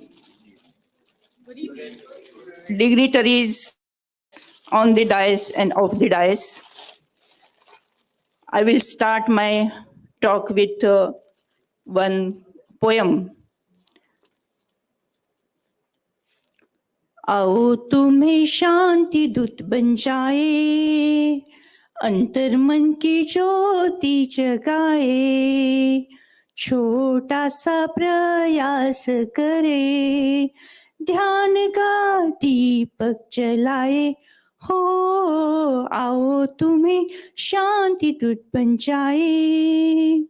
उलझन की है दुनिया, अशांति छाई है, दूर है सुख दुख, देखते सभी है, शांति यहाँ मन में छुपी है, हम सब ढूंढते बाहर है, हो आओ हम तुम शांति दूत बन जाए, अंतर मन में ज्योति जगाए, छोटा सा प्रयास करे, ध्यान का दीपक जलाए, हो आओ हम तुम शांति दूत बन जाए।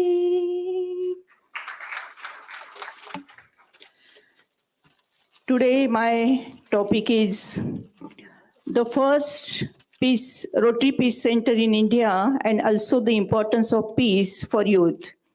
Next, there are the Rotary 7 areas for the Rotary, but first is a peace building. We know the peace has been with Rotary since beginning. We'll go next also. I will go little fast. The peace and Rotary is a first relationship with each other. Every project of Rotary is based on the peace only. We'll go next. The Rotary Presidential Peace Conference in London, same time in this month also. And there is the message of international president, Rotary president is very important on this peace conference in London also. So we can go in YouTube and we can find it.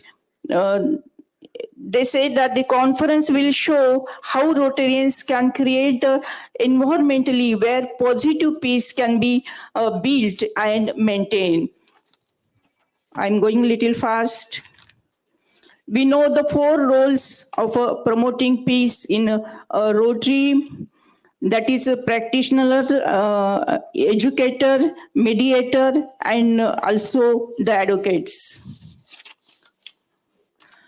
We established the first Rotary Peace Center in India by this International Peace Day 2023. Today is the era of Hari Kari. Due to the various reasons, the mind has affected by tension, stress, restless, and instability.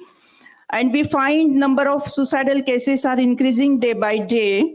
We establish the first Rotary Peace Center in the India in Ahmednagar with create hope in the world. And also there is a lot of guidance from DG Swati ma'am. Please go ahead the slides. Go next, please.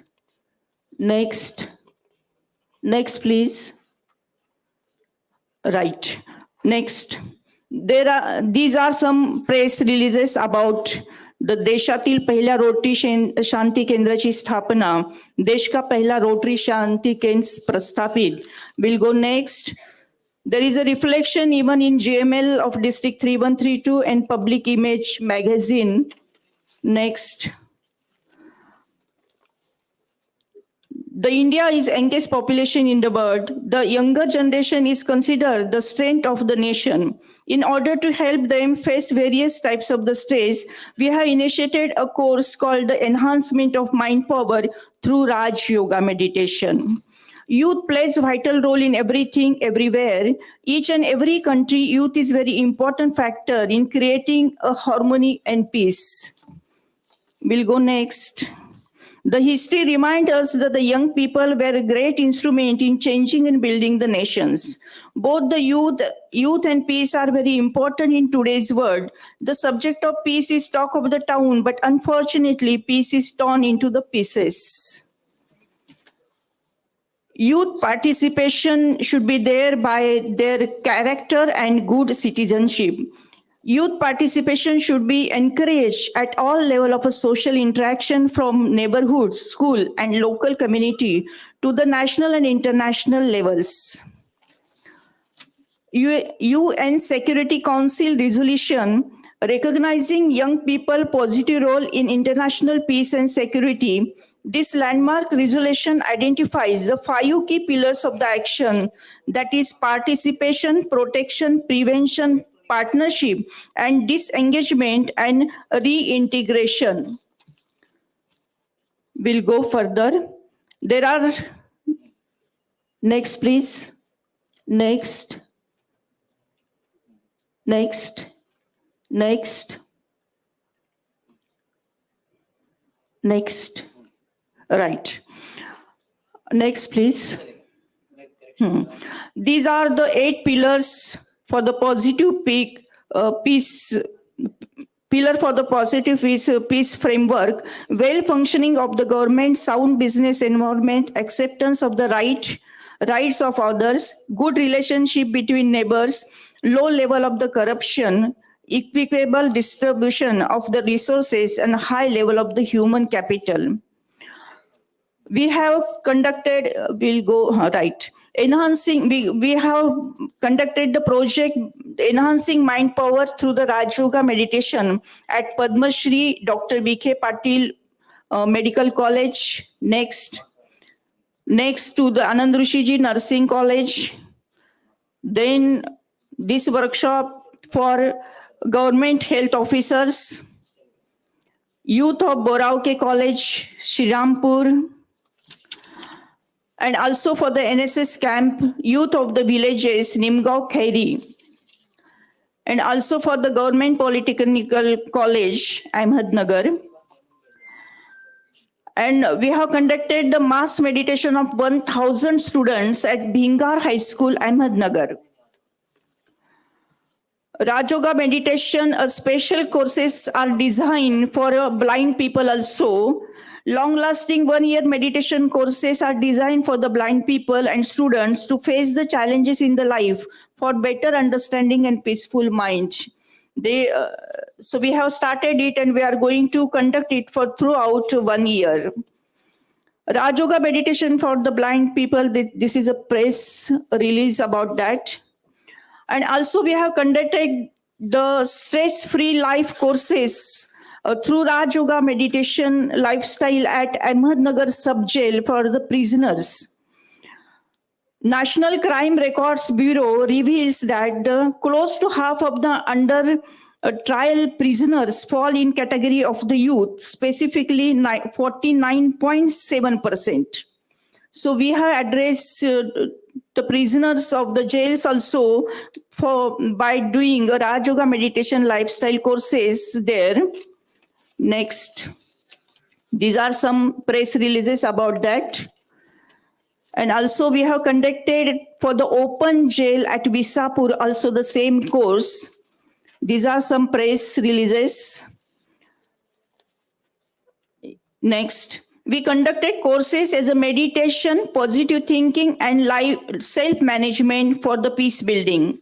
These programs and courses and retreats focus on achieving long-term lasting changes in attitude, behavior, and lifestyle to create and radiate peace and harmony there. Raj Yoga is a method of self-realization and God realization that enable you to create new attitude and response of life, giving you a clear spiritual understanding of yourself and Supreme. It gives experience of deep, sweet silence and peace. Raj Yoga meditation basic course includes understanding of our spiritual identity, awareness of God, how to connect with the Supreme Being, understanding the laws of karma, and also about social, moral, and spiritual values, getting to know about the word drama and art of positive thinking and living also. This is an introduction of self. Everybody is a human being. Human is a body and being is a soul. And every soul has original qualities, knowledge, peace, bliss, power, purity, love, and happiness. Next, please. So, what is a peace? Peace is not just absence of a war, but it's when everyone is happy and also free to move in their motherland. Meditation is use of powerful, peaceful, positive, divine thoughts that leads to similar words and action. Next, please, right. What does the mind need? Food in form of powerful thoughts, exercise by thinking positive, and rest by meditation. It is important to create understanding about each other. God has created people in his own image. We should look beyond our borders. Forgiveness is not an occasional act, but it is a constant attitude. We should take a note of this in practical life. Acceptance is important value, and also repentance is also a very important value. Next, please. I remember a story. Next. ये story मैं हिंदी में बताना चाहती हूँ कि ये story जो है, हम देखते हैं कि यहाँ पर एक घर को आग लगी हुई है और सभी सोच रहे कि मैं इतना सा पानी डालूं तो कैसे ये आग बुझेगी। लेकिन ये चिड़िया जो दिख रहे हमें, वो चिड़िया अपने इतनी उतनी छोटी सी चोंच में पानी लेकर वो आग में डाल रही है कि ये उसका इंटेंशन है कि ये आग बुझ जाए। लेकिन वो एक कोई आता है, बोलता है कि तू तो चिड़िया इतनी सी है, छोटी सी है, तेरी चोंच और भी छोटी, उसमें इतना सा पानी बैठता है, तो तेरे पानी से वो क्या आग बुझने वाली है क्या? तो उन्होंने ऐसा जवाब दिया कि मैं कभी भी या आग बुझने का हिस्ट्री लिखी जाएगी, इतिहास लिखा जाएगा, तो मेरा नाम आग लगाने में नहीं तो आग बुझाने में लिखा जाएगा। इसीलिए मैं ये कर रही हूँ। तो मैं आप सबको निवेदन करती हूँ कि हम सभी शांति दूत बन जाए।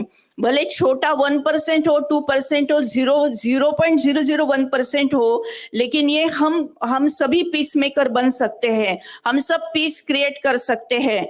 तो उसका छोटा सा एक्सपीरियंस हम अभी एक 3 मिनट में लेंगे और फिर मेरे वाणी को मैं विराम दूंगी। तो एक छोटा सा मेडिटेशन हम सभी मिलकर करेंगे।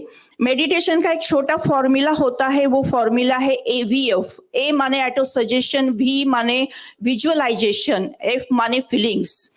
तो जो भी मैं छोटी सी 1 मिनट की कमेंट्री दूंगी तो उसको आपको मन के मन में रिपीट करना है, माने auto suggestion. V for visualisation, आपको वो विजुअलाइज करना है और उसका फीलिंग क्रिएट करना है। और उसके बाद में छोटा सा गीत, वो भी 1 मिनट का रहेगा, वो बजेगा कि शांति की शक्ति से शांति जग में लाना है, ये उसका टाइटल है। तो हम छोटा सा मेडिटेशन करते हैं। तो मैं कुछ इंस्ट्रक्शन दे रही हूँ, कृपया उस इंस्ट्रक्शन को आप जरूर फॉलो कीजिए। सबने सीधा होकर बैठना है, सीधा होकर बैठना है। आंखें हल्की सी बंद करनी है। अपने शरीर को स्टेबल रखना है। अपने शरीर को स्टेबल रखना है और अपना ध्यान ललाट के मध्य भाग में, ललाट कपाल के सेंटर में, जहां हम बिंदी लगाते, तिलक लगाते, वहां पर एक चमकता हुआ दिव्य सितारा विजुअलाइज करना है। एक चमकता हुआ दिव्य सितारा,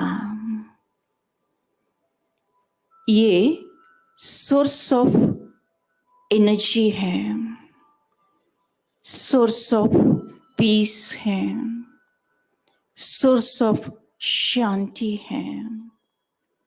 जैसे सूरज की किरणें चारों ओर फैलती हैं, ऐसे ही शांति की किरणें चारों ओर फैलते जा रही हैं, फैलते जा रही हैं।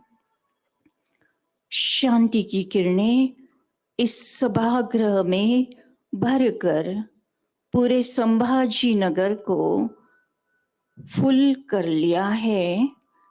धीरे धीरे महाराष्ट्र भर गया, भारत देश पीस, शांति, मधुर शांति से भर गया है। और यहाँ से निकलती हुई शांति की किरणें पूरे विश्व में फैलते जा रही हैं। शांति की किरणें पूरे विश्व में फैलते जा रही हैं। शांति की शक्ति से शांति जग में लाना है।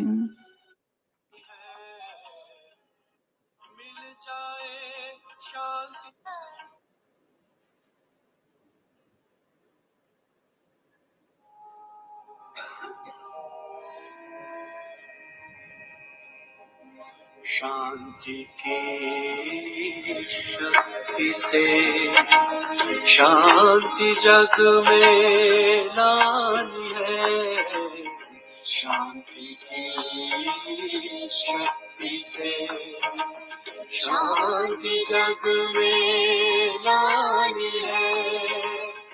शांत मन हो, तन हो शीतल, शांत मन हो, तन हो शीतल।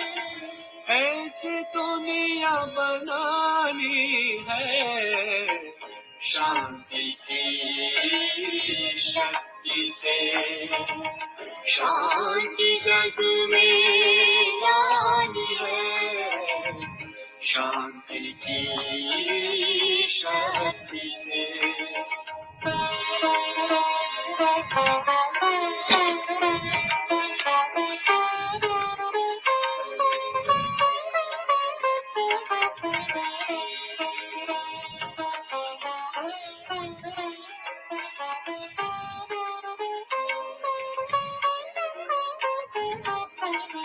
आदि गुण अनादि रूप, शांति तेरा है अधिकार। तेरे दैवी राज स्वर्ग में शांति की थी सदा बहार। शांति की किरणों से शांति की किरणों से करुणा अब बरसानी है। शांति की शक्ति से शांति जग में लानी है। शांति की शक्ति से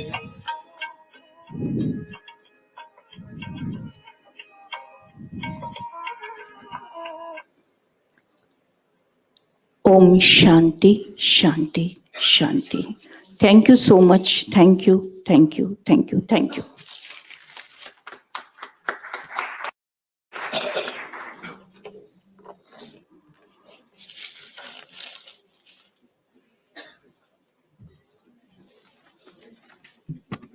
Thank you, Sudhaji, for creating a wonderful atmosphere full of Shanti.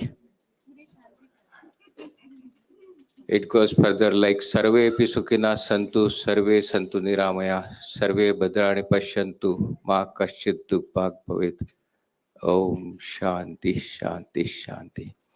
The wonderful sessions going on, and even the environment इस हॉल से निकल के संभाजी नगर से, महाराष्ट्र से, भारत पूरा विश्वव्याप करते हुए हम पूरी ओर जिस ऑब्जेक्टिव से ये कॉन्फ्रेंस ले रहे हैं वहां तक तो पहुंच रहे हैं।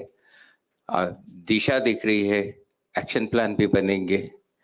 Moving forward to the last speaker of this session, which is on role of media and peace building.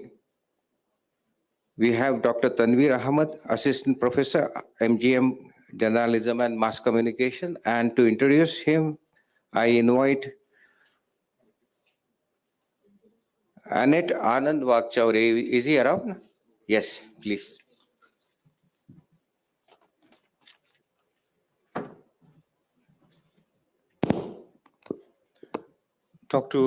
Thank you, Rotarian, for allowing me to introduce Dr. Tanveer Ahmed. Dr. Tanveer Ahmed is an associate professor in MGM University College of Journalism and Mass Communication. He has done his PhD on the topic of new media and culture. He has contributed as professional journalist with English media outlets like Indian Express and Times Now. He has published many research papers in Scopus Journals and Web of Science. He has been instrumental in curriculum designing and particularly in framing course structure as per NEP 2020. Prior to MGM, he worked for more than 6 years in Manipal University, located in Jaipur. His area of expertise is mass criticism, media psychology, and culture. I request Dr. Tanveer Ahmed to join me and share a few of his opinions. Thank you.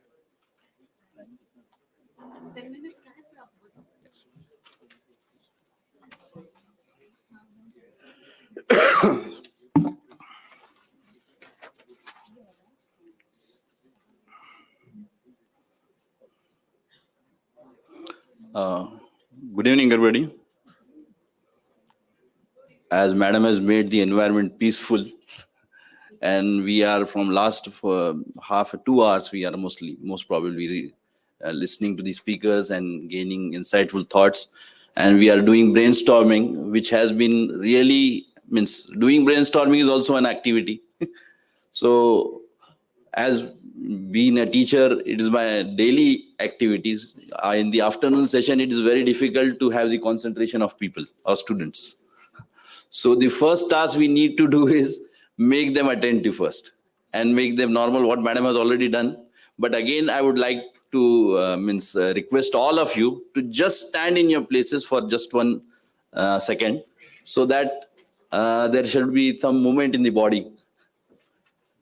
Thank you, everybody. Thank you. Thank you, everybody. Sit down.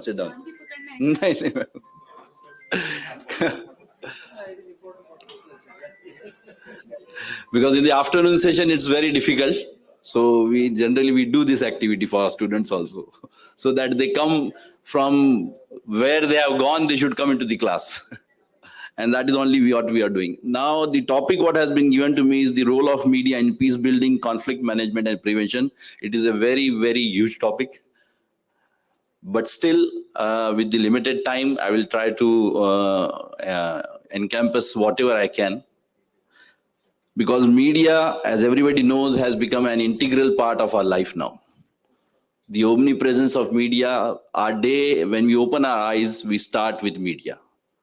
And the last thing that we drop when we go to sleep and when we close our eyes is media. But some students right now we see also, they are with the headphones also when they are going to sleep. So the media after their sleep also media is with them. So that is the omnipresence of media that has engulfed this. And as we all know, that media is such a powerful tool that throughout centuries we have seen different types of developments of media, but now in a phase where we are living is really means a challenging thing. And bringing peace through that media is really a challenge for all these civil societies. And what we are trying to achieve is what we can say a Herculean task now. And media, the basic idea of media was to inform, to entertain, to educate, but now it has gone beyond that. It is beyond that. Means everything right now, when we see the new media, because my topic of research PhD was new media and culture, the main focus was social media and how it has impacted our culture, Indian culture basically. And the 5 variables that I had taken, the first variable was very important, that was interpersonal communication. The intervention of media in Indian society has created havoc now, that the society, which was a socially dynamic society, is losing that essence now. The social media has caused such a damage that when we did the research and found out that students are not even cared to talk with our parents also. They are such engrossed with the media. They don't know what is happening in the family. They are not least bothered with anything. What madam also said in that parenting, the major part I was noting down, everything she was telling was media. Right from films, song, everything. Means really it is a Herculean task, but still, because it is an important tool, so we should have a proper use of that. So I will start my discussion with the quote from Harry Truman, who said, "You can never get all the facts from just one newspaper, and unless you have all the facts, you cannot make proper judgments about what is going on." And that is what is very important. Today, the peace building process, as we know, peace is both micro level and as well as macro level. Micro level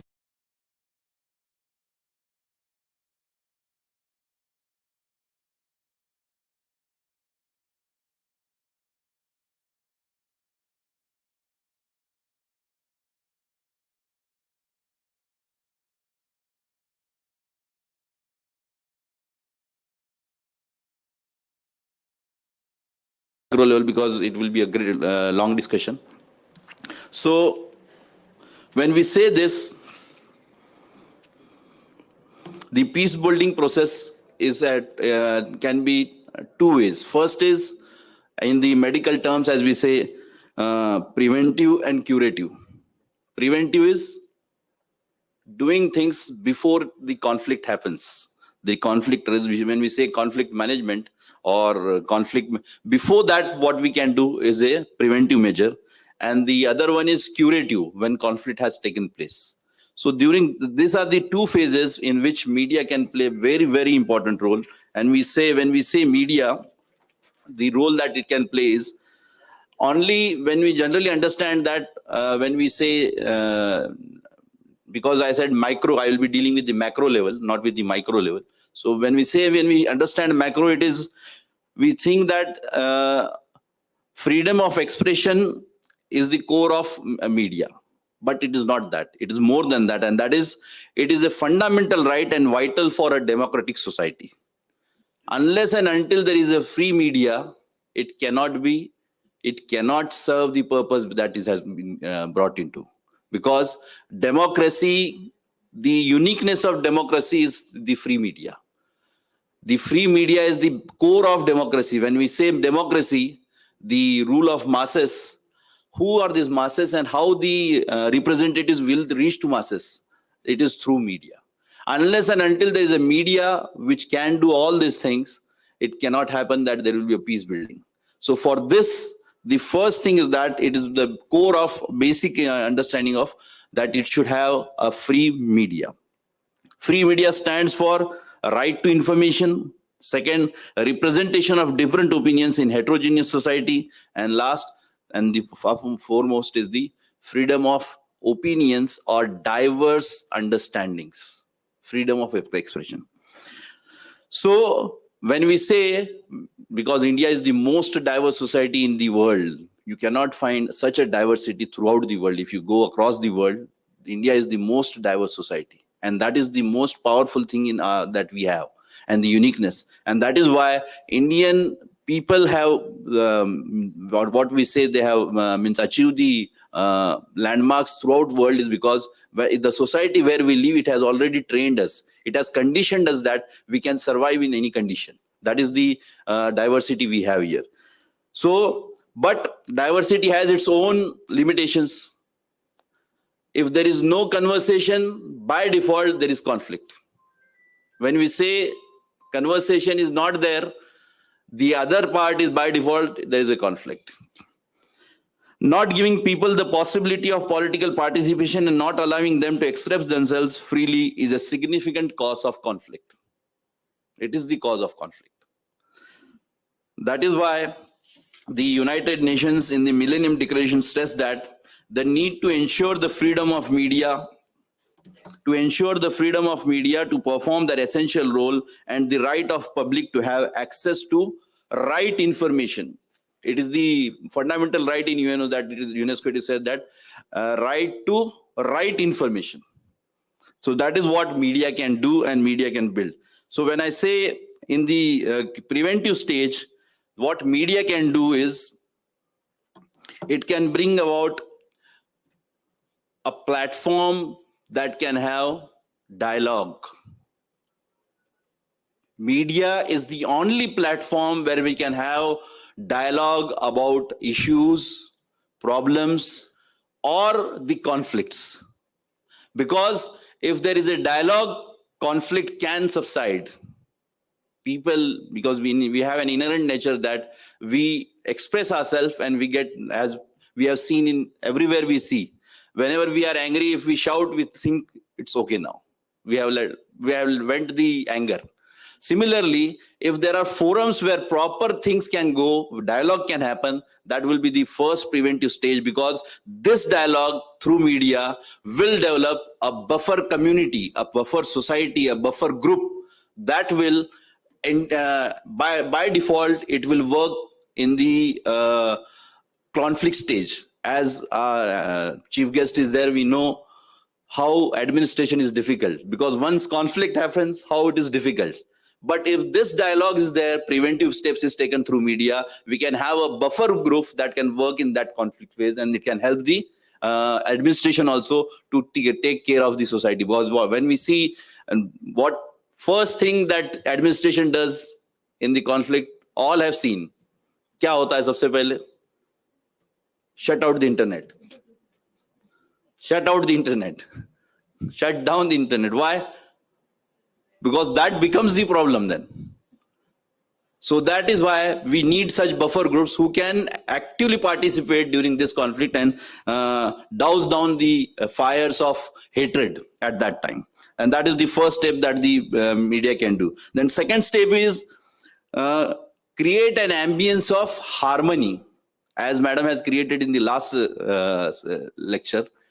The 3 minutes that what we gave or we spared was creating an environment, ambience. And that is what media is expected to do. The role of media is to create an ambience where there can be differences, because we should cherish our differences. That is the uniqueness. The more we are different, the more we are creative. So that platform is provided by media. And then the third part is the ideas of our great founding fathers of our nations. That idea should be promoted, and that should be part of every media story that is there, that the foundation which we have found this nation has been found on the foundations of tolerance, peace, and harmony. That should be the message that should be given. Then because time is short, I will finish with the framework that the media will form to have a peace building and conflict resolution. The prevention that we can do is, peace building can be done by applying different strategies such as conflict sensitive and peace journalism. There is a new concept in media now that we have started, that is peace journalism. Peace journalism is basically what we see is what today conflict has been, it has become a market now. Wars, differences, riots, they are sold now, because we see in the market, the media is propagating that. But the peace journalism says that it is not important that who is losing, what is happening. More important is that humans are losing life. That media should focus, and they should try to avoid that, or try to control that. And that is the first form, that is conflict sensitive and peace journalism. Second, peace promoting entertainment media. Peace promoting entertainment media. Third, media regulation to prevent incitement of violence. Fourth, peace promoting citizen media. The concept of Community radios has been very active throughout the country. We are having many community radios where participation of the society has been promoted. As we saw the issues of women, there are many, more than 600 community radios which are handled by women only. And recently, we in our university, MGM University, we have started a project which is known as Bai Manus, which is for tribal women. The reporters are also tribal. They promote their issues on the media. And recently, one of the reporter from Gadchiroli, she got the Ladli Award for that. And she fought for the, she had a movement where one area was there where women were not allowed to go in Gadchiroli. For that, she started a movement and whole story she covered. And for that story, she got the Ladli Award. So such peace promoting citizen journalism can be done. And that is one of the one.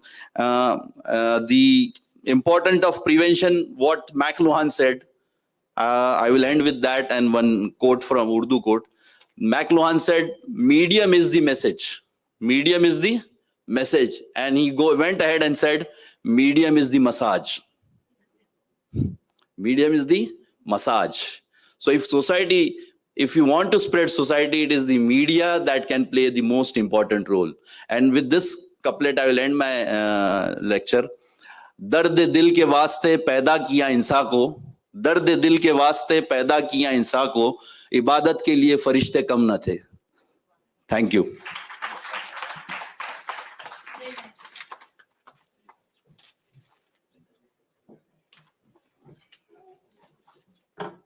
Thank you, Tanvir. That was also a wonderful presentation. Media क्या नहीं कर सकता है. Media has an important role in peace building, and community radio concept is also a wonderful concept which can be implemented, which is being implemented. With this, we have concluded session number 3, but with the permission of audience, with the permission of dais, I just had a word with the audience to, if they have any questions for the eminent speakers. I'll take just 3 questions, and this panel I request to answer this. Request to the audience, you are ready with your questions.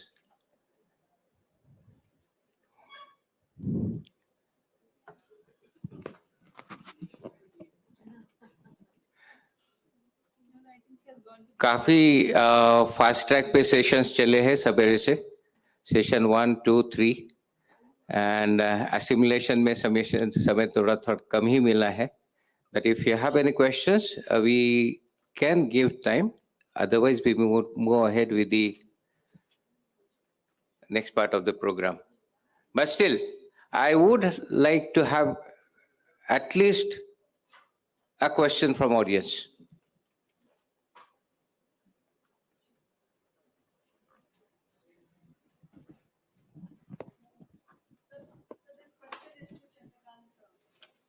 Yeah.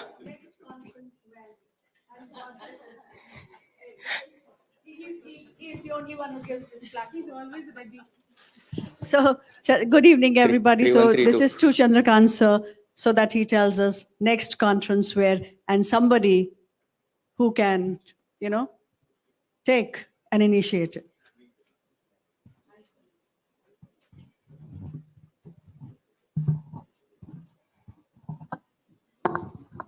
I am saved. I thought there would be lot many questions for police officer. The next question is to follow. They say ball is set rolling. Audience, be ready. Yeah, okay.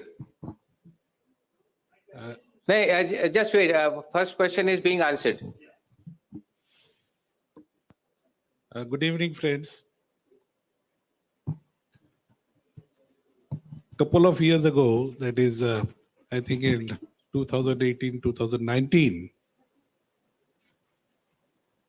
I got an idea, or I promoted an idea of forming a women's group of Rotarian leaders from South Asia. And I was very fortunate to get more than 200 Rotarian leaders, women leaders from all SAARC nation countries, that is 7 countries, including Pakistan, India, Bangladesh, Nepal, Bhutan, Sri Lanka, and Maldives. And thus we started this forum of Rotarian Women Leaders Group. As because of COVID, we are holding online meetings. We were eager to have a physical conference sometime as early as possible, immediately after the COVID pandemic is over. We tried, but the subcontinent itself is so disturbed that getting Rotarians from Pakistan, Bangladesh, or Malaysia or Maldives, And even Nepal today. no, getting them here, or we visiting them, it is a very difficult task.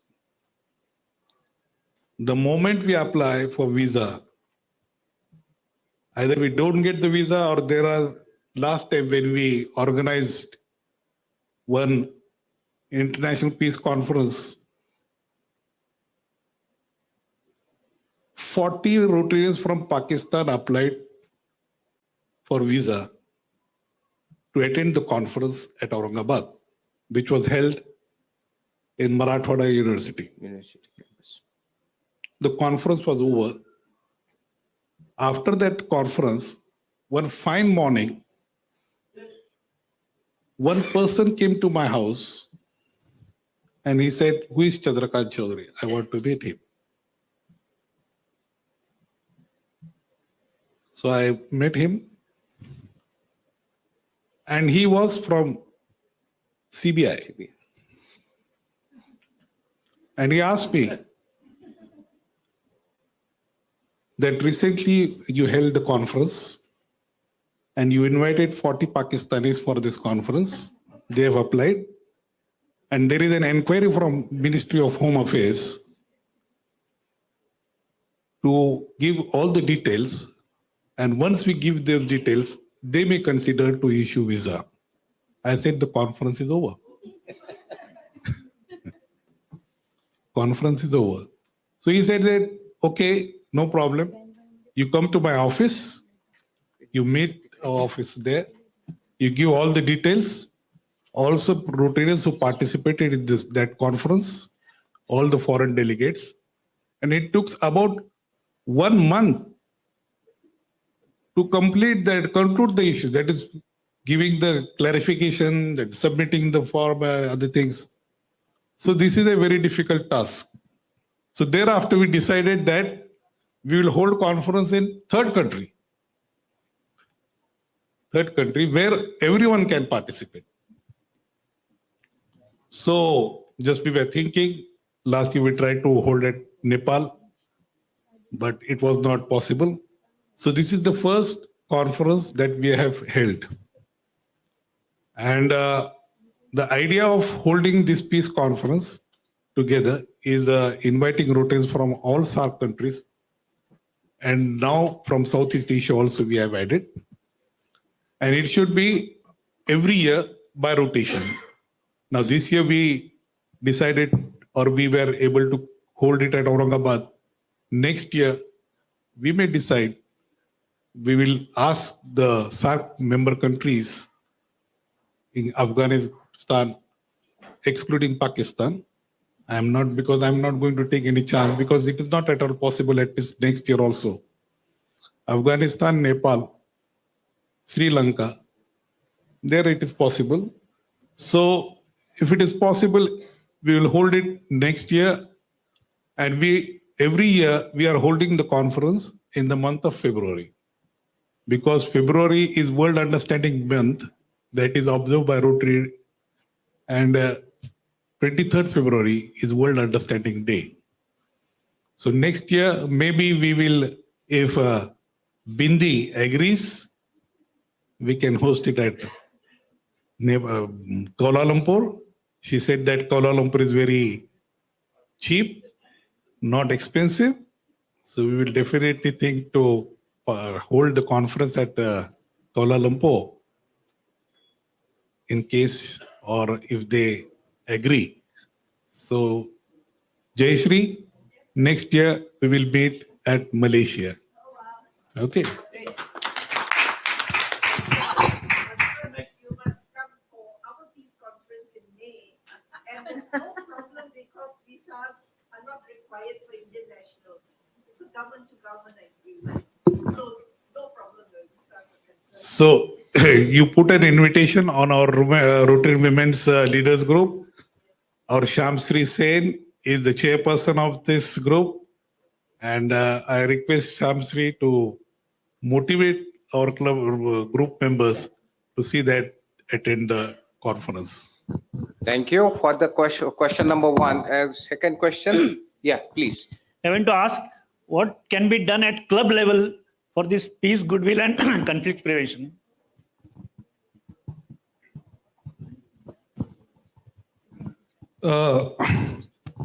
Every club is expected to take projects, programs which will build peace.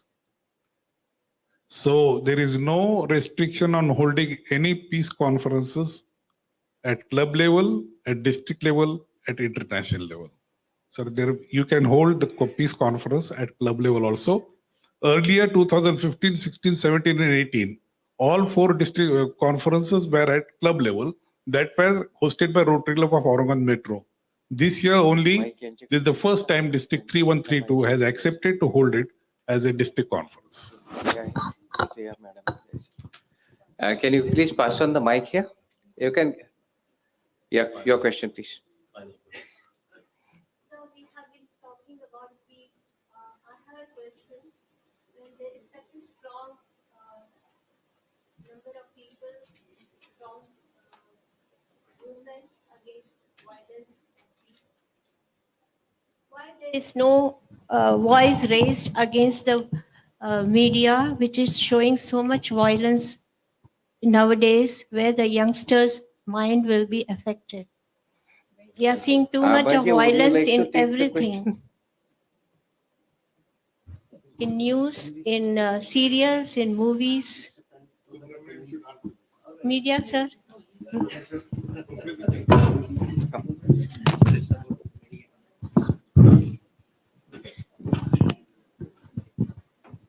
As I said, the basic reason is corporatization of media, which has happened, and their media is a product now. So selling wars and everything, this is a business. People like seeing wars. People like watching all this. That is the understanding that again, TRP, they get more TRP for that. But as I said, media itself has self-analyzed this, and there is alternative media, which concept has started, where processes like the peace building and harmony, all these concepts are taking place. As an example, I said of community radio, because commercialization, business is business. Business is business, because what happened, what we are seeing today is everyone is going behind TRP. And government is trying to, they are also making new laws. As I said, the framework says that there should be laws for that such violence should not be shown. But as new laws are coming, as we are facing, as you said, TV channels or OTT that platforms are there, where violence is glorified. Violence and crime is glorified. So this is the biggest hurdle that the people are also facing, and everyone is facing. And for the next generation, we are very concerned about the next generation. So I hope in the coming days, there will be some regulations. And the first step starts with us, that we also start negating all this. The negative things that are coming should be immediately, so civil societies also should take steps for that. That I think so. Because as I said, it is business and we cannot stop it. There will be some regulations. Government is also trying for that, and hopefully it will happen soon.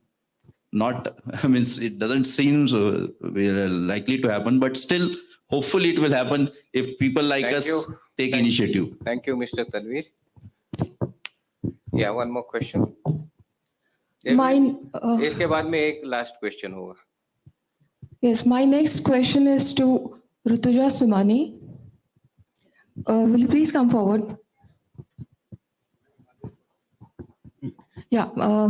My question is, she spoke about the role of education in promoting peace, but she also represents the future youth of our country. India is known to be the most vibrant, youthful population that we have in the world.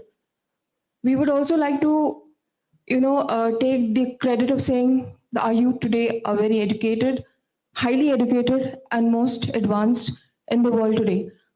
How do you think Indian youth can promote the role of promoting peace, goodwill, conflicts prevention, other than your basic education that you'll receive in colleges?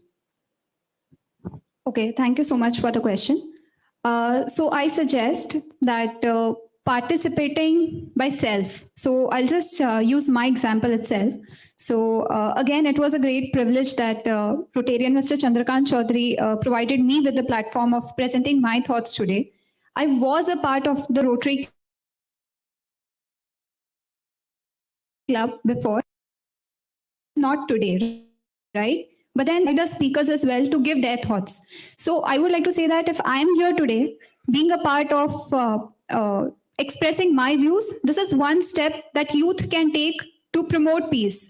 So if I am speaking about peace today at such a young level, so what I understand is today's youth want to listen from people who they relate to. So if I'm giving some thoughts, young generation would be able to correlate and follow it probably. So what I can do at my level being a youth is I can keep sharing my views in a very positive way. And as somebody said, key media is being used as a negative way as well. What I can do is today, even I have some followers, I do put stories, everybody in the young generation do put stories and all.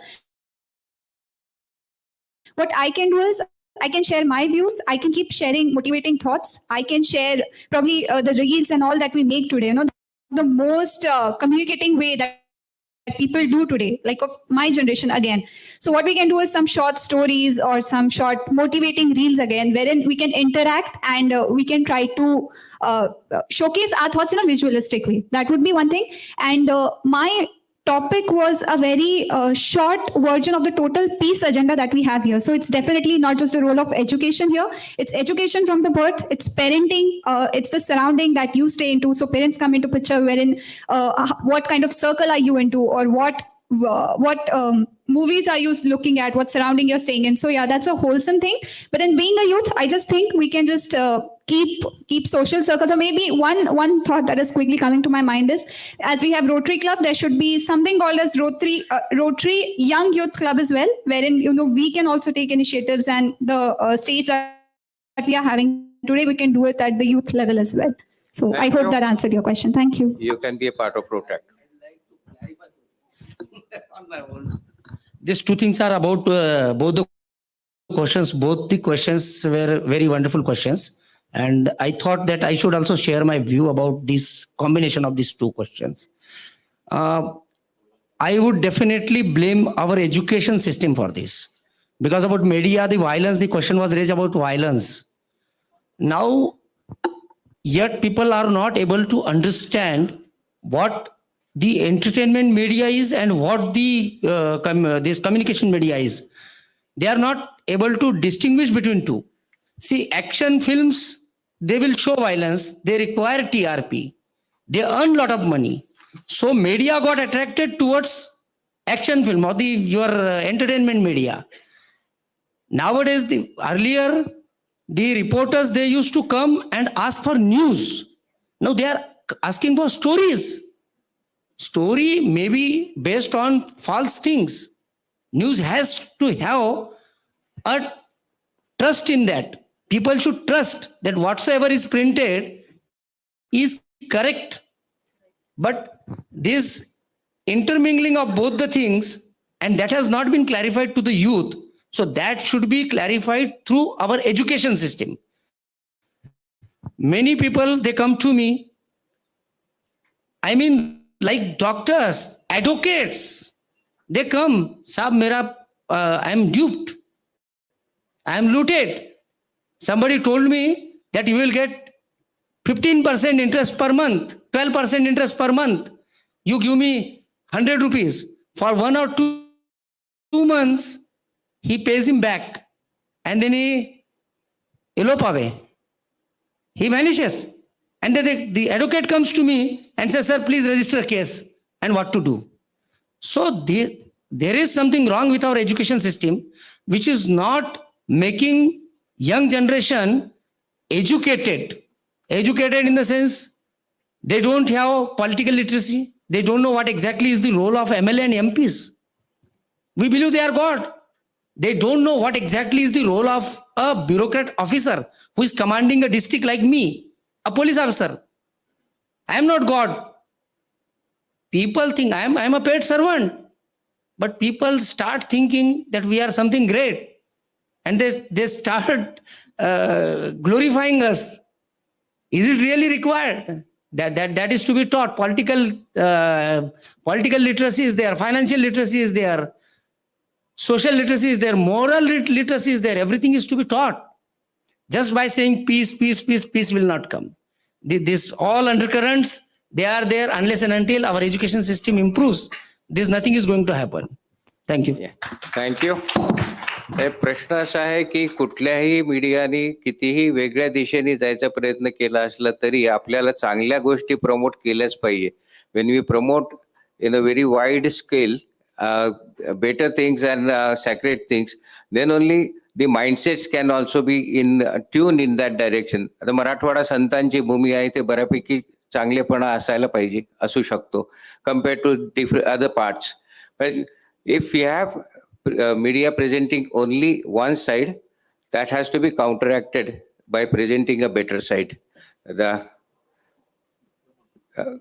Yeah, please, your question. Yes, good evening. I am Rotarian, past president and past assistant governor from Sri Lanka, Saman. Actually, this is we must have an eye-opening.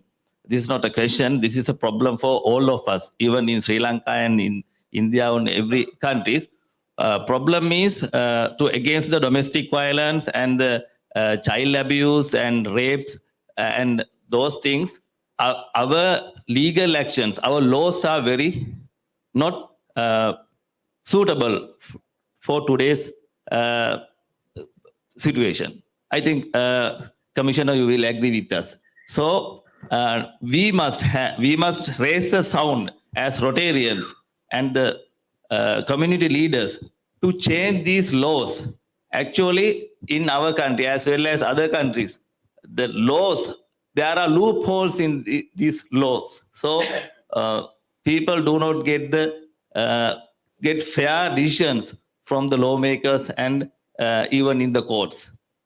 So that is the first reason. And other thing is, when a child or a lady or a woman get abused or get raped, they don't have privacy to go to a place and put an inquiry or anything. So at the second time, that lady or that child get abused again and again. So we must change the law system, and we have to get more powerful laws to against these things. That is one of main thing, I think. Wonderful suggestion. Thank you. Hello. I appreciate your concern about this crime against women and children. In India, we have come up with very stringent law about that. It's called POCSO, Prevention of Sexual Abuse Against Children and Women. And there are the provisions for punishment are not only that stringent, but the accused, they don't get bail. We have got special cell for the investigation. The expert people are there. Our police officers, expert police officers, they do the investigation about the missing children. We have got a state level cell to investigate it for the first 3 months. The local police investigate. If they fail to detect the case, then that case goes to the state level committee and they do that investigation. So far as India is concerned, we are through with all stringent laws, and that has made a good deterrence in the society, I believe. Thank Expedite. Actually, you want to say that it should be expedited. No, we do that. We have put 60 days limit for the investigation. Once the case is detected, within 60 days, you have to file the charge sheet in the court. And there are special courts which will take cognizance within a stipulated time. So that all things, they are in place in India now. Laws might be similar, will have to be implemented, Yeah. enforced. Last question from Rotarian Chandrakant. Acha, okay, Ashok ji. I am past president Rotarian Ashok Toshniwal, Aurangabad East Club. It's not my question, it's my suggestion that such peace, goodwill and conflict prevention conferences or seminars should be arranged in educational societies, colleges, so that young generation will get this input, what we are getting. Now we are at a stage where we will never need a conflicts and other things. So this type of things we should arrange in colleges, schools, and that will be more effective. Thank you very much. Very good suggestion. Ashokji, we will definitely consider this and we'll try to see that our clubs at least in our district 3132 organize such seminars or conferences for college students. Okay. I have two questions for you, sir. Okay. Why is that the police department comes in picture after the conflicts? Why don't you try and see that the conflicts are prevented? Okay.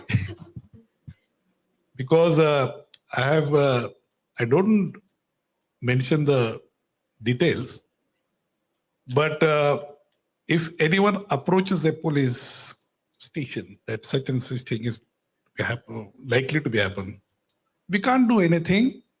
Let the thing happen, then we will arrest or we will see what has happened. So you should take steps for preventing conflicts first. And there, the department of what I see when I go through the news, there are peace committees. Majority of peace committees all over the country, politicians are there on the committees.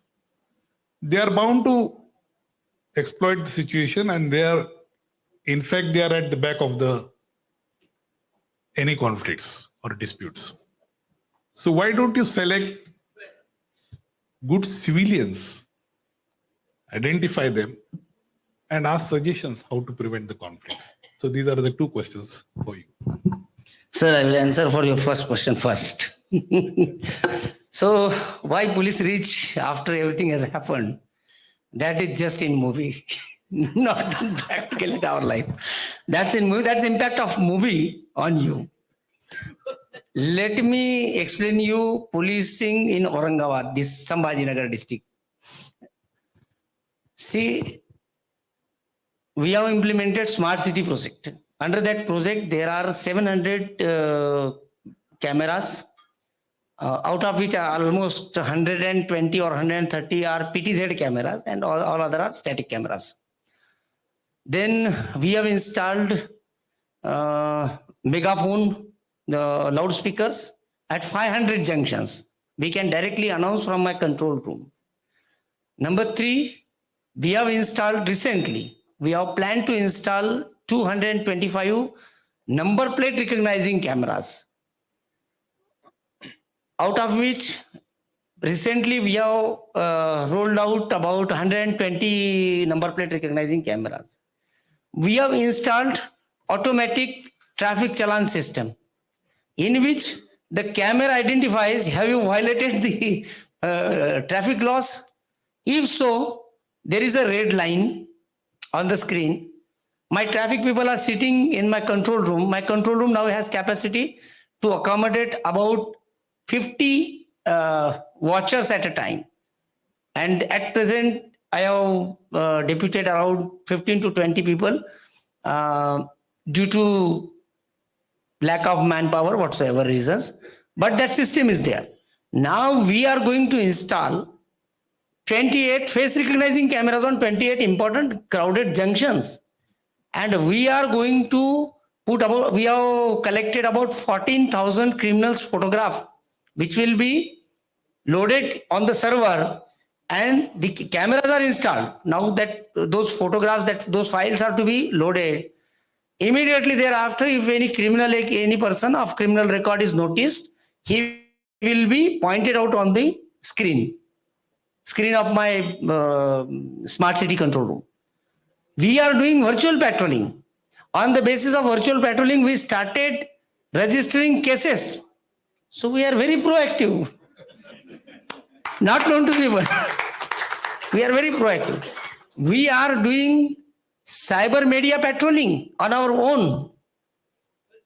We are watching many groups, Facebook and all these things. I have got my own Facebook page. I have got 80,000 followers on that. More than 80,000. I have got Instagram. I am having a Twitter handle. So we are advancing. We are becoming more proactive and technology savvy as well. So these are all illusions that police doesn't do anything. They come after everything has happened is a wrong notion. No, it's okay. Your second question, sorry, I forgot. Yeah, peace committees. See, we cannot say that all the politicians, they are bad people. See, they are elected by us. They are representatives. We cannot avoid them just by blaming each and everybody. But yes, during our peace committee meetings, earlier it was that there was a list and we used to call the people by invitation for the peace committee meeting. But now what we are doing, like suppose day after tomorrow there is Shiv Jayanti. So huge celebrations would be there. So we are called one representative from each mandal. And those people, they were there in the peace committee meeting, along with politicians, along with other influential people from the society. So that has also been addressed. It is not that we are just talking between politician and police and doing something and showing that peace committee has happened. No, people participate, and that we call that as a peace committee meeting nowadays. Thank you. Thank you, Commissioner Saab. Your presence in this August hall has been wonderful, and of course assuring that we are maintaining good law and order in the city, and your interaction with peace groups and organizations like Rotary has also been an important step. We look forward for establishing good environment in this city and a role model for nearby cities and for other people to look at Sambhaji Nagar.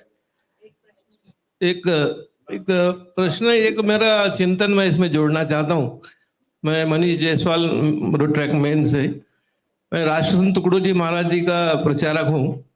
मेरा भी जीवन काफी अध्यात्म में से जुड़ा है, तो उस कारण एक मेरा जो चिंतन है कि हम पीस की बात कर रहे हैं, शांति की बात कर रहे हैं, तो एक्सटर्नल डेवलपमेंट एक है और एक इंटरनल डेवलपमेंट है, जिसमें मन, बुद्धि, चित्त, अहंकार, शरीर, वाणी, मन है.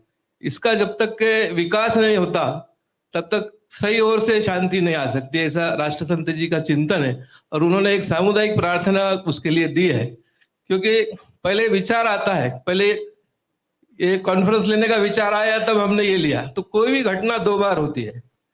जैसे मन जो है कि एक धागों के समूह को जो कपड़ा कहते हैं और वृक्षों के समूह को वन कहते हैं, तो वैसे विचारों के समूह को मन कहते हैं. जब तक के हम एक पॉजिटिव विचार बचपन से ही जब तक के बच्चों में ढालेंगे नहीं, उस प्रकार का समाज हम निर्माण नहीं करेंगे, तब तक के विश्व में शांति नहीं आ सकती. और एक वर्ल्ड रिलीजन कॉन्फ्रेंस जो हुई थी जापान में 1955 में, वहाँ वंदनीय राष्ट्रसंत तुकडो जी महाराज जी ने एक भजन से उसका स्टार्ट किया था, उद्घाटन किया था.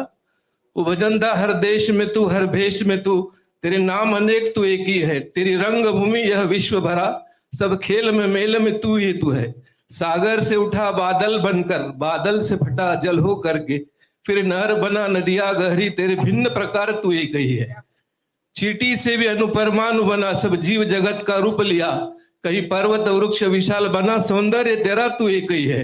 यह दिव्य दिखाया है जिसने, वह है गुरुदेव की पूर्ण दया।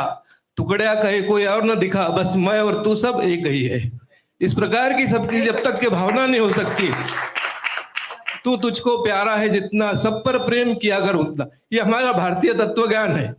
अहम ब्रह्मास्मि, ओम तत्वमसि। सब में जो है वो ब्रह्म तुझ में है, मुझ में है। इस प्रकार की जब तक के हर व्यक्ति की भावना नहीं हो सकती, तब तक विश्व में शांति नहीं आ सकती। छोटा सा चिंतन मैं प्रस्तुत करता हूँ। धन्यवाद। Thank you. I can see this.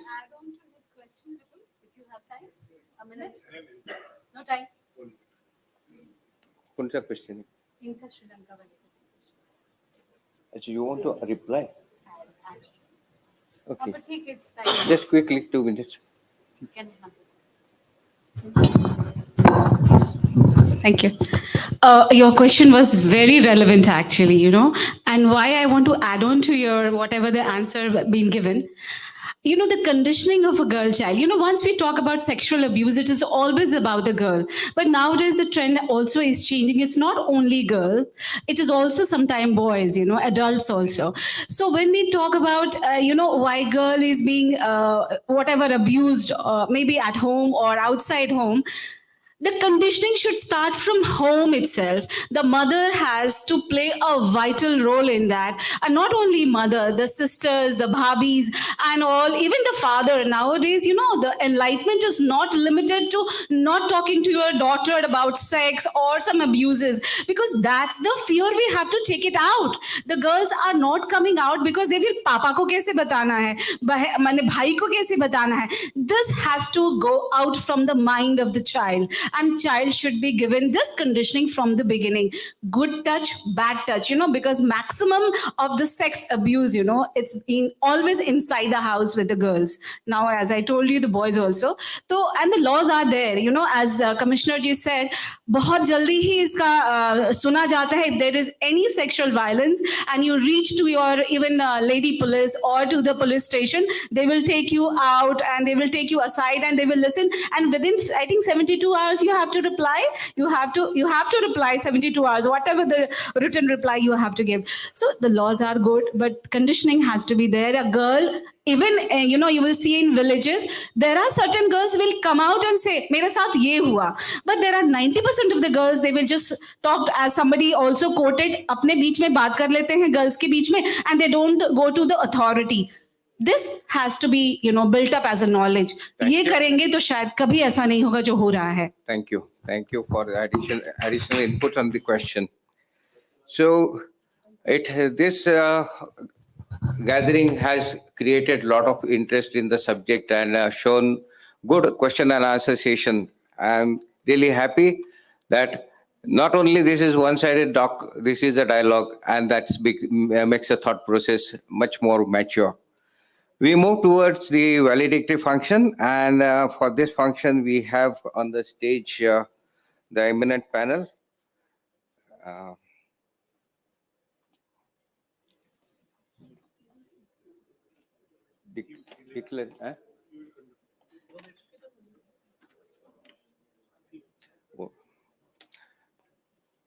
Direct declaration घेऊन घेऊ. Can you display the declaration?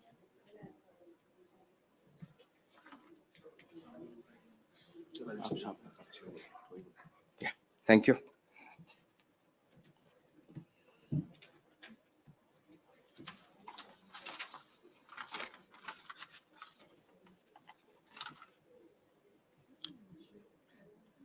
We have completed all the earlier sessions and we are now in the valedictory function, and it starts with the declaration of the conference proceedings. I'll read out as it is framed. District 3132 International Peace, Goodwill and Conflict Prevention Conference 2024. Conference Declaration. We, the Rotarians of South and South Asia, assembled in the District 3132 International Peace, Goodwill and Conflict Prevention Conference held on 17th February 2024 at Chhatrapati Sambhaji Nagar, Maharashtra, India, draw satisfaction from the atmosphere of peace, friendship amongst the people of South and Southeast Asia, and from the success achieved by the Rotarians through sharing of common concerns and continued efforts in the region in the fields of eradication of polio, water management, and elevation of literacy. We, the Rotarians of South and Southeast Asia, encourage the Rotary Clubs to undertake programs for implementation of the civic and social responsibilities at grassroots level and support the initiative of the various governments for people-to-people connectivity. We, the Rotarians of South and Southeast Asia, reiterate its convictions that the positive approach to peace requires better understanding on people-to-people level, and its firm faith that the people of this region have many common values of culture and historical experience and are inherently peace-loving. We, the Rotarians of South and Southeast Asia, resolve to accelerate the process of peace and goodwill consistently with Rotary's objectives, encourage the Rotary clubs in the region to undertake projects to render assistance to those in need and deprivation, especially in the fields of 1. Population and sustainable development, 2. Literacy, 3. Water management, 4. Women health and child development, 5. Bringing about ecological balance. We, the Rotarians of South and Southeast Asia, encourage the Rotary clubs and Rotarians in the region to use the existing opportunities of all Rotary programs and explore opportunities of collaboration to enhance understanding and goodwill amongst them, and through such close contacts, reach out for improving the level of human development in the region with the activities such as exploring innovative solutions to address real needs of the people, friendship exchange visits, better awareness of Rotary Peace programs, business, professional and media delegations, cultural events in each country depicting the region, sister clubs arrangement between the clubs in different countries and within the region, youth, student, teaching faculty exchanges, promoting and strengthening positive peace in order to create hope in the world. We, the Rotarians, commit to restore hope and to help the community to heal from destructive conflicts and in turn to help us achieve lasting change.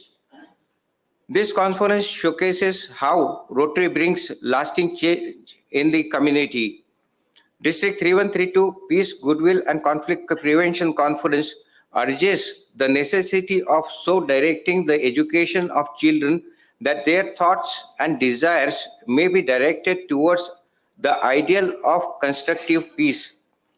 District 3132 Peace, Goodwill and Conflict Prevention Conference urges the necessity of directing the parents by holding regularly parent counseling programs on parenting to promote peace and directing their thoughts and desires towards ideal of constructive peace. We, the Rotarians of South and Southeast Asia, affirm ourselves on creating peace for better future of mankind and exploring innovative solutions to address the real world needs. We, the Rotarians of South and Southeast Asia, reaffirm that in unity and in peace lie the destiny of the vast population of South and Southeast Asia, and rededicates itself to the challenges that lie ahead, continuing to build peace and goodwill, understanding and cooperation, working together, and create hope in the world. Thank you.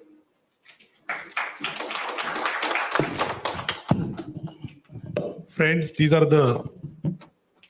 this is the declaration of at this end of this conference. If you agree, then I will request RRFC and Subramanian and conference RWL chairperson Shamasri said to take this declaration to the Rotary International. Do you agree? Accepted?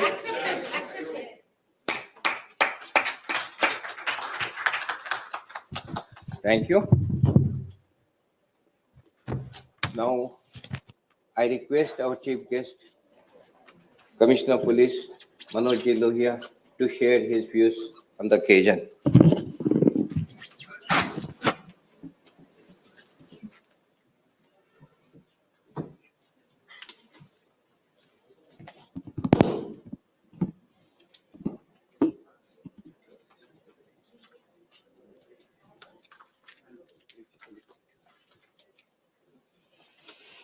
Honorable Dias, all the Rotarian members, office bearers, all respected delegates who have come here from various parts of this country, India, as well as from South Asia. Friends, in the very beginning, let me tender my sincere apology for disappointing you in the morning because I was scheduled to be here in the first session, inaugural session, but due to some health reasons, I could not make it. I express my sincere apology for that. I wholeheartedly congratulate this esteemed gathering for taking up the subject, which is, I think, is of utmost importance in the life of a human being. When we call us human being, we have no right to call us human being if we are away from brotherhood, trust bondings, and togetherness. Friends, you all know that the peace is the path we take for bringing growth and prosperity into the society and also in the country. If we do not have peace and harmony,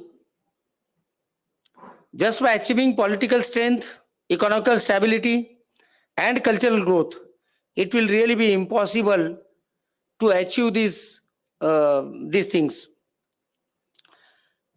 However,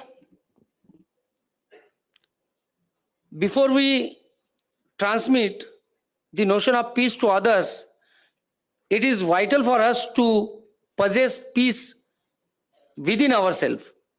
It has become the most significant aspect of our life. I would say peace is not a responsibility of an individual, but it is a collective responsibility of all of us. There is a lot to learn from the history. If we go to history, we shall find there were a number of wars fought between the nations. And if we deeply look into the reasons for the war, we come to know it was nothing but a desire to overpower others, ruin the poor, and win the land. And the end result in each war is not only loss of life or a huge loss of all types of resources, but from history for this you can refer War of Kalinga, where millions of people they suffered, and it took many years to recover from the loss. There are many examples, bombing on Hiroshima, Nagasaki, and there are so many examples in the history. World War II, there are a number of examples. But friends, after each war, the end result is speaking about the peace. So everybody realizes that there has to be peace for the growth of nation, for the development, for individual development as well as development of the society. Question of peace usually arises after conflict. So therefore, it is very important to understand the root cause of conflicts. What are the root causes of conflict? In my opinion, there are few causes, out of which one I have already spoken is about our education system. Number two, it is desire. It is the desire which leads to the disturbance. That is the most important thing which generally is getting neglected. Then how to control this desire? By a proper education system, by inculcating good good things, imparting good education, especially from the schooling age.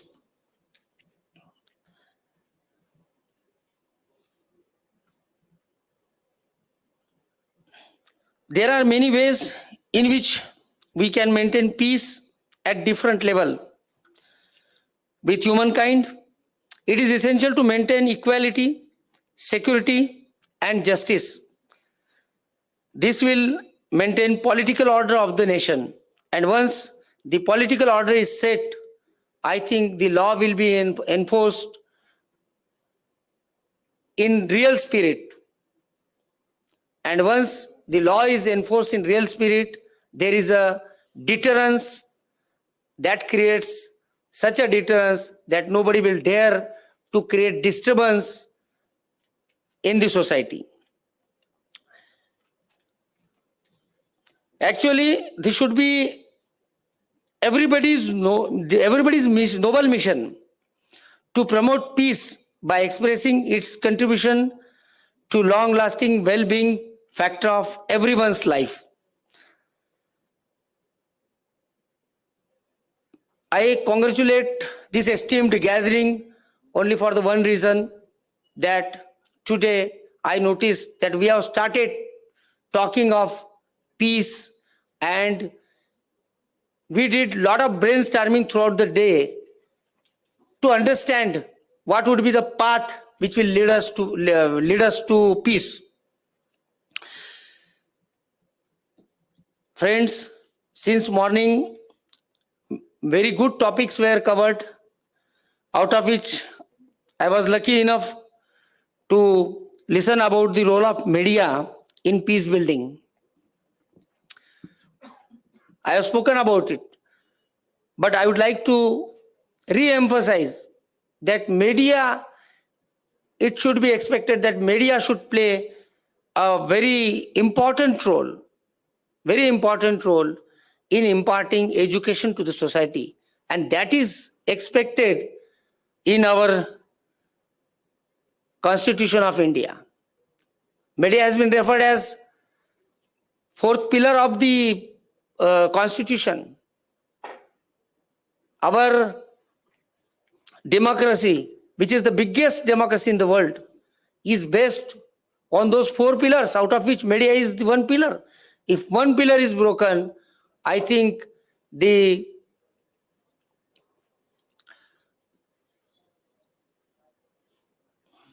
democracy fabric will definitely get torn, and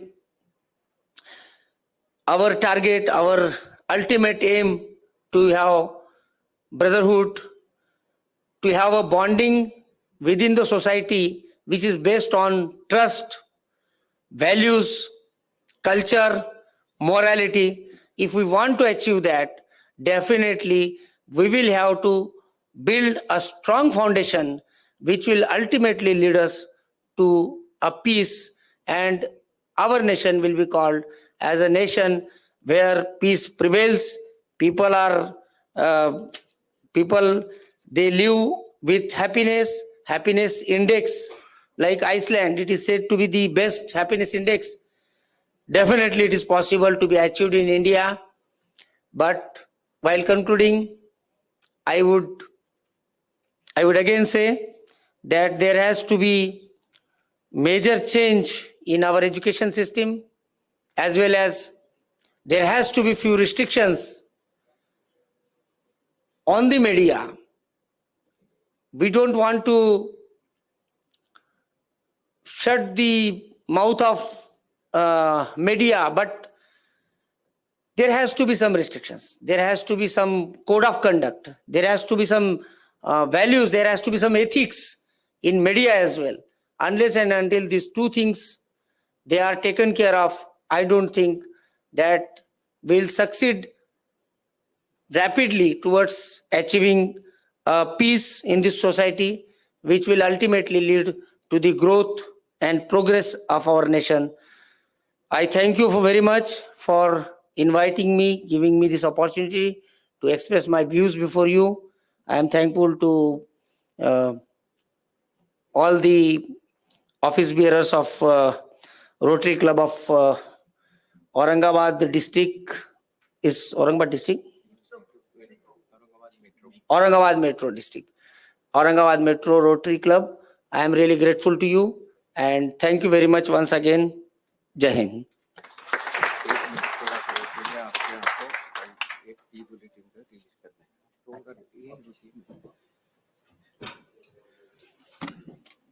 Thank you, Manojji Lohia, Commissioner of Police, Chhatrapati Sambhaji Nagar, for your thoughts on the subject in the valedictory function and also as the chief guest of this program. I now request you to release the e-bulletin, which is prepared particularly for this conference, which covers many of the subjects and many of the thoughts shared by all the participants. There have been wonderful speakers and eminent presenters on the dais. Even off the dais, there have been many people who have contributed their thoughts in the subject matter. And I request you to release that e-book by clicking the button.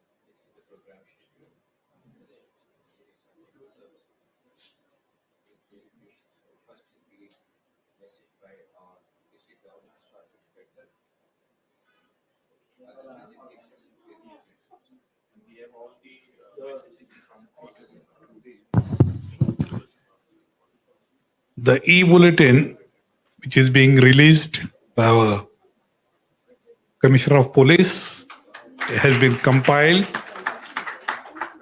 by our senior Rotarian, past President Rotarian Milind Deshpande, member of our club, and President-elect of Rotary Club of Ambazogai, Rohini Pathak. So I thank you and congratulate you for bringing out this e-bulletin of this conference. Thank you. Thank you, sir. Before that,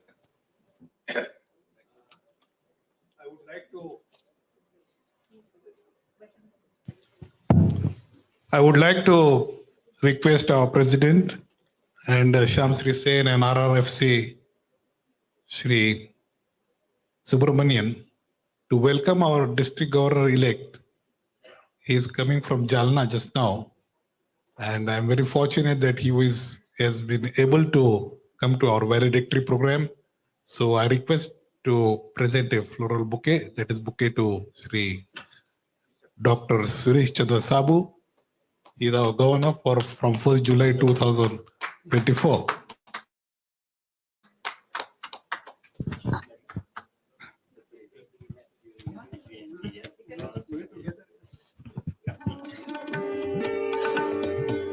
For information of our chief guest, our Rotary District 3132.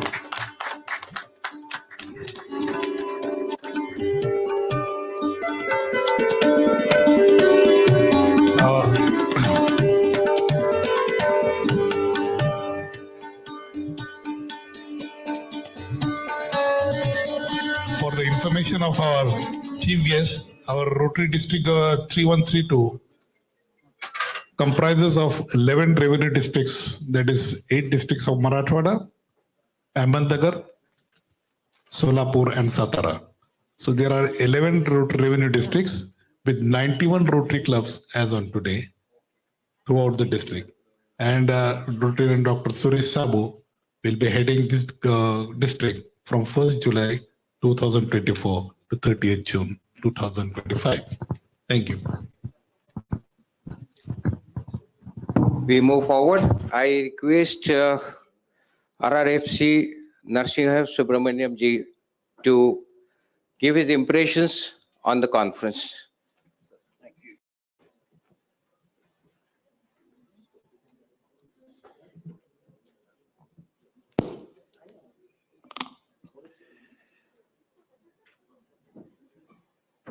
I have no doubts if I were to give my impressions very quickly and in 30 seconds, it would be just to say, I found this to be an excellent meeting and very informative. But being so brief will not do justice to the organizers who have actually made a great amount of effort. When I first began looking at the program schedule and the way the program was structured, you could see very clearly that we have deeply applied our mind to all the various dimensions and facets of not only creating peace, but making sure that it is sustainable and lasting. It's very heartening to see that we had somebody, Rutuja, as one of our young stars here, on the one hand, as a participant who came in with a lot of bright thoughts. On the other hand, we have the chief of the law enforcement agency of this area sitting with us today. We've also had the privilege and the pleasure of a career diplomat from Nepal, sharing almost 31 years of interactions and how diplomacy and communications at personal levels have managed to avert several disagreements and possible outcomes due to that. Let me first begin by congratulating my friend, my batchmate governor, Shamashri. She is not only, she's being described here as a, RWL leader. I mean, the way I know Shamashri, she does not just lead women, she leads men as well. And it's just that she leads women a little more kindly than she leads men. But Shamashri, I think your address on the areas of focus that you covered, I must compliment you because some of the smaller things which you often forget to mention, what you spoke about, the financial literacy, the soil management, the microcredits, and about the program of scales. These, I think, are very, very important. It goes to clearly outline how far our Rotary thoughts goes into creating something very comprehensive and complete. So I must compliment you, sir, for your book, a very thoughtful book, and the idea that you will take it into multiple languages. Major obstacles to achieving world peace. I think Bindi Rajsekharan, very, very effectively communicated various dimensions of things that we needed to discuss and understand. And a wonderful slide on having Russia and China on either side of the peaceful Mongolia. I think that is a very impressive way to document how one can maintain peace, even if you are not in a completely peaceful area. I think very, very impressive, I must say. Now, coming to Elsa. Elsa, I think it is really heartening because you represent a very significant dimension of Rotary's peace efforts.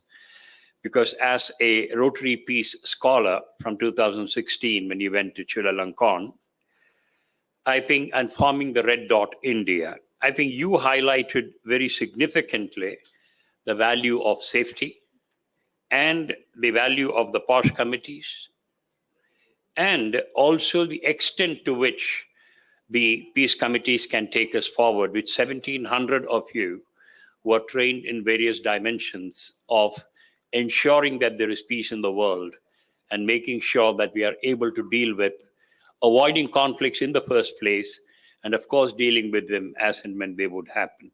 So I must congratulate you on that as well. Now, listening to this young lady again, Jayashree Chabrani, was very, very heartening again. You know, to have somebody who has a family-run businesses dealing with fruits and vegetables, and then getting on to several dimensions of education, including a focus on handwriting, digital literacy, languages, etc., I think extremely useful. And the soft skills that you're teaching people is so evident in you that I would probably enroll to be one of your students. Talking about the role of the media in peace building, I think one of the things I noticed about Professor Tanveer Ahmed's presentation, again, he was very clear about where we need to draw the lines between an area of a service and an area of commerce, where the overlap can create certain issues of concern. And I think this is one point where I feel that we can all be a little confused. You know, some of you sitting in the audience, if you were to look at me, might have quite rightly assumed that I may be sleeping. But it wasn't that. It was the light falling on my eyes. I had to close my eyes. So sometimes the media can be misleading, not intentionally, mind you. So I think we need to take our charge on how we are going to interpret what the media does and what the media should be doing as well. When coming to Mona, I think, you know, when you brought the issues about the stepwise role of parenting, the stepwise role of creating that sentence, the concept within the family as the child grows up, to make sure that we play our role in ensuring that the child grows up with the right values, etc., was very good. The role of women in promoting peace. You know, Abba, as we know, has always been a tremendous communicator, tremendous forceful communicator. Sometimes when she speaks, you wonder whether she is here to wage peace or wage war. But impressive, I must say, nevertheless. And again, when we talk about Sudhaji, of course, I think brought several dimensions. I think being an ophthalmologist, you very rightly brought a great vision to the whole program for us. Saving the girl child, I suppose, is perhaps the most important thing. All of us sitting here would agree is terribly important. The role of creating a peace center, the role of applying Raja Yoga and meditation for people to create the kind of mental balance. I apologize to the young man who came and spoke about it later. And again, somebody brought up the issue about the value of the dialogue. I mean, I can tell you personally what Rotary has given me in so many years of being in Rotary. I think one way to avoid creating a problem is to start a dialogue early. Don't keep it to yourself. Start a discussion. The discussion sometimes may not be pleasant, but nevertheless, it is going to find you the solutions. Now, I'm a very, very passionate lover of Rotary, as you can see. So I want to highlight two other very important points. That this is an organization. There are not many organizations where people hand over a position to somebody else, and that too happily. Here we have the district governor-elect and the district governor nominee both sitting in this audience. And I'm sure the district governor serving would have been very happy to see both of you. So I think we are an organization, we actually take pride in our continuity of service. And because we all come from different dimensions of work, we also take great pride in making sure we keep learning every day. The presence of people from Sri Lanka, from Malaysia, from Nepal, from Bangladesh, I think it means the world to us. Because at least a micro or a zonal level, we are certainly making our efforts to achieve what I think we should be doing. And we always leave the best for the last. So I think my final compliment and my ultimate compliment, apart from, of course, the president of the organizing club, would be reserved for Chandrakantji. And I think I can't say enough about him.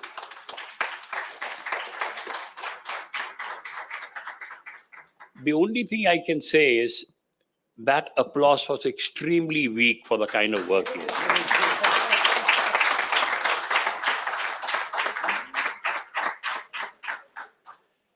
And Lalita and I are extremely grateful to be a part of this event. I think for me, it's been a great day of learning.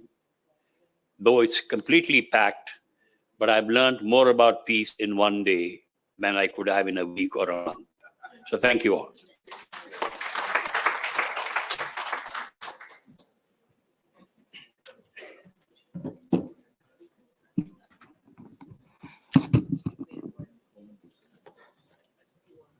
आता आपण आपलीच पाठ थोपवून घ्यायला हरकत नाही, कारण आजच्या closing remarks मध्ये इम्प्रेशन्स जे आपल्याला RRFC ने दिलेले आहेत ते आपल्याला खरंच सुखावह, समाधानकारक आणि कुठेतरी पुढे जाण्यासाठी उद्युक्त करणारे निश्चितच आहेत. आणि कोणीतरी याची आपली पाठ थोपटली तर नक्कीच चांगलं वाटतं. Thank you sir for a good pat on for all the presenters. They really would be blessed with your words and energized to work more. Next.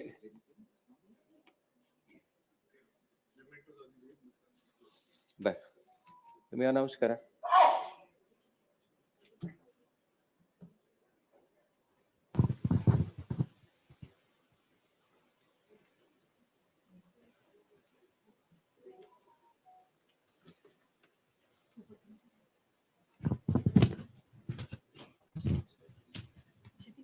कोणाचे कोणाचे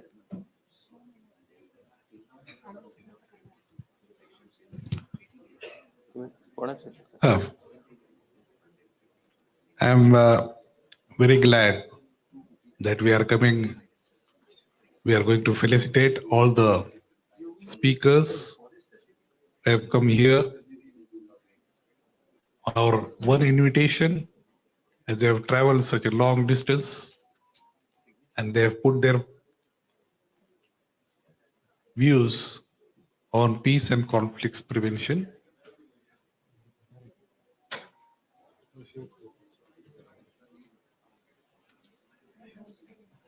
First of all, I request convener to see that the mementos are being presented with shawls.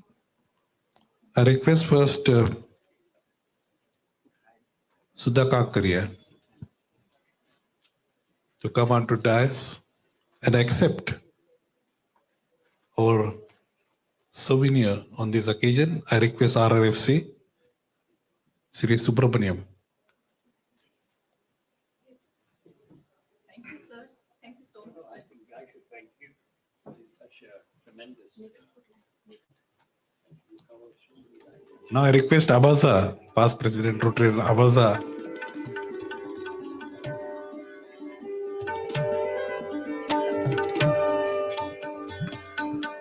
I request Mona Bumka to come on to the dais.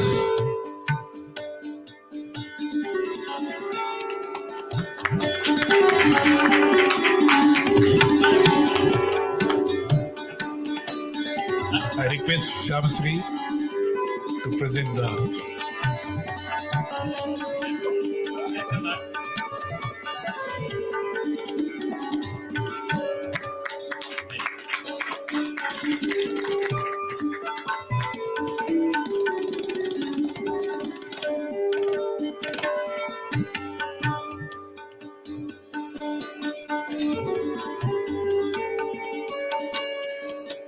Tanveer Ahmed.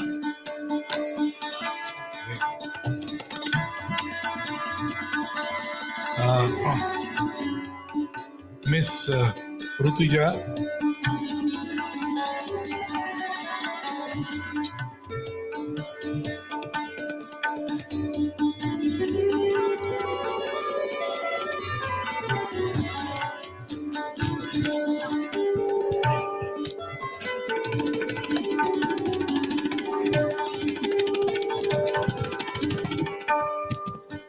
Now I request Elsa.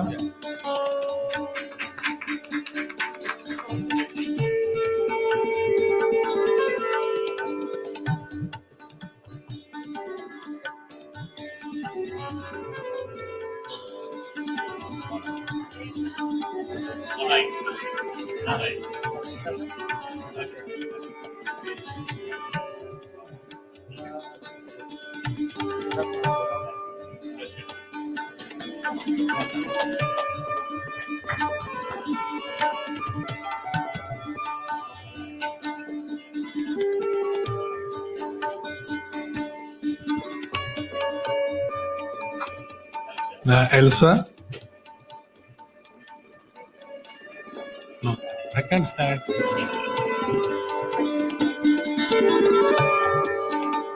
Okay.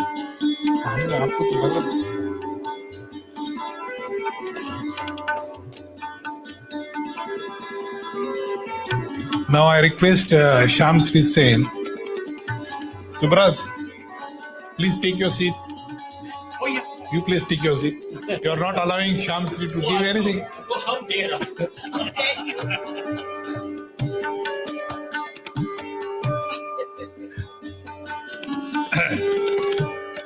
Jayashree Chabrane, please come on to dais, accept our memento.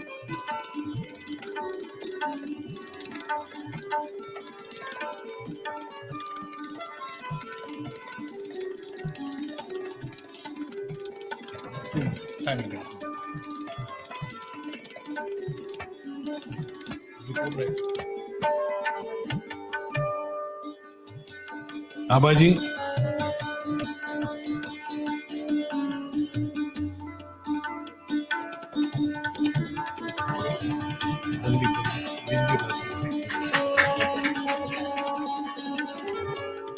Bindi Rajsekharan.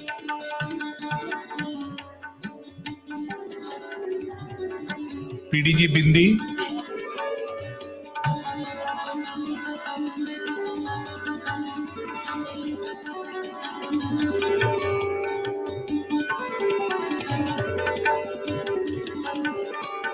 Past President Mohan Shrestha, Rotary Club of Delhi Bazaar, Kathmandu.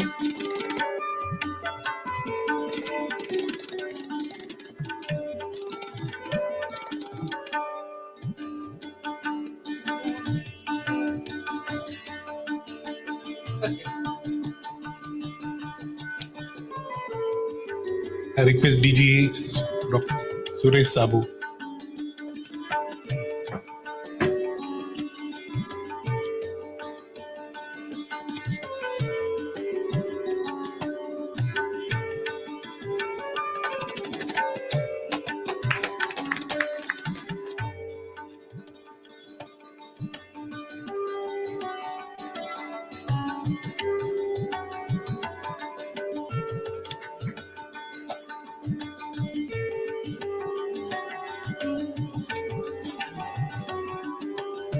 I request our club president, Arti Iyengar, to present a memento to RRFC.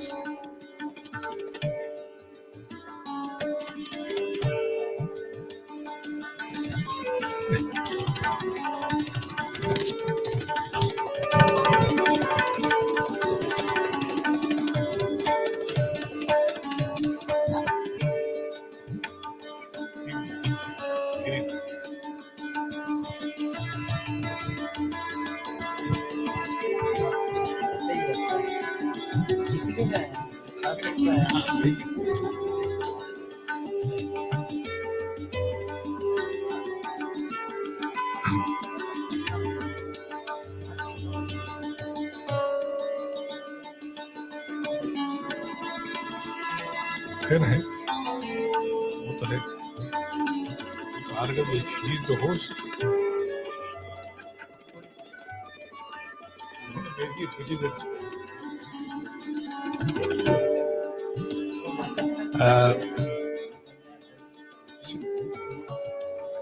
Shamsri Sen.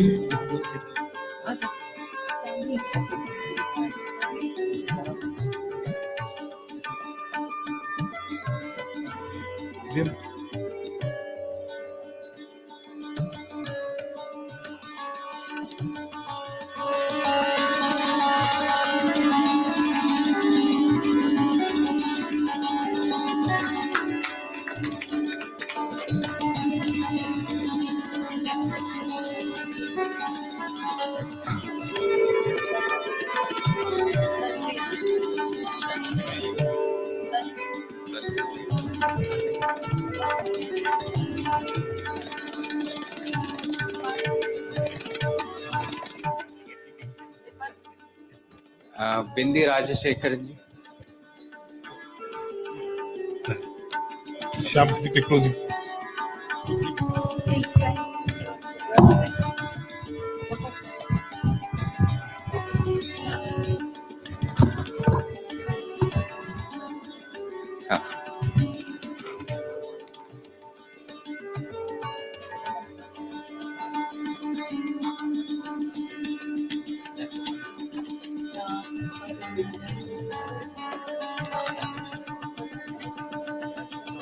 मराठ्यांचे Rotarian Marathe.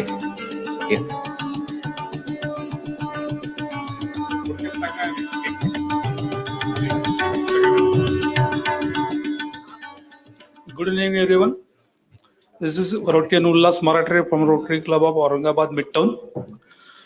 I just want to, on this occasion, present a book called Rajok, which is extraction of 36 years of study by industrialist and businessman Mr. Shrikantji Deshmukh, who has extracted this book from the contents of Bhagavad Gita just to bring Rajयोग to every common man's life. So everyone please, the book is not available at present in English. That print is already is gone. Hindi and Marathi editions are available. You can collect the book from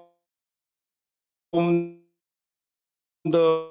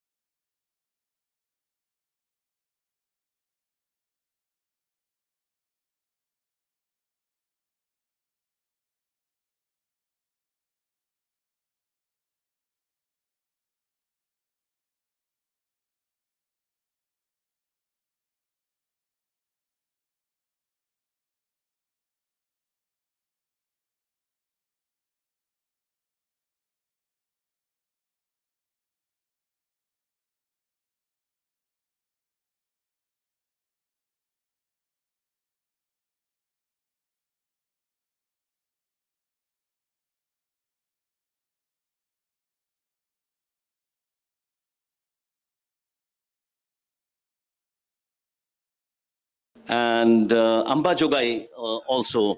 Sorry if I'm missing some. Hyderabad and Delhi also. Yes, that reminds me of Abhaja. Yes.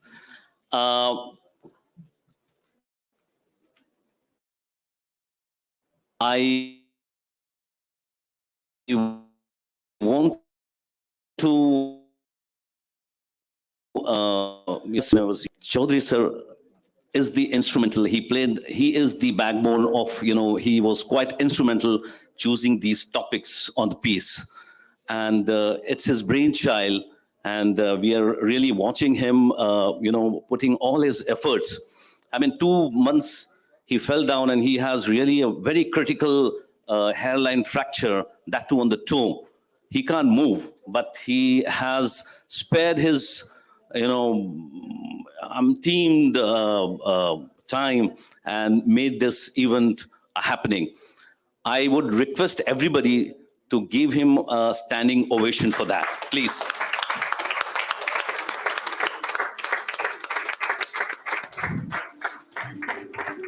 Thank you so much for coming in here and witnessing such a gala and extravaganza event. Thank you so much.